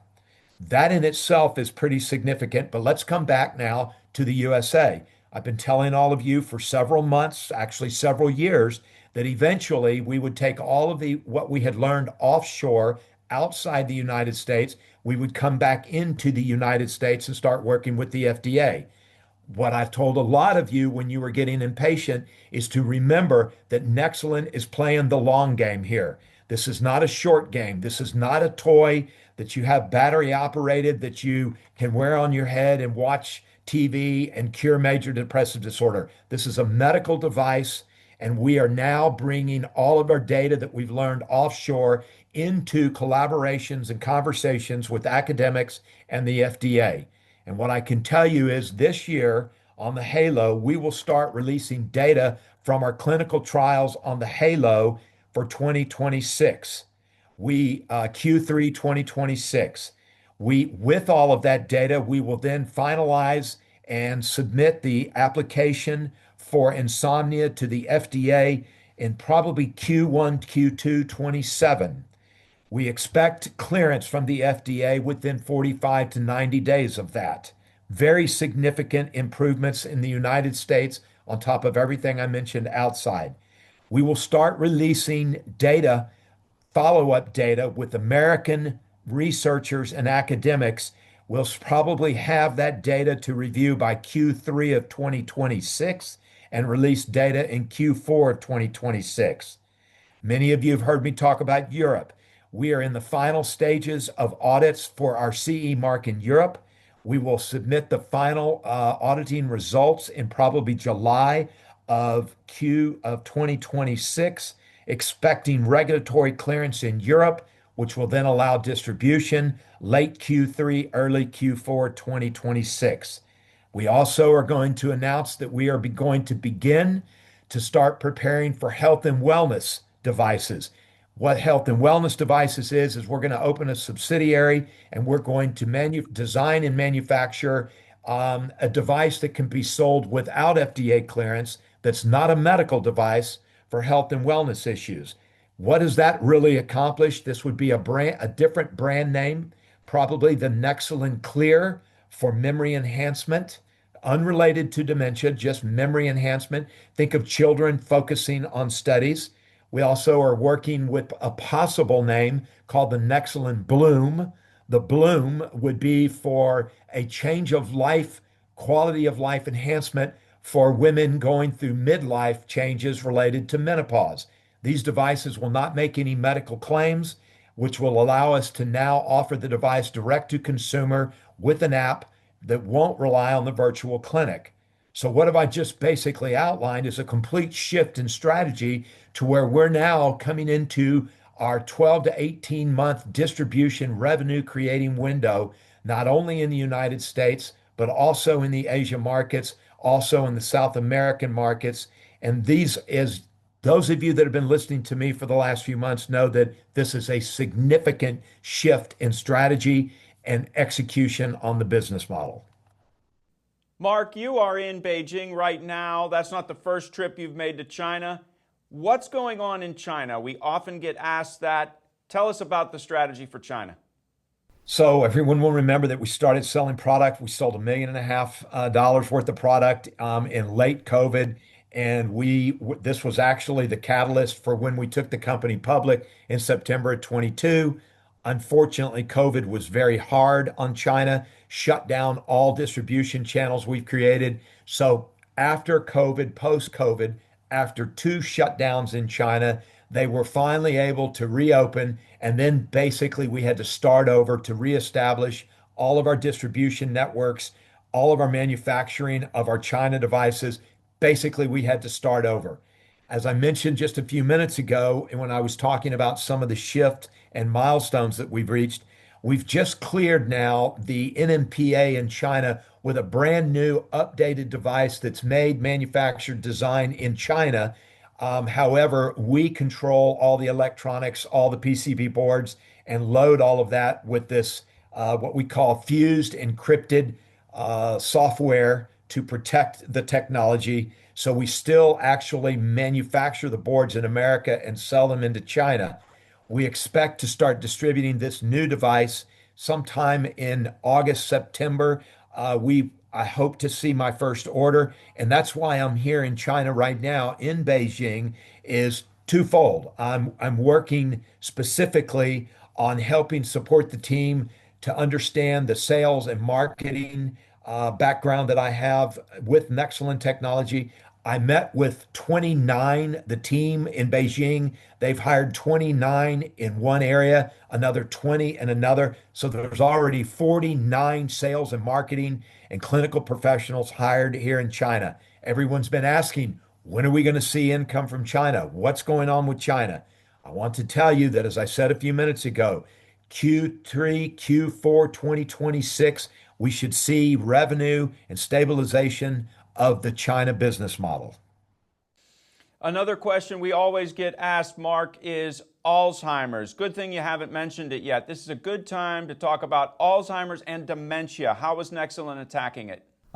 So that I caught myself because I figured we were going to go there. So what am I also doing in China? As I mentioned, working also with the clinical teams, working specifically on a group that has now designed and executed a large 160 to 200 patients for a follow-up study to the previous Alzheimer's dementia study.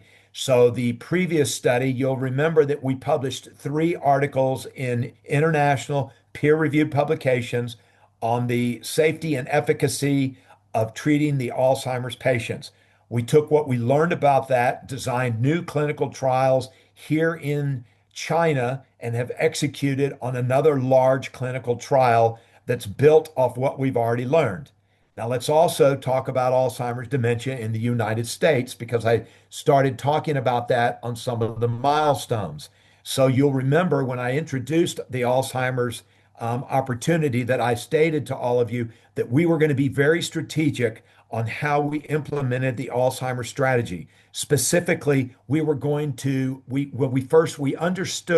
that Alzheimer's is a very volatile disease.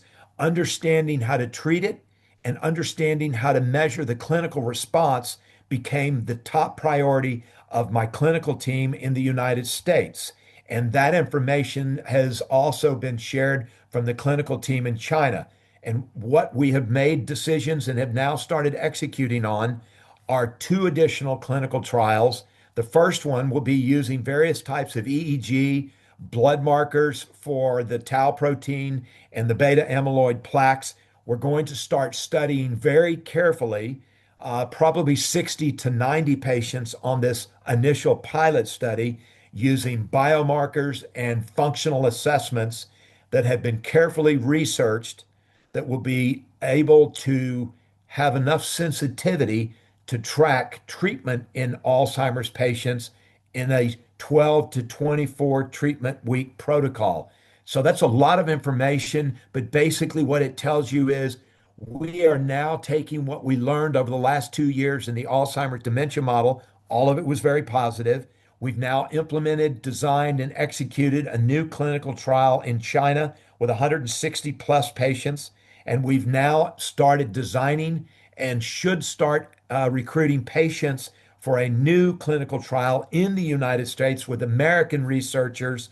Hello, everybody. I know that a lot of you will be excited about that because I've always said eventually we would come home to start research here. We should start that trial design next week based on what I've learned here on this trip. We should start recruiting patients with IRB approval sometime in the early summer of 2026.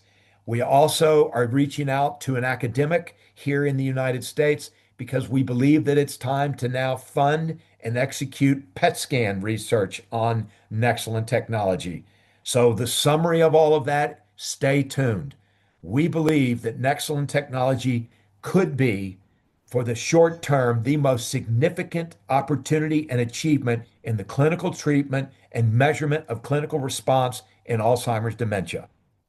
And finally, Mark, we've got another minute or two left in this segment. Could you give us, again, encapsulate for us the essential value proposition? Why should anyone be looking at Nexalin right now?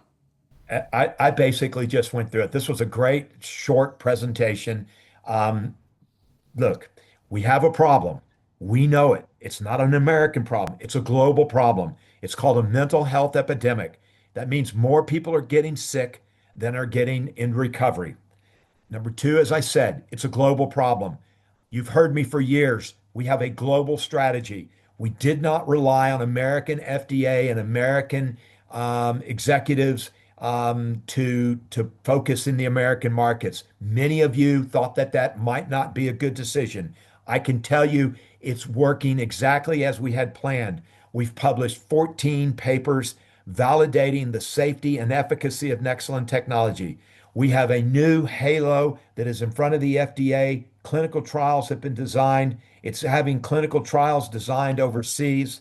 This is the future of digital medicine, a safe and effective, non-invasive drug treatment that can be offered in the privacy of your home or in outlying areas like China and Europe, can be offered in a clinic. We'll make the halo available for there as well. So the short answer to what is the value proposition, this is the future of mental health treatment with the safe and effective type of treatment protocol. And for the health and wellness model, we have equipment and technology that's ready to distribute there as well. It's been great to visit with all of you. I'm excited about where we are with Nexalin. We have significant milestones. Please continue to follow Nexalin, and we welcome you into the Nexalin family. Again, it's Mark White, the CEO of Nexalin Technology, coming to us from Beijing, China. Thank you, Mark. Today's RedChip Biotech Investor Conference is GT Biopharma, ticker GTBP on the Nasdaq. Presenting today will be Michael Breen, the Chairman and CEO. Michael, are you there? I'm here, Craig. Can you hear me? I can hear you loud and clear. I see you have your presentation already up. That is just what we wanted. Thank you very much. Let me get some formalities out of the way. First, I'll read the Safe Harbor Statement. This segment may contain forward-looking statements within the meaning of the Private Securities Litigation Reform Act of 1995. All statements pertaining to future financial and/or operating results, along with other statements about the future expectations, beliefs, goals, plans, or prospects expressed by management, constitute forward-looking statements. Any statements that are not historical fact should also be considered forward-looking statements. Of course, forward-looking statements involve risks and uncertainties. To our viewers, you can ask a question at any time by pressing the Q&A button at the bottom middle of your Zoom window. Then there will be a text box. You can type your question in and send it on to us. Michael, if you're ready, please go right ahead. I'm ready, Craig. So thank you very much for that introduction. And let me just announce to all of my viewers. So our company is GT Biopharma Inc. We're listed on Nasdaq under the ticker GTBP, as you can see there on our first page of our presentation. So we are an oncology research company. We use NK or natural killer cell therapies to treat cancer and autoimmune disease, amongst other different ailments. And if we just move on to our next page of the presentation,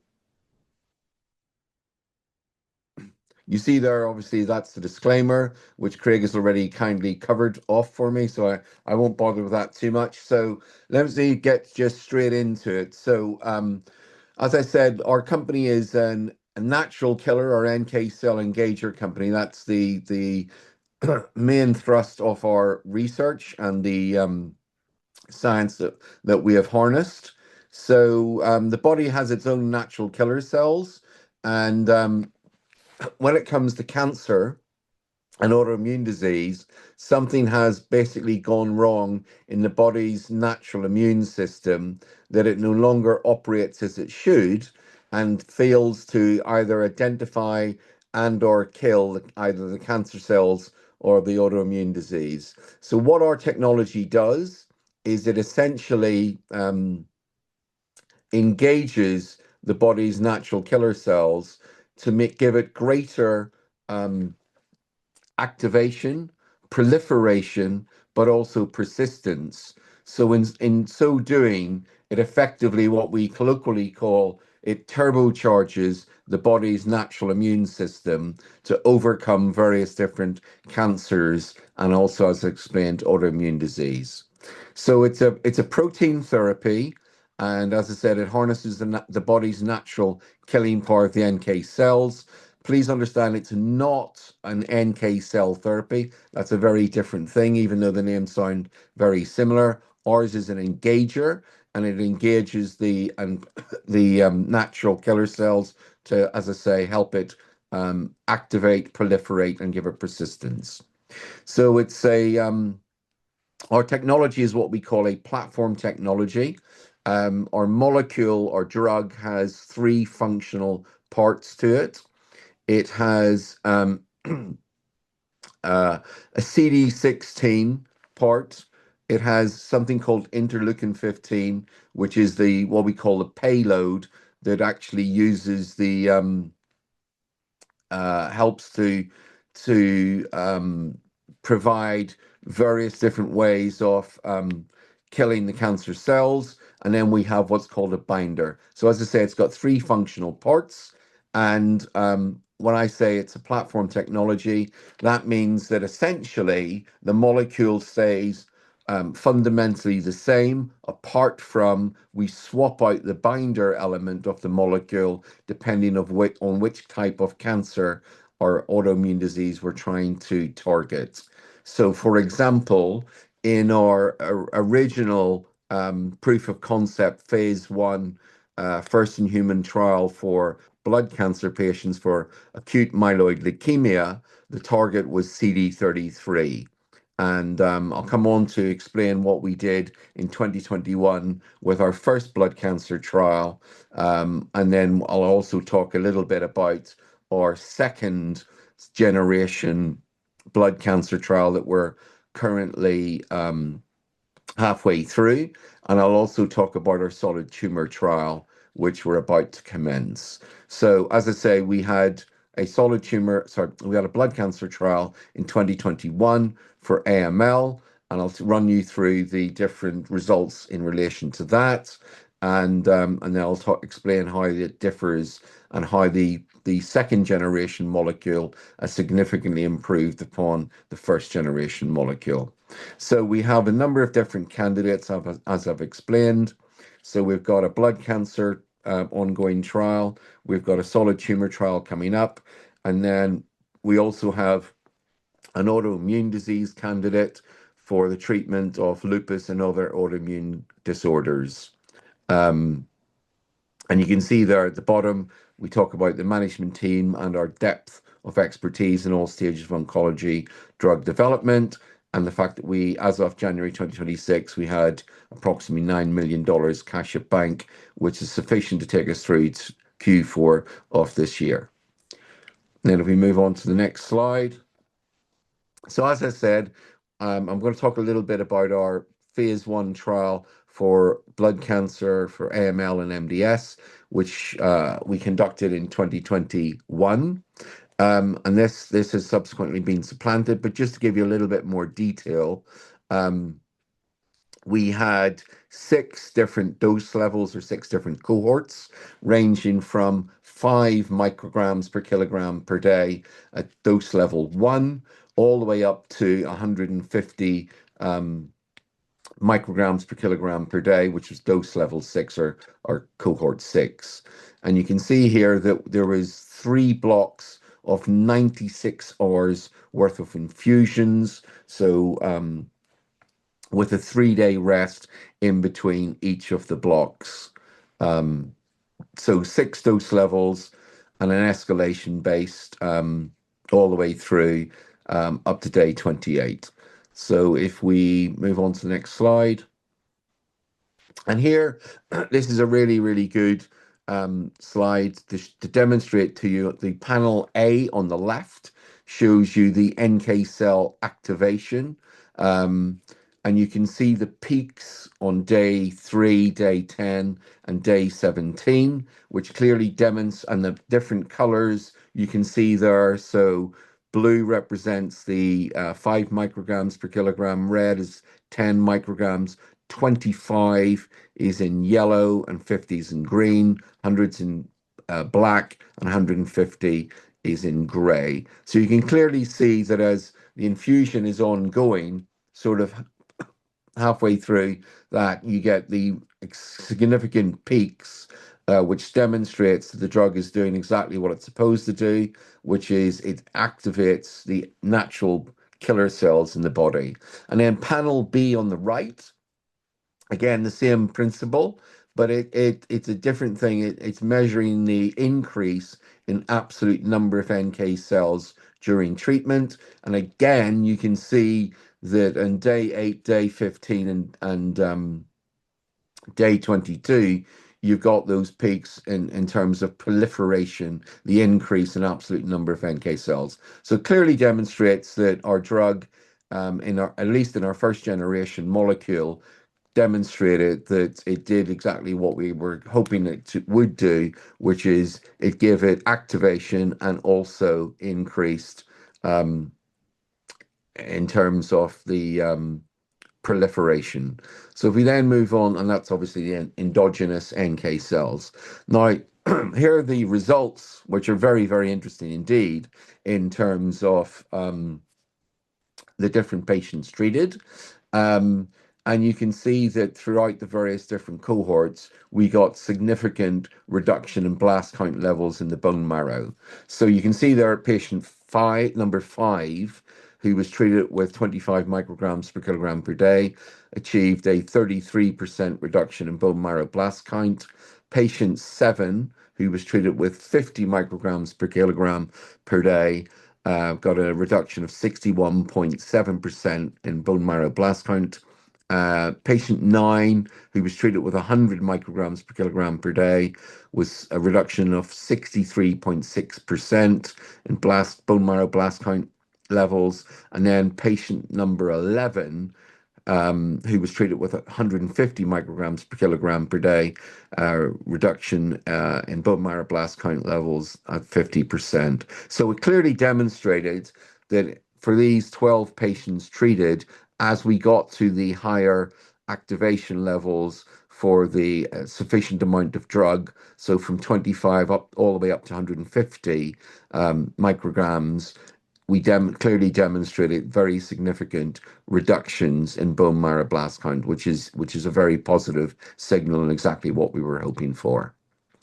And this, as I said, relates to what we now refer to as our first generation molecule, which was GTB 3550 for phase 1 trial in 2021.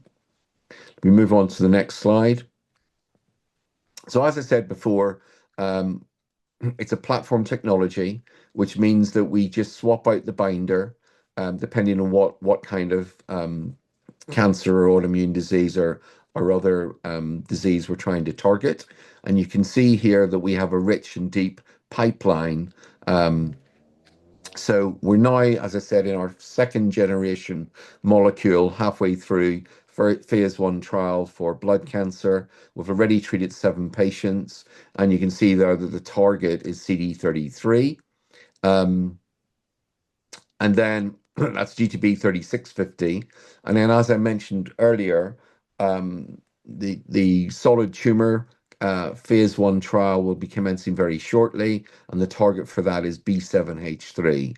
I would also highlight that pretty much 90% of all solid tumors highly express B7H3. We know that a lot of other oncology research companies have gone after B7H3 as a target, so it's a well-regarded, good target that ought to produce good results for solid tumors. So we're very, very excited about that.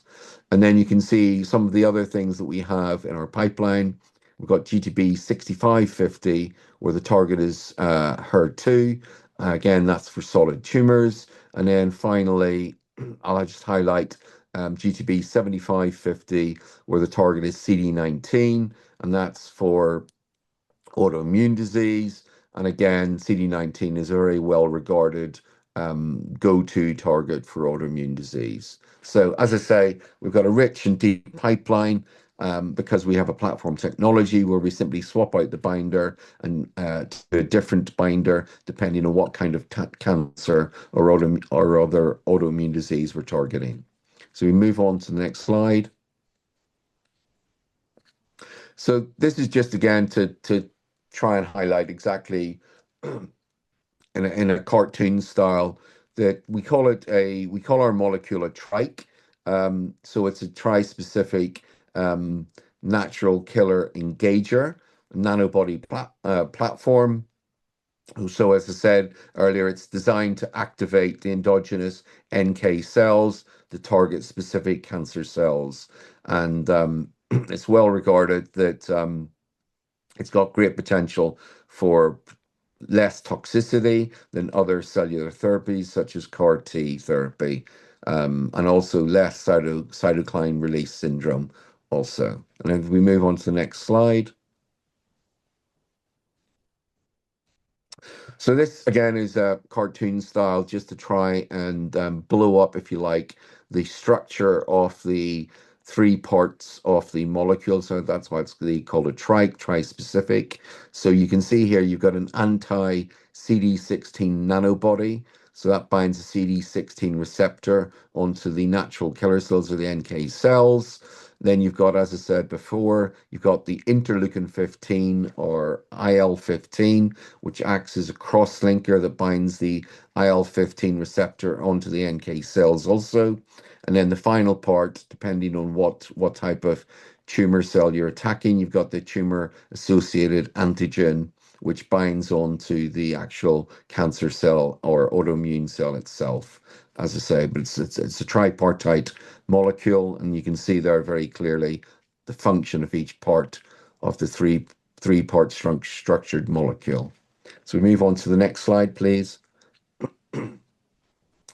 And this is just, again, to further emphasize the modular platform and just to highlight the different types of targets or binders that you would utilize depending on autoimmune disease or breast or different solid tumors and blood cancers. But just again to re-emphasize, B7H3 is for solid tumors, HER2 is for breast and gastric solid tumors, PDL1 is a pan tumor target, and we've even got a HIV target also. And I said earlier, there's a CD33 for blood cancer, so that, and also CD19 for autoimmune. Next slide. So this here you've got this is actually a microwell, and the green is the blood cancer, and the sort of blue is the trike itself. That's the killer. And you'll see that it will target each of the green blood cancers. They will turn red once they've been killed by our molecule in blue. There's the first one killed, then you can see the second one. And it's a serial killer, so it keeps targeting, seeking out the blood cancer until they've all been killed. So you'll see that in a moment it will attack the final green blood cancer. And as I said, our molecule is blue, and there you can see finally it's killed the third bit of blood cancer. So as I said earlier, the whole idea is that our molecule drives activation of the body's natural killer cells. So it's the immune system which we're trying to turbocharge, and it helps with activation, proliferation, and natural killer cell persistence. And each of those are obviously very, very important to ensure that you produce enough of the natural killer cells having activated them to overwhelm the cancer and kill it and give it sufficient persistence to keep killing the cancer until it is all eradicated, as you just saw in that video. And I think the video, as always, is much better at clearly explaining so that folks understand very easily how our drug works. And it's always much easier when you actually see it in action to see that it actually does work and kills all of the cancer. Next slide, please. So this is just talking about our first generation molecule, which has now been supplanted by our second generation. And I'll come on to explain in a moment how it differs. But again, it's just repeating some of the results that we achieved in our trial for blood cancer in 2021. So next slide. So I'm going to talk a little bit about our second generation molecules now, which are for blood cancer and solid tumors.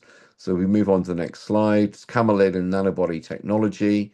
You can see here that so the IL-15 or interleukin-15 has got some of the characteristics from camelid characteristics of mammals, which come from the llamas, camels, and alpaca families. And I know it might sound at first to be a little bit strange, but if you think about it, llamas, camels, and alpacas exist in very, very harsh environments. So either in mountainous regions or deserts. And the result of that is that they have extremely robust immune systems. So that's why we've taken some of the characteristics from those to further boost and give our molecule better efficacy moving forward for second generation. So we move on to the next slide. So this is just to talk a little bit about our approach versus some of our competitors. As I said, our main differentiator is the IL-15 or interleukin-15. We found a way to fold it over into our molecule. But interleukin-15 is what we would traditionally refer to as the main part of our secret sauce in our molecule. And we found a way to deliver that IL-15 to have a very effective payload in terms of its interaction with the body's natural killer cells to give proliferation and persistence. Next slide, please. And here is a very, very good video showing on the extreme right, you've got an actual prostate cancer, which is in red, and on the extreme right, you can see it's been hit with our B7H3 molecule trike, and it turns black when it's all been killed. I don't know if we can show that one just one more time, just to further emphasize what happens with NK cells alone on the left, NK cells and just IL-15 in the middle, and then our molecule is on the extreme right, and that shows you that the other two don't really do anything to the prostate cancer until our trike molecule gets it, and as I say, shows it being all killed in black. So that, again, that just is to further emphasize that our molecule does work, because this is actually prostate cancer being killed in a microwell environment. Next slide, please. So I want to talk a little bit about autoimmune disease. The solid tumor market is estimated to be around about the $362 billion per annum worldwide, whereas the autoimmune disease market is somewhere in the region of $115 billion worldwide per annum. So both the markets, by any stretch, are vast markets with enormous commercial opportunity. As I've said earlier, we hope to be announcing the opening of our solid tumor basket trial very shortly, and that will cover all of the main cancers, solid tumor cancers. So that will be prostate cancer, breast cancer, ovarian cancer, head and neck cancer, lung cancer, bladder cancer, and pancreatic cancer. So 7 of the major cancers. I would also just highlight that prostate cancer affects 1 in 7 men worldwide at some point in their life, and breast cancer affects 1 in 12 women. So very, very prolific, and therefore very, very important that we do find some sort of a resolution for a more humane way to treat cancer in solid tumor and blood cancer form. So as I say, solid autoimmune disease. We move on to the next slide. Our candidate is 7550. I should also just highlight that our second generation molecule is estimated to be, from all of our preclinical work, somewhere between 10 and 40 times more potent than our first generation. But we're very excited also to have a resolution for autoimmune disease. We're hoping to start work with regard to manufacture of our autoimmune disease drug later in this year, early next year. And it's certainly everything we've seen preclinically is very exciting and very, very positive in terms of the potential. But I think the fact that it's, again, camelid and nanobody technology, it's very exciting that we'll get some sort of something that will be very helpful with regard to things like lupus and other types of autoimmune diseases. So if we move on to the next slide. So this is really just to set out who the main players are in our company. That's myself on the extreme left. Alan Urban is our CFO. Dr. Miller, I should highlight, and Dr. Martin Felices are the 2 main inventors of our science out of the University of Minnesota. It would be no exaggeration to say that Dr. Miller is without question one of the key opinion leaders worldwide in the NK cell engager space. He's been at this for 25 years. He speaks all over the world on the subject. He has 170 peer-reviewed articles, and he's a director of the Masonic Cancer Center out of the University of Minnesota. So Dr. Martin Felices is assistant professor there at the university. And again, he is very highly regarded in this space of NK engagers generally. And then we have to the right with Hilary Kramer, David Montgavin, and Charles Casamento, who are independent directors. So I think I'll leave it at that and then hand over to any questions that we may have. And thank you very much for that excellent presentation.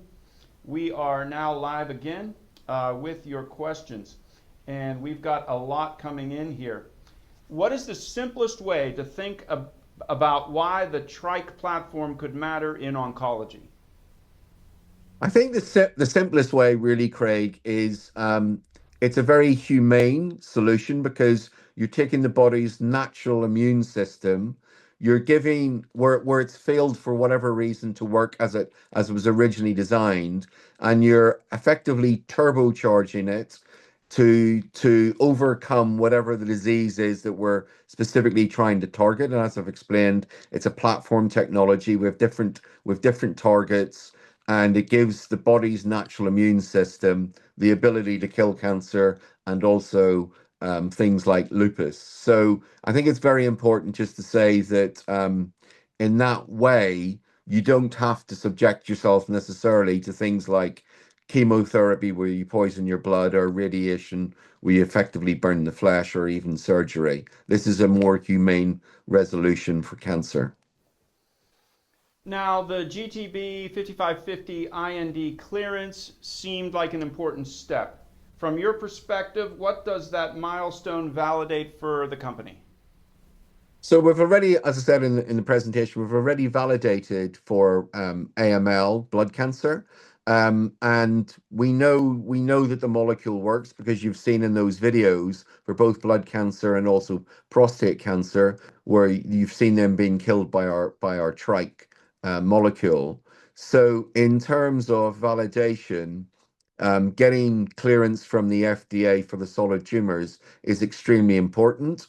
And we believe that we are going to, through this phase 1 trial, which is about to commence, demonstrate very clearly the same sorts of results that we have achieved with our first generation trial in 2021 for blood cancer.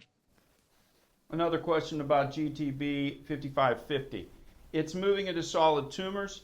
And how are you thinking about the size of the opportunity if early clinical data are supportive?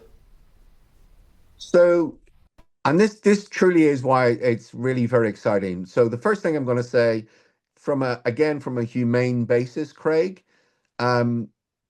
solid tumor cancers are very, very prolific. And as I said in the presentation, particularly things like breast cancer, which affects 1 in 12 women, and prostate cancer, which unfortunately affects 1 in 7 men. The market is vast. The estimate, as I said, is somewhere of the region of 362 billion worldwide annually. And I think that if we achieve a signal in just one of these solid tumor cancers in the trial, that will be completely transformative for our company. And given what we've achieved for blood cancers, we're very optimistic what we might achieve in the data for solid tumors. Michael, we've got 30 seconds for this last one. How should investors think about the progress of GTB 3650 and 3550 in terms of validating your broader platform? 30 seconds. I think we've already achieved that, to be honest, in terms of validation, because you saw the bone marrow blast count reductions for 3550. The second generation molecule is much more potent. It's got camelid technology and nanobody technology, which gives it better binding efficacy. So we're very, very optimistic with regard to what will be achieved in the second half of our blood cancer trial later this year. Perfect. Thank you very much, Michael. Great presentation. For more information about GT Biopharma, reach us at 1-800-REDCHIP or write us at gtbp@redchip.com. Michael Breen, thank you very much. Thank you, Craig. Always a pleasure. Next up, Lantern Pharma, ticker LTRN on the Nasdaq. Presenting today will be Panna Sharma, the CEO, President, and Director. Panna, are you there? Good afternoon, Craig. Hi, Panna. Great to see you again. How you doing? Wonderful, wonderful. How are you? Really good. Thank you. If you're going to present your presentation today, please go ahead and show it while I get through these preliminaries. This segment I'll pull it up. Thank you, Craig. Yeah. This segment may contain forward-looking statements within the meaning of the Private Securities Litigation Reform Act of 1995. All statements pertaining to future financial and/or operating results, along with other statements about the future expectations, beliefs, goals, plans, or prospects expressed by management, constitute forward-looking statements. Any statements that are not historical facts should also be considered forward-looking statements. Of course, forward-looking statements involve risks and uncertainties. Again, this is Lantern Pharma, ticker LTRN on the Nasdaq. If you have a question, please click the Q&A button at the bottom of your Zoom window and type your question into the text box. Panna, whenever you're ready. Great, thank you. Thank you, everyone, for joining me this afternoon to hear about the Lantern story. Lantern is an AI company developing cancer medicines. We have a number of therapies that are already in clinical trials that have been developed and built on the back of our AI platform. One of the things that's really important, and I want to touch on it today, hopefully you guys can see the screen. Can you guys see my screen? So let's talk a little bit about what we're doing as an AI company. We're an AI company focused on developing therapies, and we have 3 drugs in clinical trials, and all of our programs have been powered by AI.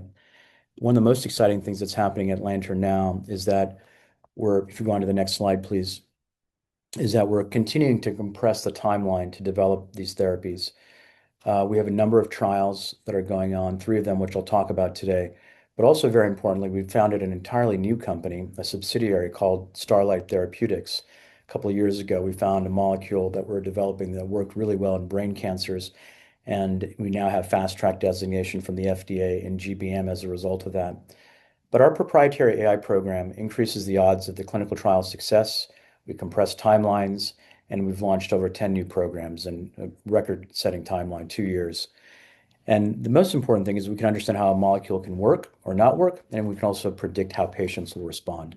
We've done it not only for ourselves, but we've actually done it for collaborators and other companies. Let's go on to the next slide.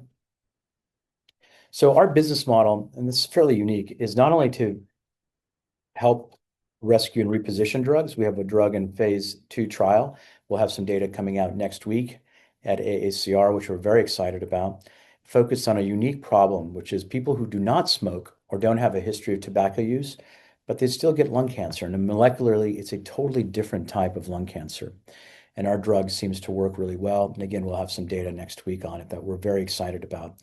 So far, in the first cohort of patients, we had a very good clinical benefit rate. 86% of the patients had a positive clinical benefit as a result of taking our drug. And we continue to see some very good benefit, including patients who actually have gotten a complete response in this trial. So we're very excited about that. And that, again, was repositioned and rescued from our AI platform. We're also using our AI platform to develop totally new drugs that have never been seen or developed before. In fact, today, we actually showed the platform to 25 top biotech investors in New York, where we actually over lunch used the platform to develop a totally new drug. But this is the platform now that we have a unique mechanism, and we developed this drug in a record amount of time. We actually manufactured it, and actually we also got another complete metabolic response in 284. And third, we've also used our platform to help other companies, and we actually own equity and patents with other companies, a number of collaborators. In fact, one of them is public, called Actuate. They had a really great response in pancreatic cancer and also in melanoma with their drug, and that was, again, validated through our platform. Next slide. In addition to our platform, one of the biggest growth drivers is that we have these very targeted precision molecules, LP300, which I mentioned, focused on never smokers, LP184, which is focused on a wide range of solid tumors, including in triple-negative breast cancer, non-small cell lung cancer, and now also in PTGR1 positive bladder cancer. That trial is actually being done in Denmark, paid for by the Danish Cancer Research Group, and it's an investigator-led trial. We also have another drug, LP284, that is in phase 1 for a number of really exciting indications, all of which we have orphan designation for. It's in mantle cell lymphoma, double-hit lymphomas, and adult soft tissue sarcoma. We just got a orphan designation earlier this year in Q1 for that indication. Unfortunately, adult soft tissue sarcoma is actually a growing disease globally. This is one of the very few drugs that works in that cancer. And again, these aren't just ideas. These are actually in trials where we're dosing patients. And again, all of these drugs have been built in the back of our platform. We also, as I mentioned, have a whole new company inside of Lantern called Starlight. And I'm very excited about that because that company has both fast track designation and GBM. And we just recently cleared our FDA IND, which are very, very exciting in pediatric brain tumors. So again, very exciting new company, all focused 100% on precision neuro-oncology, which is going to be a great area to be in for cancer companies going forward. And we have one of the few drugs that is a novel in that category. Next slide. These are companies that we are using our platform. Again, we have access to not only their drugs, but also the data, and that has helped validate our platform. Next slide. Let's talk a little bit about the platform. Our platform is an integrated experimental biology platform. And some of the key features is that this platform has been used not only by us, but it actually has saved tons of time. And time equals money in biotech. But more importantly, it helps us pinpoint what the mechanism of action is. And we've published on it, and we've got patents on this platform. And we've used it to design ADCs, understand potential binding sites, generate molecular signatures for patient stratification, and also understand specialized attributes of the molecule. And so this is radar. Now, one of the most exciting things about radar, if we go on to the next slide, please, is we're uniquely positioned kind of in the upper right-hand quadrant. Next slide. So parts of radar now we're making available to the public. So anyone can go to predictbbb.ai and actually get all these specialized attributes of their molecule. You just enter the SMILE string, and we can predict whether a molecule can cross the blood-brain barrier. We can convert the molecular structure into thousands of predictive features and really understand how the molecule can be best positioned as a potential medicine. And it does it not only for cancer drugs, but really any molecule. And all this is real time. It's not pulling from a database. It's actually calculating as a large quantitative model all the attributes of this molecule. And this is what we've been able to use. Next slide. We are now moving it well beyond just BBB permeability into structural analysis, drug likeness analysis, surface area profiling, topology analysis. So it's a multi-dimensional molecular intelligence tool. And again, it's not just internal. We actually have put this tool now out for anyone to use. So if your users want to go to predictbbb.ai, they can, and they can sign up and use this tool. And so we're really trying to use AI for good, not only for our clinical programs, but really for the broader community. Next slide, please. Today, we launched with Zeta. Again, we're taking all the power of our AI and making it available. And so people can go to also go to with Zeta. And Zeta addresses a fundamental challenge in rare cancer research where you can actually develop your own drug. You can look at rare cancers, and it's a multi-agentic tool. It's the first of its kind globally, and you can get insight in minutes. We featured this today at Nasdaq with a number of biotech investors. We're quite blown away about this tool. And we real time over an hour or two of lunch actually went deep into a BRAF cancer and actually designed a novel structure to go after these BRAF. Imagine this would have taken literally some of these guys in this room months to really create, and we did it in minutes. So it's a very powerful tool. We'll be launching it also at American Association of Cancer Research next week in San Diego, and we expect hundreds of people to try out this tool. And again, people can go and subscribe to it as well. Now, these are tools that aren't just theoretical. These are actual tools that we use to actually develop our own molecules. And these are molecules where we've dosed over 100 patients. And these are real big challenges in cancer because data is complex, it's scattered, it's tough to get really good predictions. And what we've done is we've simplified it by using the power of natural language and an agentic interface to really revolutionize rare cancer drug development.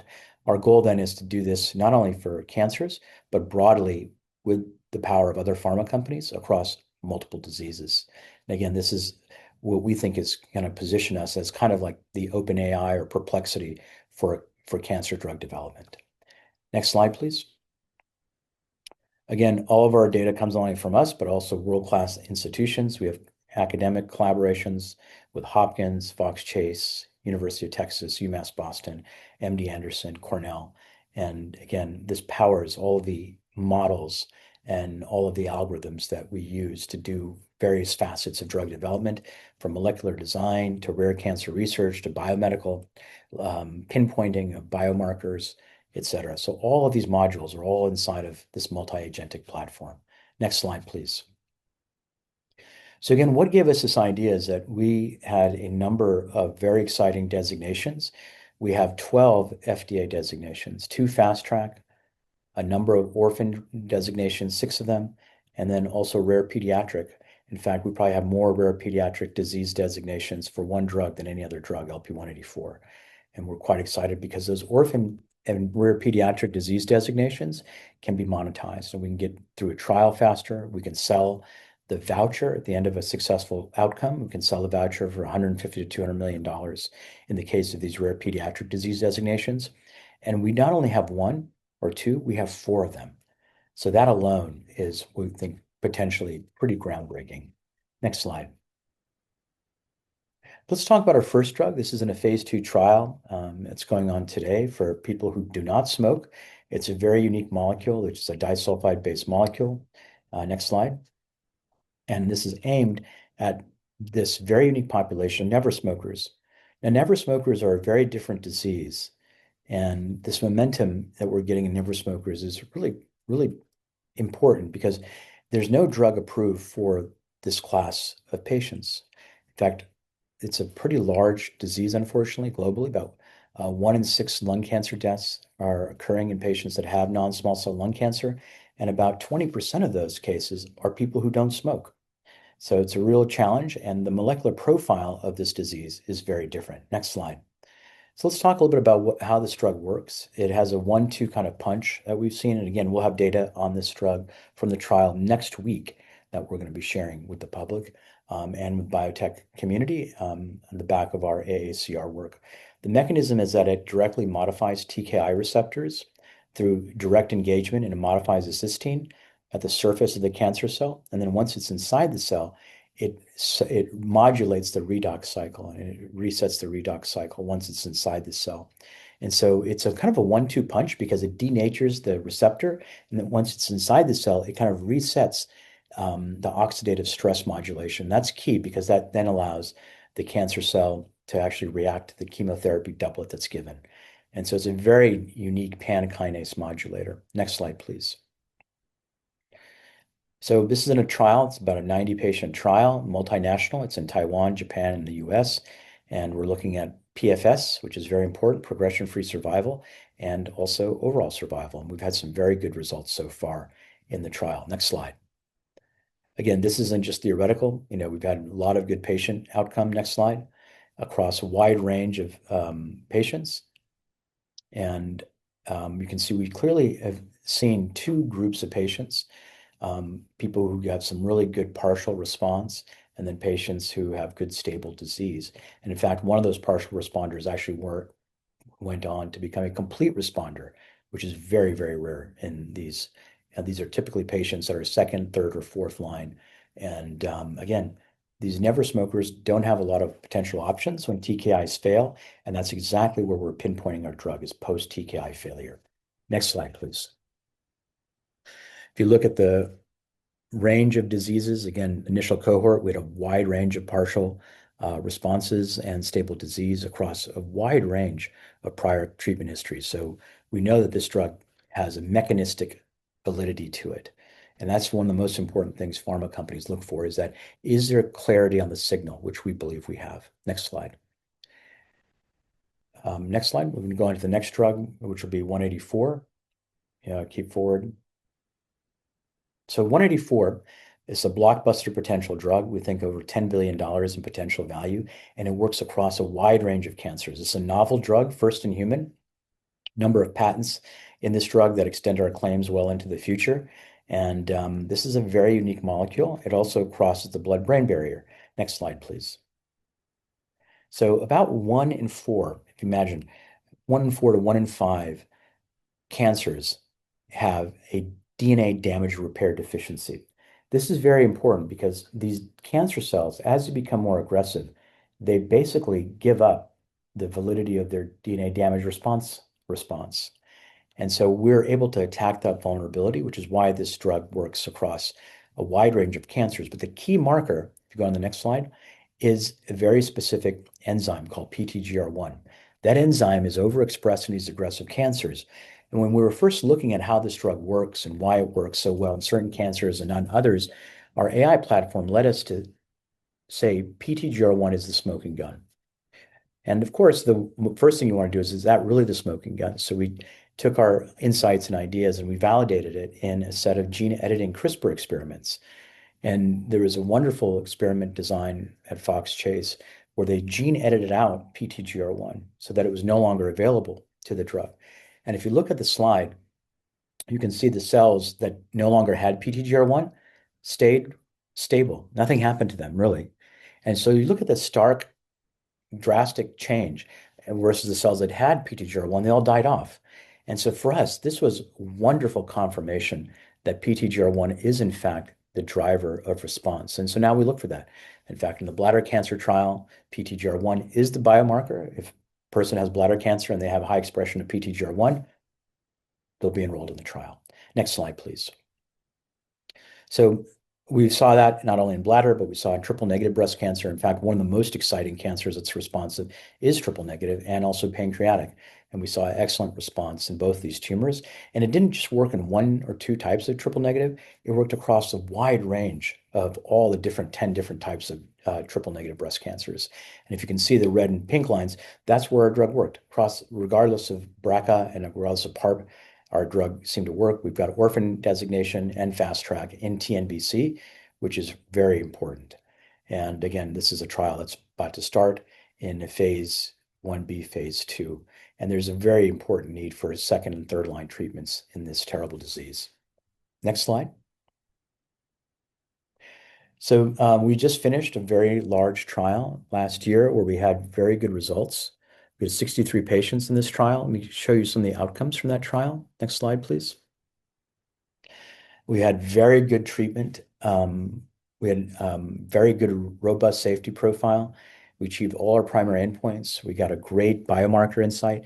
In fact, what the machine predicted, our AI platform, was that people who had certain DNA damage repair mutated cancers, mutations in CHEK2 or ATM or STK11, would be very responsive. And in fact, that's what we saw in the trial.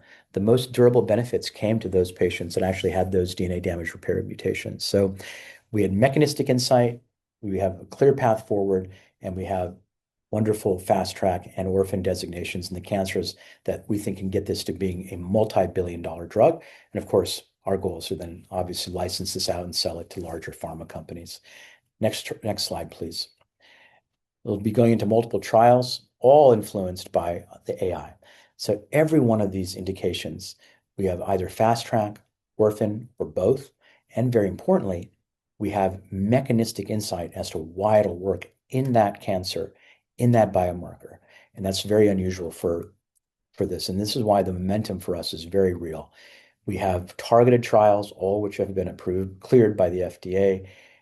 We've dosed patients. We have a very clear path on how to get this to fast track approvals, or more importantly, actually into the hands of larger pharma. Next slide, please. We're going to go on to 284, and then I'll take some time for questions. Let's go on to 284 slides. It's a lot of wonderful data slides, but let's keep, 284.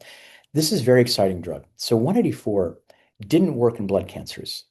And that got us thinking, well, could we use the same mechanism, the same scaffold? And we created a new drug. Went from an idea on a whiteboard to less than 2 years, a GMP manufactured trial in multiple B-cell cancers and also in adult soft tissue sarcoma. Next slide. So this drug works really well. And we got, obviously we have orphan designation both in mantle cell now and in high-grade B-cell lymphoma. And these are cancers that are not curable with the current standard of care. And the prognosis and outcome is very bad. In fact, the very first lymphoma patient that we had in this trial, let's move on to the next slide, had a wonderful response. Now, this is theoretical. So this is what we saw in the preclinical models, that we'd get this kind of massive translation from tumor growth to almost nothing. But of course, that's theoretical, right? And so when we saw this in the clinic, we go on to the next slide. It wasn't just, this is theoretical. What we saw in the clinic is that's exactly what happened. So we saw the very first patient, heavily pretreated patient, and we put the patient on it, and we got a complete metabolic response. We presented this last year at the Lymphoma Leukemia Myeloma Congress. And on the back of that, as we understood the mechanism, we actually got an orphan in soft tissue sarcoma because we're using a similar mechanism around CD19, CD20 positive B cells to attack and destroy those cells. And so this patient went from having all these lymph nodes swollen up and down their spine and their pelvis, and we got a complete metabolic response in that patient, which is just absolutely great to see that, to see the outcome in this patient, how we were able to change the person, but also that it validated what we saw in our AI and it validated what we saw in the lab, and now it's happening in patients. So again, these are, mechanistically validated drugs, which is one of the most exciting things and one of the most challenging things for biotechs to get to, which we have. Next slide. So we also think that this drug will be very, very synergistic with rituximab, which is a known approved drug. And so we're also looking at trials to do this in combination with rituximab. So very clear strategy of how to develop and progress this drug. And we're in early phase of discussions of this drug with other pharma and biotech companies. So that's very exciting for us. Next slide. We don't have time today, but one of the most important things is also to look at our CNS portfolio company called Starlight Therapeutics. Starlight Therapeutics, very similar, precision developed molecule focused on brain cancer, both adult and pediatric. We've received fast track and orphan designation. We've completed the enrollment in the phase 1A trial, and we're going to now launch into phase 1B and phase 2, and we have great collaborators. And so this is every shareholder in Lantern will own a piece of Starlight. So that's very, very exciting. And this is an insight that we developed from billions of data points using our AI platform. So I'm going to turn over to some questions for the remaining time that we have. So Craig, why don't we go ahead and go into Q&A, please? Thank you very much, Panna. A lot of companies talk about you can stop the sharing if you want. But yes. Absolutely. Yeah, great. Yep, there we go. Panna, we've got a lot of questions here for you already. A lot of companies talk about AI in drug development, but Lantern seems to have both a platform story and multiple clinical programs. How should investors think about where the real value is being created today? Well, I think the value is definitely going to be on both sides. I mean, I think we're uniquely positioned because we've got a dual engine strategy. Part of our company is making breakthrough molecules that can be licensed out, and the other part is creating AI platforms that we can monetize. So I think it's a unique position to have that. And so I think both sides are very real. And obviously AI in medicine is becoming one of the hottest categories right now. So we're well positioned both with novel molecules and with a platform that works and has been used to develop medicines, a validated platform. What do you think will be the clearest proof to investors over time that radar is more than just a compelling platform narrative? Well, we have drugs in trials and we have companies using it. And more importantly, you can go now to withzeta.ai or predictbbb.ai and actually use it. So it's more than a compelling narrative. It's actually, road tested and out there in use. Very few AI companies can go and say, hey, go to a URL and use the platform. We can say that today. So I think that's very, very unique. The recent with Zeta launch was interesting, because it looks like it expands Lantern's AI capabilities beyond just internal development work. Yes. Good. And he wants to know, how should investors think about that opportunity strategically? I mean, it's AI in medicine is becoming a very hot category. You saw Anthropic recently buy Coefficient, and you saw the deal with OpenAI, Novo Nordisk, and metabolic disorders and diseases. You saw the Eli Lilly and Silico partnership. We opened up the platform in rare cancers because no one else is doing it. Rare cancers are hard, they're complex, that's why they're rare, but it still kills 30% of the cancer patients. It's terrible diseases, hundreds of diseases. And so what we wanted to showcase is we wanted to say, look, we're good at developing medicines quickly, efficiently, and let's now open this platform up for anyone to use, to think like a Lantern scientist. And so with Zeta opens us up to potentially, I think, about a $15 to $20 billion market opportunity where pharma companies, biotech companies, cancer centers, individual researchers, they all have these wonderful ideas, but it's so hard to do in cancer. But now you have inside of a box, 24/7 available, the world's thousands and thousands of brains all at your doorstep. And this isn't just an encyclopedia. This is a real engine. It's a co-scientist, and that's never been anything like that before. And so I think this opens us up to monetize the platform in a massive space that's critically needed. And we're at the forefront of it, and we're launching it. And it's going to generate revenue tomorrow for us. I mean, so we've got a lot of subscribers, a lot of eyeballs on it. We're launching it next week at American Association of Cancer Research, and it's proven. The great thing about this platform is that we've used it, our collaborators have used it, and it's very difficult to replicate this kind of engine with nearly 500 billion data points and tons of models. So yeah, it's a massive opportunity, and we're hoping to exploit it. Perfect, Panna. We are right at the top of the hour. Thank you. Thank you, Craig. Thank you very much, Panna. This has been Lantern Pharma, LTRN on the Nasdaq. For more information, write us at ltrn@redchip.com. You can always call us, 1-800-REDCHIP. Panna, thank you very much. We'll see you next time. See you soon. Thank you. Bye-bye. Coming up next is Kintra Bio, ticker KYNB on the Nasdaq. Presenting today will be Thane Wettig, the CEO. Thane, are you there? I am, Craig. How are you? Great. Thank you very much for waiting. You're showing your presentation. That's great. Let me just get some formalities out of the way, and then you can dive right in. Read the safe harbor real quick here. This segment may contain forward-looking statements within the meaning of the Private Securities Litigation Reform Act of 1995. All statements pertaining to future financial and/or operating results, along with other statements about the future expectations, beliefs, goals, plans, or prospects expressed by management, constitute forward-looking statements. Any statements that are not historical facts should also be considered forward-looking statements. Of course, forward-looking statements involve risks and uncertainties. If you wish to write a question, you can click the bottom of your Zoom window. There is a button, Q&A, and then a text box will appear. Write your question there. We look forward to hearing from you. Thane, whenever you're ready, go right ahead. Yeah, good afternoon, everyone, and thanks, Craig, and to the RedChip team for the opportunity. For those of you not familiar with Kintra Bio, we rebranded from FibroGen earlier this year to reflect the culmination of a transformation to a company that's now focused on oncology and rare disease.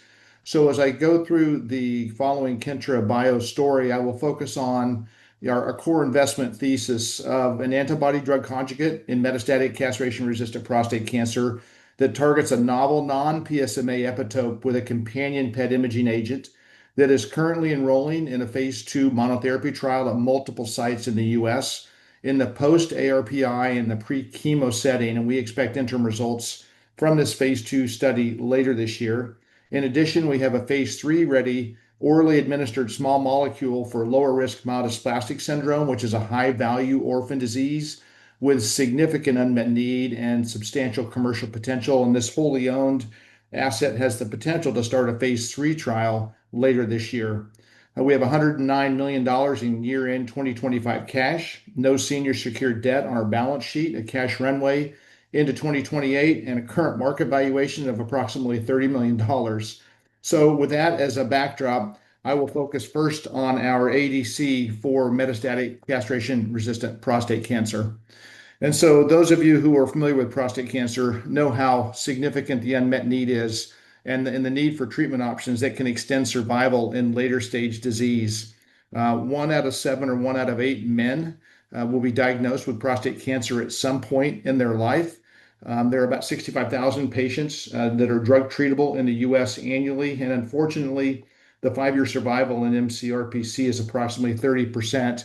And so there remains a substantial need for therapies that can extend survival in patients who are either ineligible for or who have progressed on ARPI therapy and or chemotherapy, and also an unmet need for novel MOAs that can treat patients who have progressed on the available treatment options, and in our case, the potential for non-PSMA approaches, as well as predictive tools that can help inform patient selection and also help inform the optimal combination and sequencing of therapies. So as we think about our phase 2 ADC for prostate cancer, a couple things that we're really focused on. One is the target, and the second is the program itself, the ADC along with the PET imaging agent. So in looking at the target, CD46 is a novel tumor selective target in solid tumors that negatively regulates the complement system and therefore helps tumors evade complement dependent cytotoxicity. It is a multifunctional protein. It's overexpressed in mCRPC. It's also overexpressed in colorectal cancer and other solid tumors, and it has limited expression in normal tissues. And this is a really important part of the target This target was discovered by Ben Liu at UCSF, and Dr. Liu, in essence, conducted an agnostic phage display set of experiments where he was really trying to identify targets or epitopes on the surface of cancer cells that were overexpressed there, but were not expressed to any significant magnitude in normal tissues. The only other place that CD46 is expressed to any degree is in placenta and in prostate epithelium. And so that's why he honed in on CD46 as a non-PSMA approach for prostate cancer as well as for other solid tumors. And so CD46 is overexpressed in mCRPC. It's upregulated as prostate cancer progresses from the localized castration sensitive phase to the castration resistant phase. And it's also further overexpressed following treatment with androgen receptor inhibitors. It's estimated that 50 to 70% of mCRPC patients have high expression of CD46. And that we also know, based upon gene experiments, that CD46 is expressed more homogeneously and at higher levels compared to PSMA. And so we know the target's active based upon results that I'll show you in a moment. And so targeting CD46, we believe, has both therapeutic and diagnostic potential. So FG3246 is the therapeutic, and so it has the targeting antibody, which is depicted here in the middle of the slide, YS5, which is a fully human, full-length IgG1 monoclonal antibody to tumor-selected the epitope of CD46. In addition to the YS5 antibody, that antibody is linked to an MMAE payload. MMAE payload is a potent antimicrotubule agent that is validated chemotherapy. In fact, it's approved in a number of other ADCs, most notably Padcev, which is the Astellas and Pfizer bladder cancer therapy, which generated about $2 billion in revenue in 2025. And again, it offers an androgen receptor agnostic and a non-PSMA approach. In addition to the ADC, we also have FG3180, which is a PET imaging agent, and it uses the same YS5 antibody against CD46, and it's delivered with a zirconium tracer, and it has demonstrated specific uptake in CD46 positive tumors. And so our development strategy is to combine both FG3246 therapeutic and the FG3180 imaging agent to achieve a clinically differentiated profile in a disease area like prostate cancer, which is highly competitive yet highly dissatisfied at the moment. I'm going to talk about two trials that have been conducted with the ADC. First, a phase 1 monotherapy trial, and then a combination trial that was recently disclosed at ASCO GU. The phase 1 monotherapy trial had the classic dose escalation and dose expansion design, 33 patients in the escalation cohort, with the aim of that escalation cohort to determine the MTD to take into the dose expansion phase. That MTD was determined to be 2.7 milligrams per kilogram. There were then 23 patients treated in the dose expansion phase of the phase 1 trial. The classic endpoints across both cohorts, again, in addition to safety, were the standard efficacy measures of PSA 50, ORR, duration of response, and RPFS as well. This was a heavily pretreated patient population, a median of 5 prior lines of therapy. Everyone had received prior systemic therapies, androgen deprivation therapy, as well as androgen receptor inhibitors. There were about 1 in 4 patients who had previously received taxane therapy, but those were only allowed in the castration-sensitive phase, so no patients had received taxane therapy in the castration-resistant phase. In terms of results, we were very encouraged with the 8.7 months of median RPFS across the 40 patients in the efficacy evaluable population. These were patients who were at 1.2 milligrams per kilogram and above. Again, 2.7 mg per kg was the expansion cohort dose. A PSA 50 decline of 36%, and ORR, 5 out of 25 patients, or 20% of patients demonstrated ORR, and the duration of response was 7.5 months. So again, we were highly encouraged by these results. When we take a look at these results relative to other programs in a similar stage of development, and again, while we can't make direct comparisons due to trial differences and study design and things of that nature, again, this gave us some encouraging signs that give us the conviction to take this ADC into the phase 2 portion of the program. There was a lot of excitement around JANX007, especially given their PSA 50 and PSA 90 results. and the T-cell engager approach.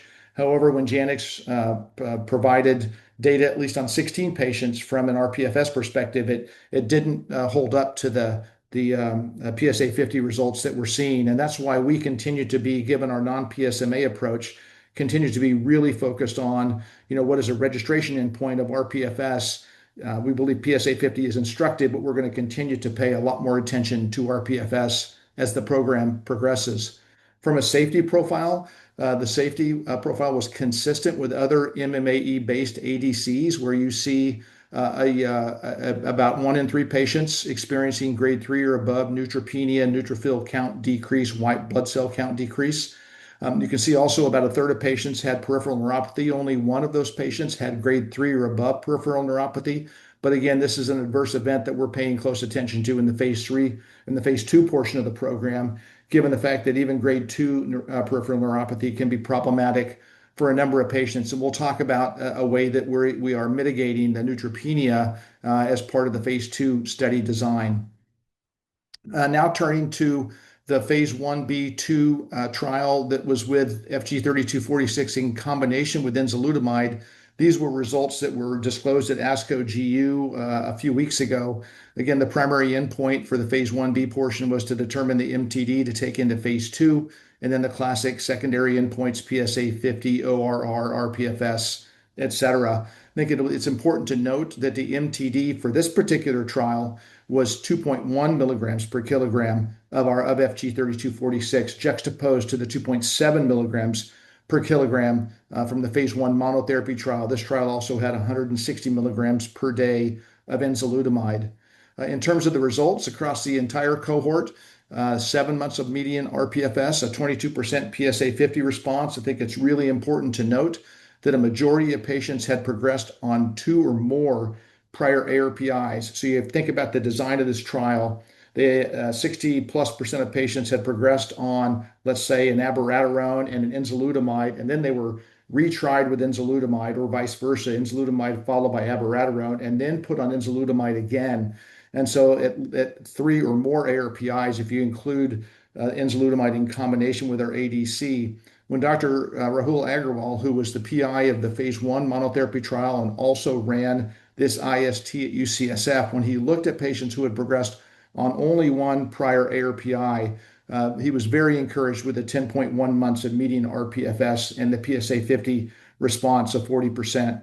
So again, encouraging anti-tumor activity in patients with mCRPC, consistent with the phase 1 monotherapy trial. And when we think about how this compares to other similar stage trials, when we think about the 8.7 months of rPFS seen in the monotherapy trial and the 10.1 months in patients who have progressed on only 1 prior ARPI in the combination with enzalutamide trial, we again think it compares very favorably. And the benchmark that we have set for the phase 2 monotherapy trial is the 9.3 months of rPFS that Pluvicto demonstrated in the post-1 ARPI pre-chemo setting that led to the recent indication in that same setting for Pluvicto. So again, we think that we need to achieve about a 10-month rPFS in the phase 2 study to have a high degree of conviction to take it into the phase 3 portion of the program.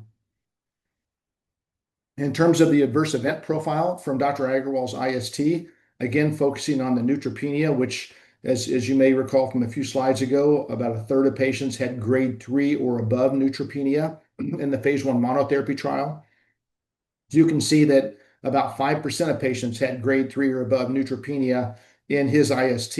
And the reason is because Dr. Aggarwal utilized prophylactic G-CSF to mitigate the neutropenia, the grade 3 and above neutropenia that was so common in the phase 1 monotherapy trial, and in fact led to a number of patients having to be dose interrupted or downward titrated in that phase 1 monotherapy trial. And so this is an important design element that we've taken forward into the phase 2 monotherapy trial. The last point from this particular IST, and something that we were really encouraged by, is that the higher tumor uptake of FG-3180 was associated with PSA 50 response, which underscores the potential for FG-3180 as a companion PET biomarker for patient selection. On the right-hand side of the slide is an example of a PET image from the IST that was captured after treatment with FG-3180. So a patient would have entered the trial, they would have given FG-3180, they would have come back 6 days later for the PET scan and then immediately started into the IST.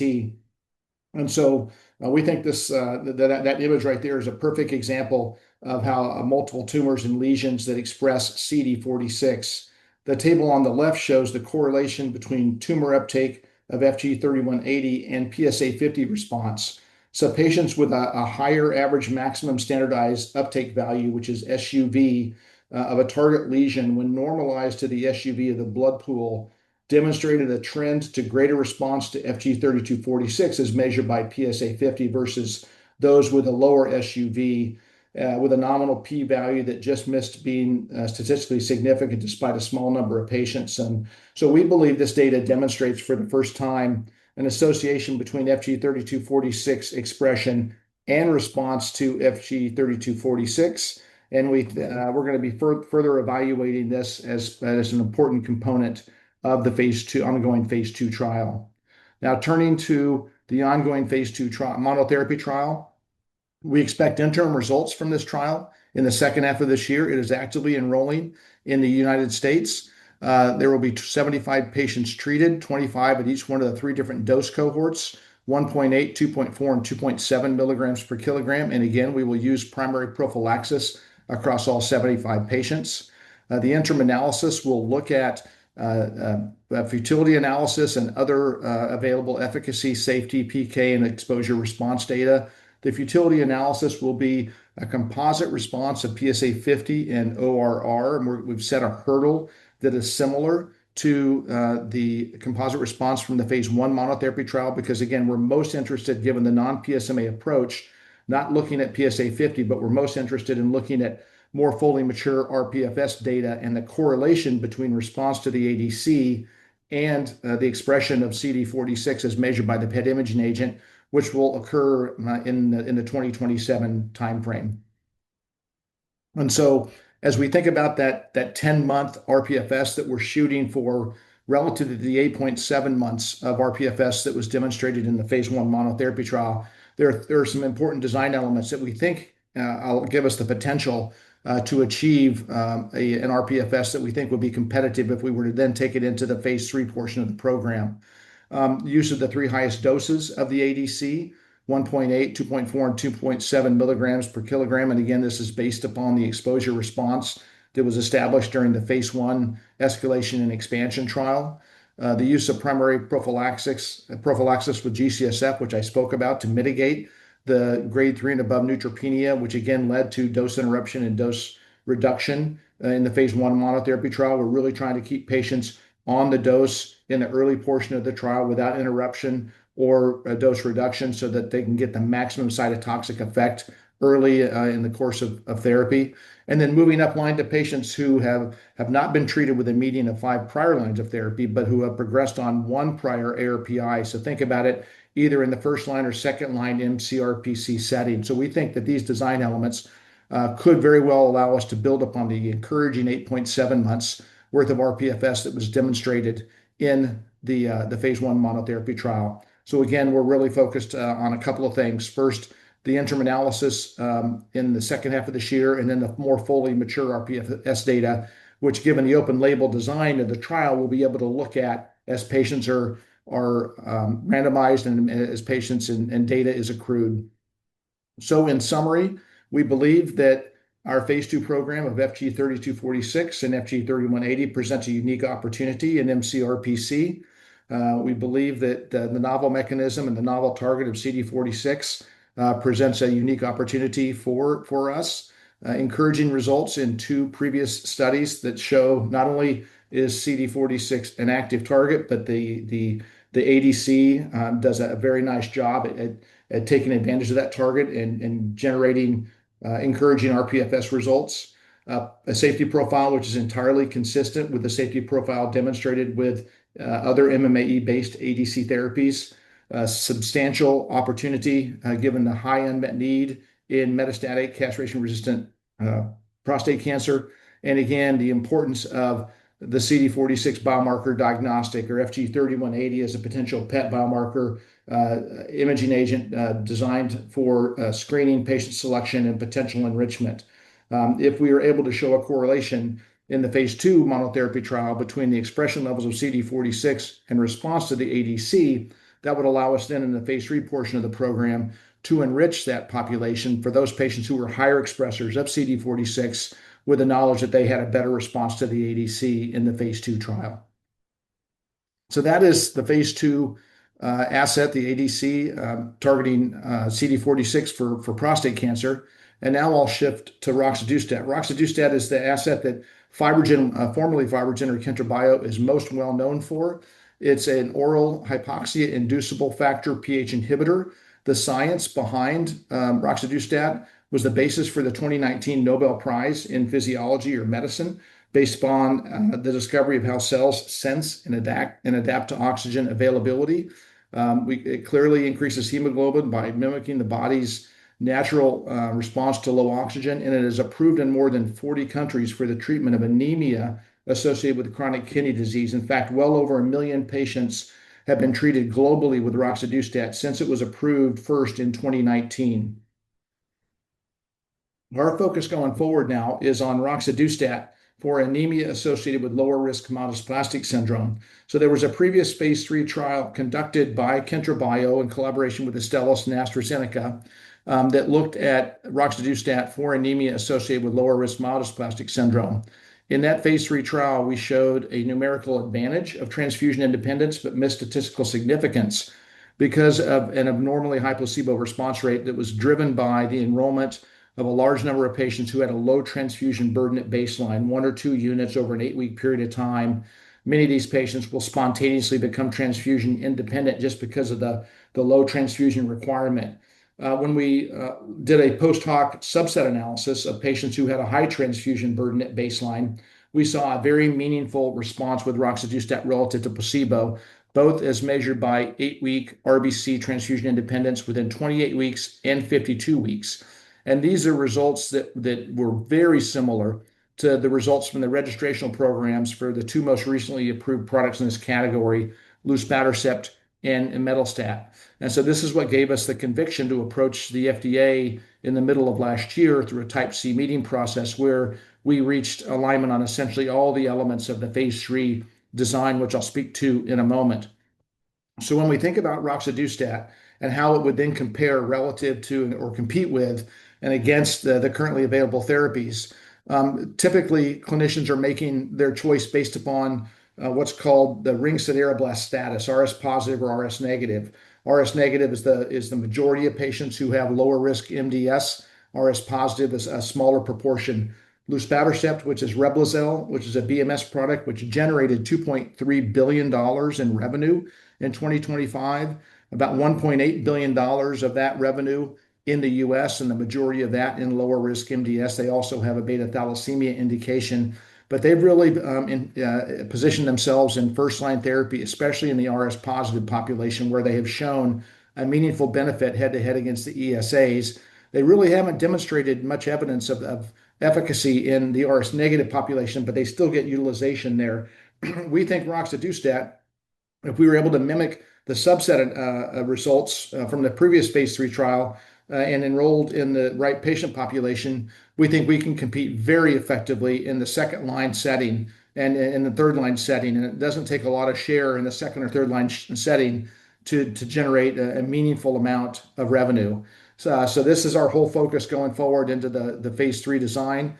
Again, we've reached alignment with the FDA on the patient population, patients requiring 4 or more RBC units in 2 consecutive 8-week periods, who are refractory to, intolerant to, or ineligible for prior ESAs.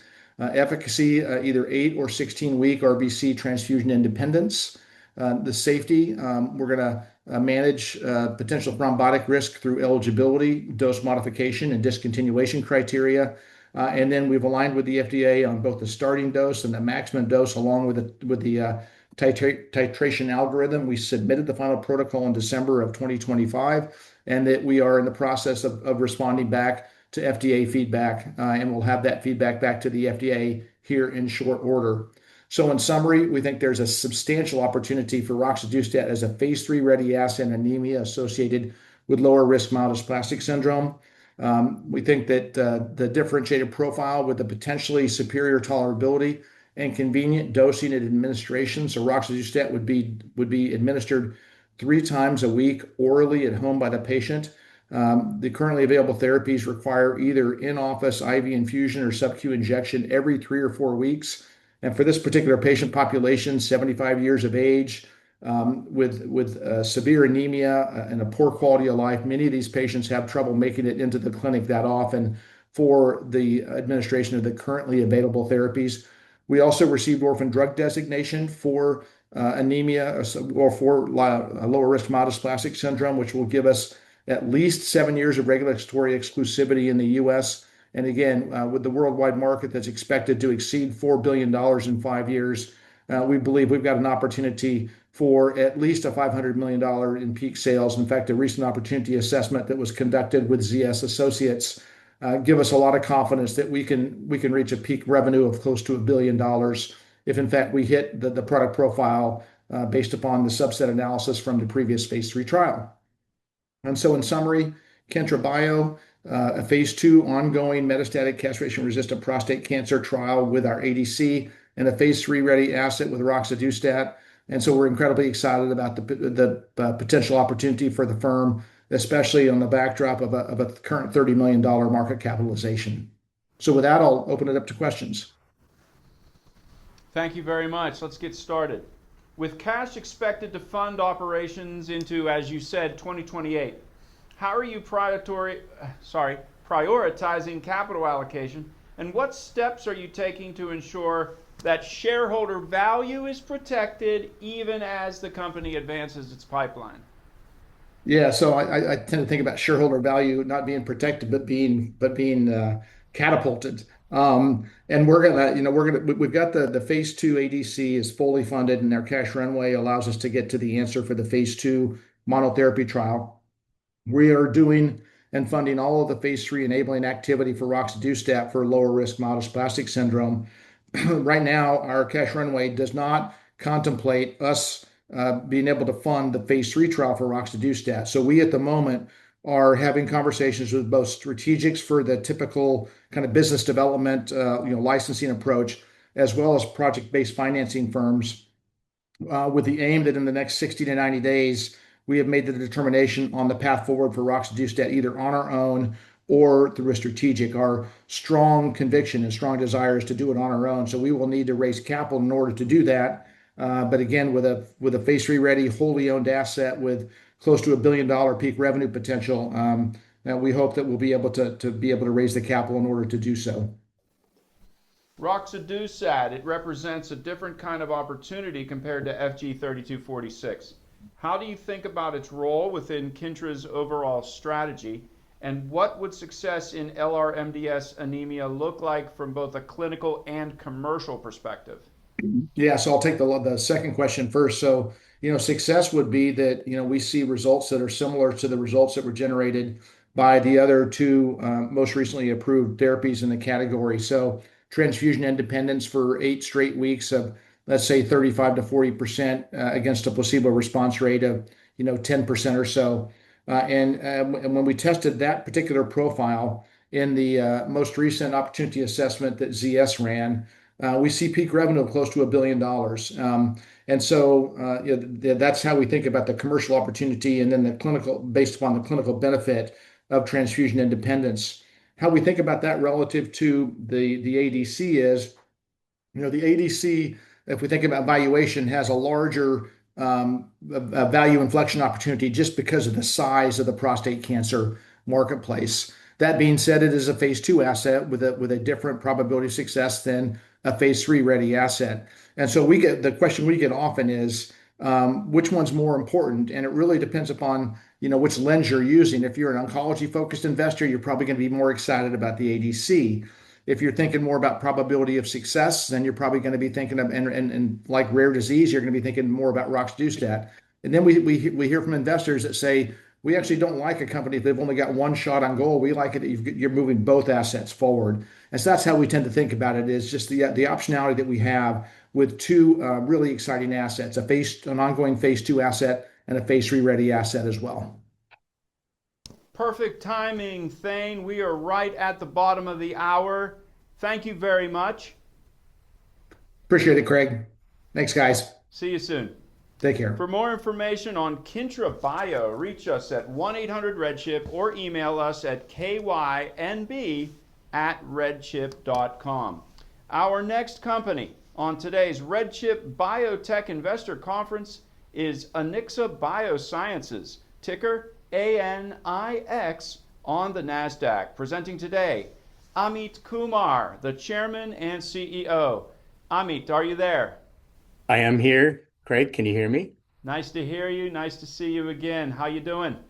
Doing well, doing well. Great. Let me clear away some formalities and let you jump right in. First of all, to our audience, if you wish to ask a question today, use the Q&A button at the bottom of your Zoom window. Click it, and a text box will appear. You can then submit your question. I'll do the safe harbor statement. This segment may contain forward-looking statements within the meaning of the Private Securities Litigation Reform Act of 1995. All statements pertaining to future financial and/or operating results, along with other statements about the future expectations, beliefs, goals, plans, or prospects expressed by management, constitute forward-looking statements. Any statements that are not historical facts should also be considered forward-looking statements. Of course, forward-looking statements involve risks and uncertainties. Amit, go right ahead. Thank you, Craig. Are you able to see my screen? Yes, I see your presentation right now. Yes. Okay, very good. Thank you very much for that introduction, and thank you for having us. Let me begin by just providing a short snapshot of the company at a very high level. First of all, this company was originally founded in the 1980s, and it was an electronics company that went through the decades, failing in virtually all of the businesses it attempted. In 2017, I took over as CEO of the company and repositioned it as a biotech company. We cleaned it up, brought it back on Nasdaq, invested some money in it, myself personally and some insiders. And now that we've repositioned it as a biotech company, we have strong clinical data on 2 of our assets and a series of other assets in the pipeline. We use a lot of strong, big partnerships to not only conduct our research and development, but also our clinical trials, as well as partnerships to provide funding for our programs. That enables us to address very large markets, but burn very small amounts of cash, very modest amounts of cash. We have a strong balance sheet with over 2 years of cash, a very clean capital table. We have no preferred stock, no outstanding warrants, only common stock. We have about 33 million shares of common stock. And here's a little bit about our strategy. We don't build big infrastructure for R&D, manufacturing, and other things. We work with partners, which enables us to work with some of the best scientists at some of the best institutions in the world, like the Cleveland Clinic, the Moffitt Cancer Center. We have funding for some of our programs from the National Cancer Institute and the U.S. Department of Defense. That enables us to burn very modest amounts of cash. In fact, since I took over in 2017, we've only burned about $5 to $7 million of cash a year. And in fact, the last 12 months, we burned $7 million of cash. And we anticipate that level of burn will continue with some modest adjustments. And as I noted, we have no debt, no warrants, no preferred stock, 33 million shares of common stock. This is what our pipeline looks like. We have a number of products in preclinical development, which are down at the bottom of this page. The 2 products I will focus on today are the products that are in clinical development. The first one is a CAR T therapeutic, which is a new type of immunotherapy that I'll discuss in a moment. It is in phase 1 clinical trials at the Moffitt Cancer Center, treating terminally ill ovarian cancer patients, and we've demonstrated significant improvements in their life expectancy and overall survival. The second program I'll discuss is a breast cancer vaccine that is in clinical trials at the Cleveland Clinic. That clinical trial has been funded by the U.S. Department of Defense. We've actually just completed phase 1, and we're in preparation to begin phase 2 studies. And this is a vaccine that's designed not only to treat breast cancer, but also prevent breast cancer, prevent cancer recurrence, as well as prevent breast cancer in women who've never had breast cancer. So let me begin with the CAR-T program. Some of you may be very familiar with CAR-T, but it's basically a new type of immunotherapy that involves removing white blood cells, specifically T cells, from the individual patient that is suffering from the cancer, taking those T cells, genetically engineering them in a laboratory to become better cancer fighters, and then reinfusing them back into the patient. It's a complex process and it takes some time, but it created a huge amount of excitement a few years ago with certain leukemia and lymphoma indications where where terminally ill patients responded well, and in many cases, the patients were curatively treated, meaning they had no evidence of disease after the treatment. It was a one-time treatment and dramatic impact. Created a huge amount of excitement. Unfortunately, over the years, none of the different CAR-T approaches that have been attempted to treat solid tumors have succeeded. All of them have failed in clinical trials. But we've taken those learnings and utilized that knowledge to design a CAR-T that we feel will be successful in a solid tumor indication, the first one of which is ovarian cancer. The key attributes of our technology are threefold. One is that we have a unique target that we've identified that it only exists on the organ that you want to destroy. So that enables us to use higher concentrations and have fewer side effects. Secondly, we believe that due to circumstances regarding this target, that we're having an anti-angiogenesis effect on the tumor, on the solid tumor. And thirdly, we deliver intraperitoneally, and that's important for certain types of cancers like ovarian cancer, which I'll explain in a minute. This is a busy slide, but stay with me if you can. The right-hand side is a cartoon of the CAR-T programs that I've discussed a moment ago that were successful in the leukemia and lymphoma indications. In that case, you create an antibody fragment on the T cell. That antibody fragment is depicted by that orange crown. And that antibody fragment acts kind of like a homing missile that drags the T cell to the cell that you want to destroy. In this case, it's a immune system cell called the B cell. And the B cell has a protein on it called CD19 that antibody fragment is designed to attack. Unfortunately, in all other CAR-T approaches targeting solid tumors, no one has been able to find a target on the tumor cells that you want to destroy that is unique. All those targets that people have tried also exist on healthy cells. Until now, we have identified a target, it's called the follicle stimulating hormone receptor, FSHR, that only exists on the ovaries in women and testes in men. Since this is for treatment of ovarian cancer, we don't have to worry about the presence on testes. So the FSHR protein only exists on the ovaries, only on the tumor cells that you want to destroy, on the cells that you want to destroy in the organ system that you're attacking. In addition, because it's an endocrine receptor, it has a cognate ligand, which has developed over millions and millions of years of evolution to become a very powerful homing missile, so to speak, in our context. So we don't have to create a man-made antibody fragment. We utilize this natural fragment and benefit from the millions of years of evolution. So our T cells are engineered with this follicle stimulating hormone, which is the cognate ligand that drives the T cell to the ovaries and destroys them. The second advantage of our technology or attribute of our technology.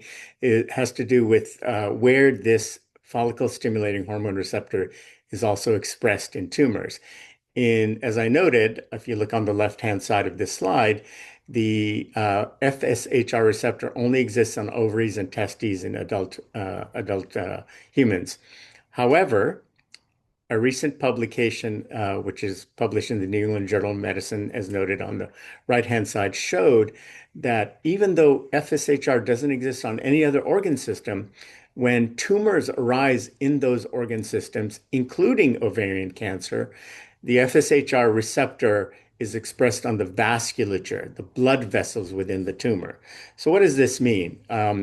Looking at the cartoon on the left, when a tumor starts to grow, a solid tumor starts to grow, it induces a process called angiogenesis, which is the production of blood vessels within the tumor, enabling oxygen to be brought in and nutrients to be brought in and waste and CO2 to be removed.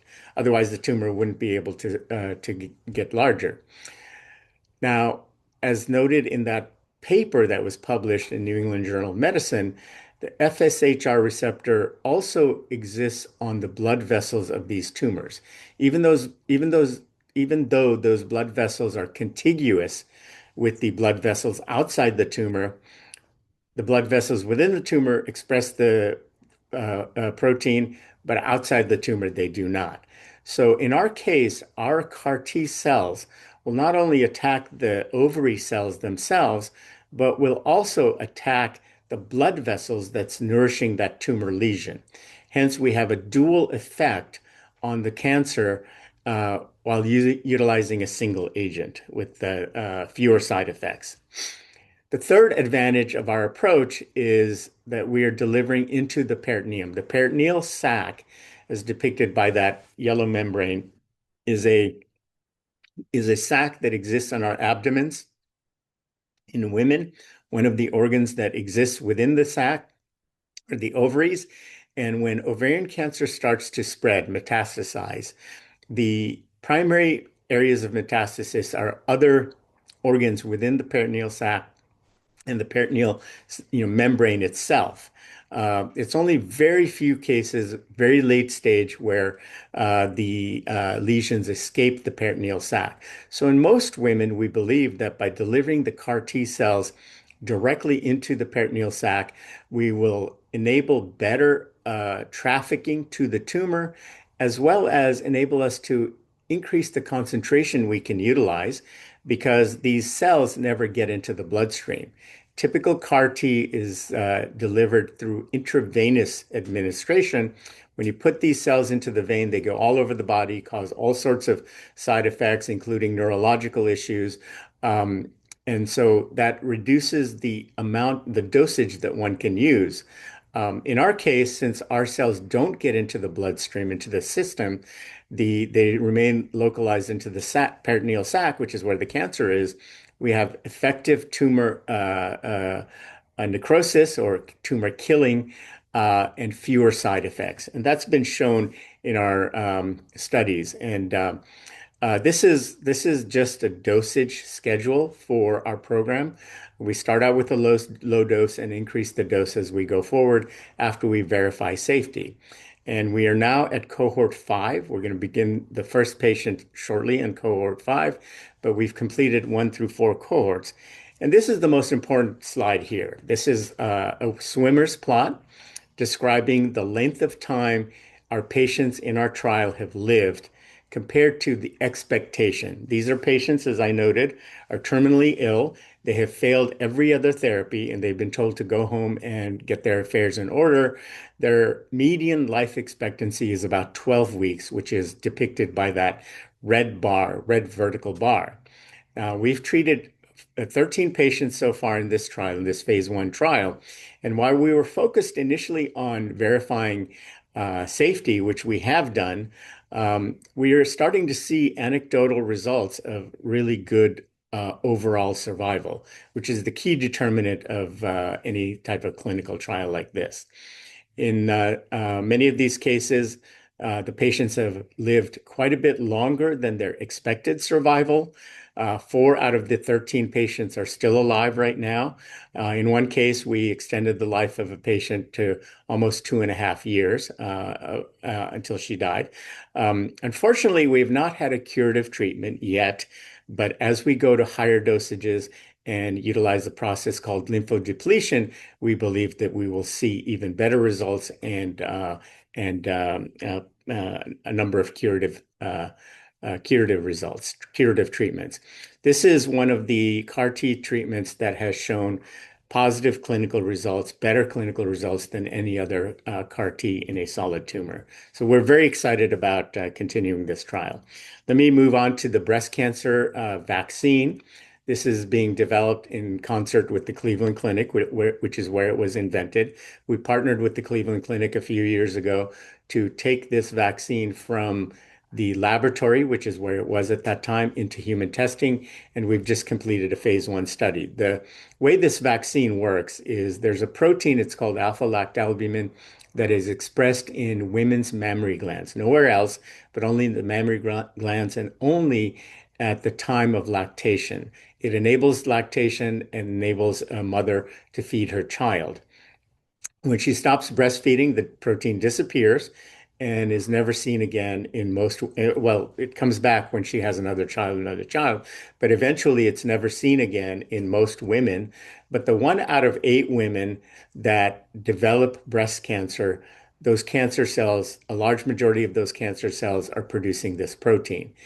Now, we're focused on triple-negative breast cancer, which is the most lethal type, but we believe that this vaccine will work on other types of breast cancer as well that are producing that protein.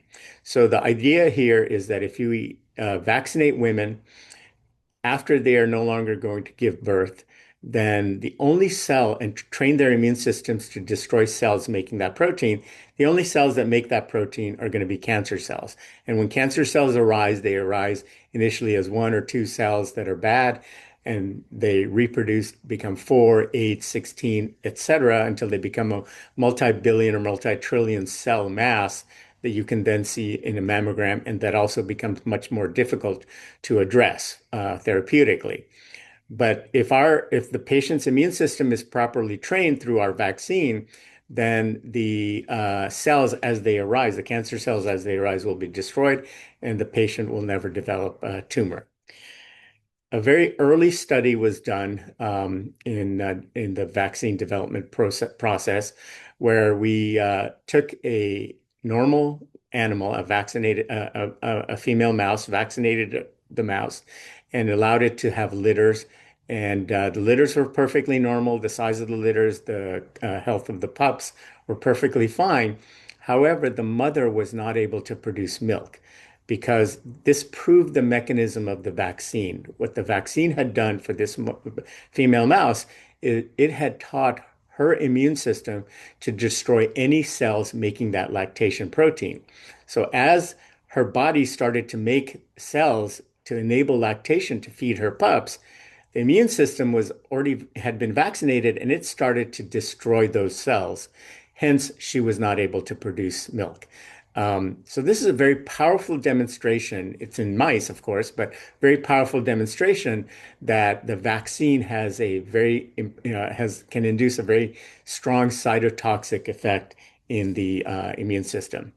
An additional study was done on, again, an animal study looking on the left-hand side of this slide. We took genetically engineered mice that would spontaneously develop breast cancer. Half of these mice were given the vaccine, the other half were given a control, and we found that 100% of the vaccinated mice remained cancer-free until their death or until euthanasia, whereas all of the mice that were given the control developed breast cancer, as you would expect, because they had been genetically engineered to do that. So all of these studies have been published, and these are some of the studies that induced the U.S. Department of Defense to fund the phase 1 clinical trial, which we completed and just recently completed. We tested this vaccine in 3 groups of women. First group were women who have gone through triple negative breast cancer treatment, including their surgeries, and they're worried about a recurrence. The second group of women, cohort 1B, were women who never had cancer, but they carry the mutations that predispose them to developing breast cancer. And many of these women are having prophylactic mastectomies. They're having their breasts surgically removed, even though they're healthy at the time. A few years ago, Angelina Jolie was famous for doing this and going public with her journey. So in this case, we vaccinated these women. They had their surgeries, and now we're analyzing their tissue to see if there are microfoci, microtumors within that tissue. This third group of women are women who have gone through their treatment, surgery and treatment, but suffer from residual disease, residual disease, which cannot be removed through surgery. These women typically get additional therapy, most likely in this day and age. They get a drug called Keytruda, which has some impact, but it's not perfect. We felt that combining our vaccine with Keytruda would enable a synergistic response in these women. And so in phase 1, we wanted to test whether combining the vaccine with Keytruda was even possible, because Keytruda does have side effects, and adding a second agent could increase those side effects to the level where they're no longer tolerable for the patient. And I'm happy to report that our vaccine in combination with Keytruda did not increase the side effect profile. So this is also another busy slide, but I'll highlight the key findings of the phase 1 study. First of all, the vaccine was safe. The only side effects that most people had were irritation at the sites of injection. We saw good immune response in 3/4 of the women. The immune response data is on the right-hand side. Each of those groups of bars is an individual patient. We ran 35 patients in this trial, and 3/4 of these patients had a very robust immune response. The others had a more modest immune response. So we achieved all of our primary goals and all of our goals, now enabling us to move forward to a phase 2 trial, which will be done in the neoadjuvant setting, which means before surgery. When a woman is diagnosed with breast cancer, she is headed towards surgery, but she often gets therapy for a period of time to try and reduce the tumor burden, as well as reduce the chance of recurrence successive to her completion of her treatment. And one of the therapies that they typically get is Keytruda again. And so we wanted to see if we could treat half these women just with Keytruda, which is the standard of care, and the other half with combination of Keytruda and vaccine, which, as I noted in the phase 1 study, was shown to be tolerable. And in this case, we expect and hope that the women that are treated with the combination of Keytruda and the vaccine will do better than the women that are getting standard of care. The market opportunities are massive. We anticipate this vaccine will come to market in stages. Initially, it'll be for treatment in the neoadjuvant and the adjuvant setting, the pre-surgery and the post-surgical settings. And then we want to be able to provide this for women who are worried about recurrence. 3.8 million women are breast cancer survivors, and they worry every day that they'll have a recurrence. And so we want to be able to prevent those recurrences with the vaccine. And then ultimately, we want to be able to provide this as a prophylactic vaccine that enables us to vaccinate any woman that's worried about breast cancer, hundreds of millions of women, billions of women, to prevent breast cancer. And we believe that we believe that we can potentially eliminate breast cancer as a disease, or at least a major number of breast cancers, just similar to what we have done in the infectious disease world with vaccines like polio and smallpox and others. So this is potentially a game-changing technology that could eliminate one particular type of very common cancer. And we think that this will enable additional developments that could eliminate other types of cancer and do for the cancer world what vaccines have done for infectious diseases. We have other programs in the pipeline, which I won't discuss due to the time and scope of this presentation, but please feel free, anyone, to contact me if you want to talk about any of these other programs.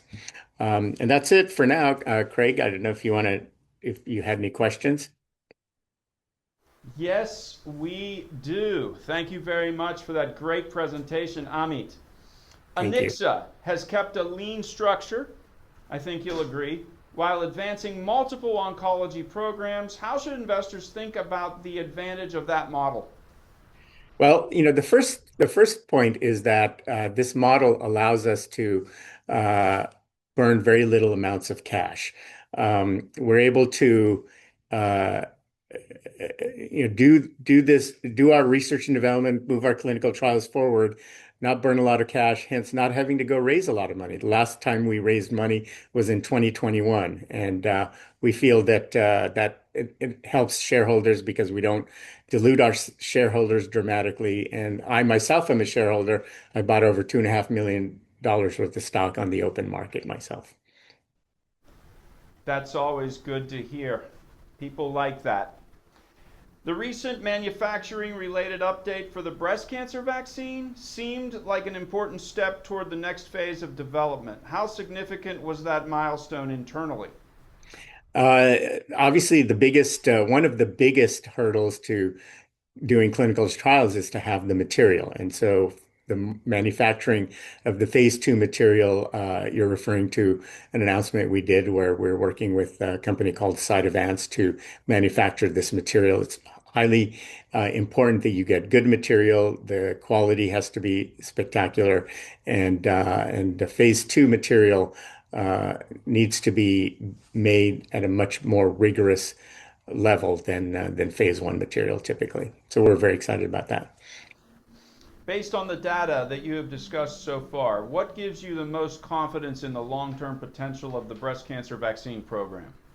Well, the first thing is that we saw no side effects, barely any side effects, irritation at the injection sites.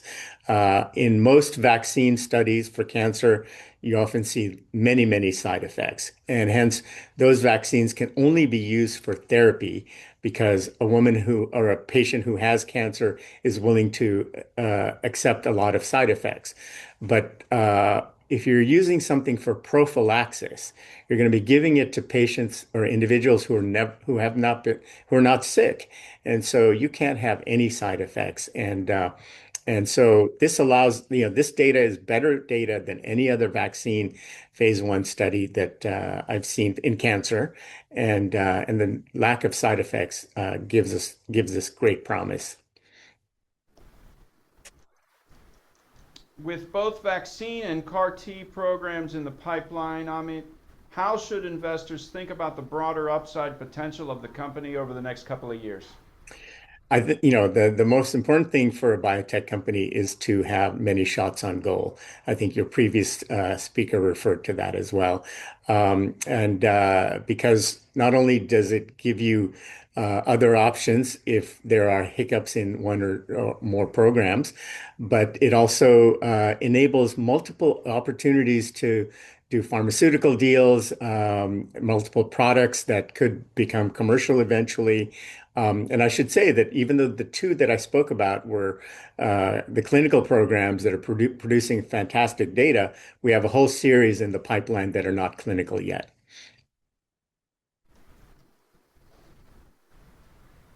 And final question for today, Amit. On the ovarian cancer CAR T side, what do you think has been the most important progress that investors should be paying attention to?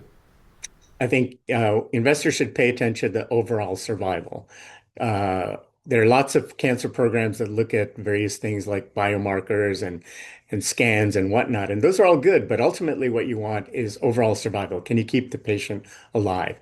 And we've demonstrated that on the small number of patients that we've treated so far. So it's not a large population, but we're showing significant overall survival. And so as we go forward, we will be providing updates on additional patients that we'll be treating. And so investors who are interested, just keep tracking overall survival for these patients. Perfect, Amit. That takes us right up to the top of the hour. Thank you very much. Thank you, Craig, for having us. Our pleasure. For more information on Anixa Biosciences, reach us at 1-800-REDCHIP or email us at anix@redchip.com. Thanks again, Amit. Thank you.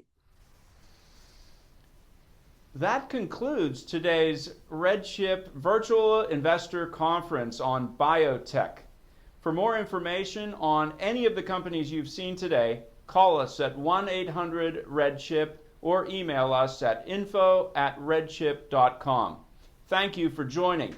Before we go, we're going to show you one more piece of information here, a short video on RedChat, an AI chatbot for small cap stock analysis. It'll start momentarily. Again, thank you everyone for joining our conference today. Hello everyone, I'm Michael Serrano, Managing Director at RedChip Companies. For more than 33 years, RedChip has been discovering tomorrow's blue chips today, introducing investors to emerging growth companies before they became household names. Since the early 90s, RedChip has had early research on companies like Apple, Starbucks, Celsius, US Steel, and Energy Fuels. Our show, Small Stocks, Big Money, airs nationwide on Bloomberg Television, reaching more than 70 million homes across America. Our mission is simple, elevating the quality of information that the market can use to evaluate the next wave of growth, connecting our investors directly to where innovation, capital, and growth are converging. Today's investor conference focuses on Biotech Resurgence, platforms and pipelines of tomorrow's innovators. Throughout this event, you're going to hear from executives presenting their business models, pipeline strategies, clinical and commercial milestones, and competitive positioning. And you're able to engage with them directly through live Q&A. For investors seeking exposure to emerging science, this is your most focused, efficient path to innovation driving tomorrow's care. Before we continue with today's presentations, I want to show you a tool that we've built specifically for this community, RedChat. It's our AI-driven research platform that gives you instant, citation-backed answers drawn directly from SEC filings, press releases, and official company disclosures. Every answer traces back to a primary source that you can trust. Let me show you how it works so you can use it right now.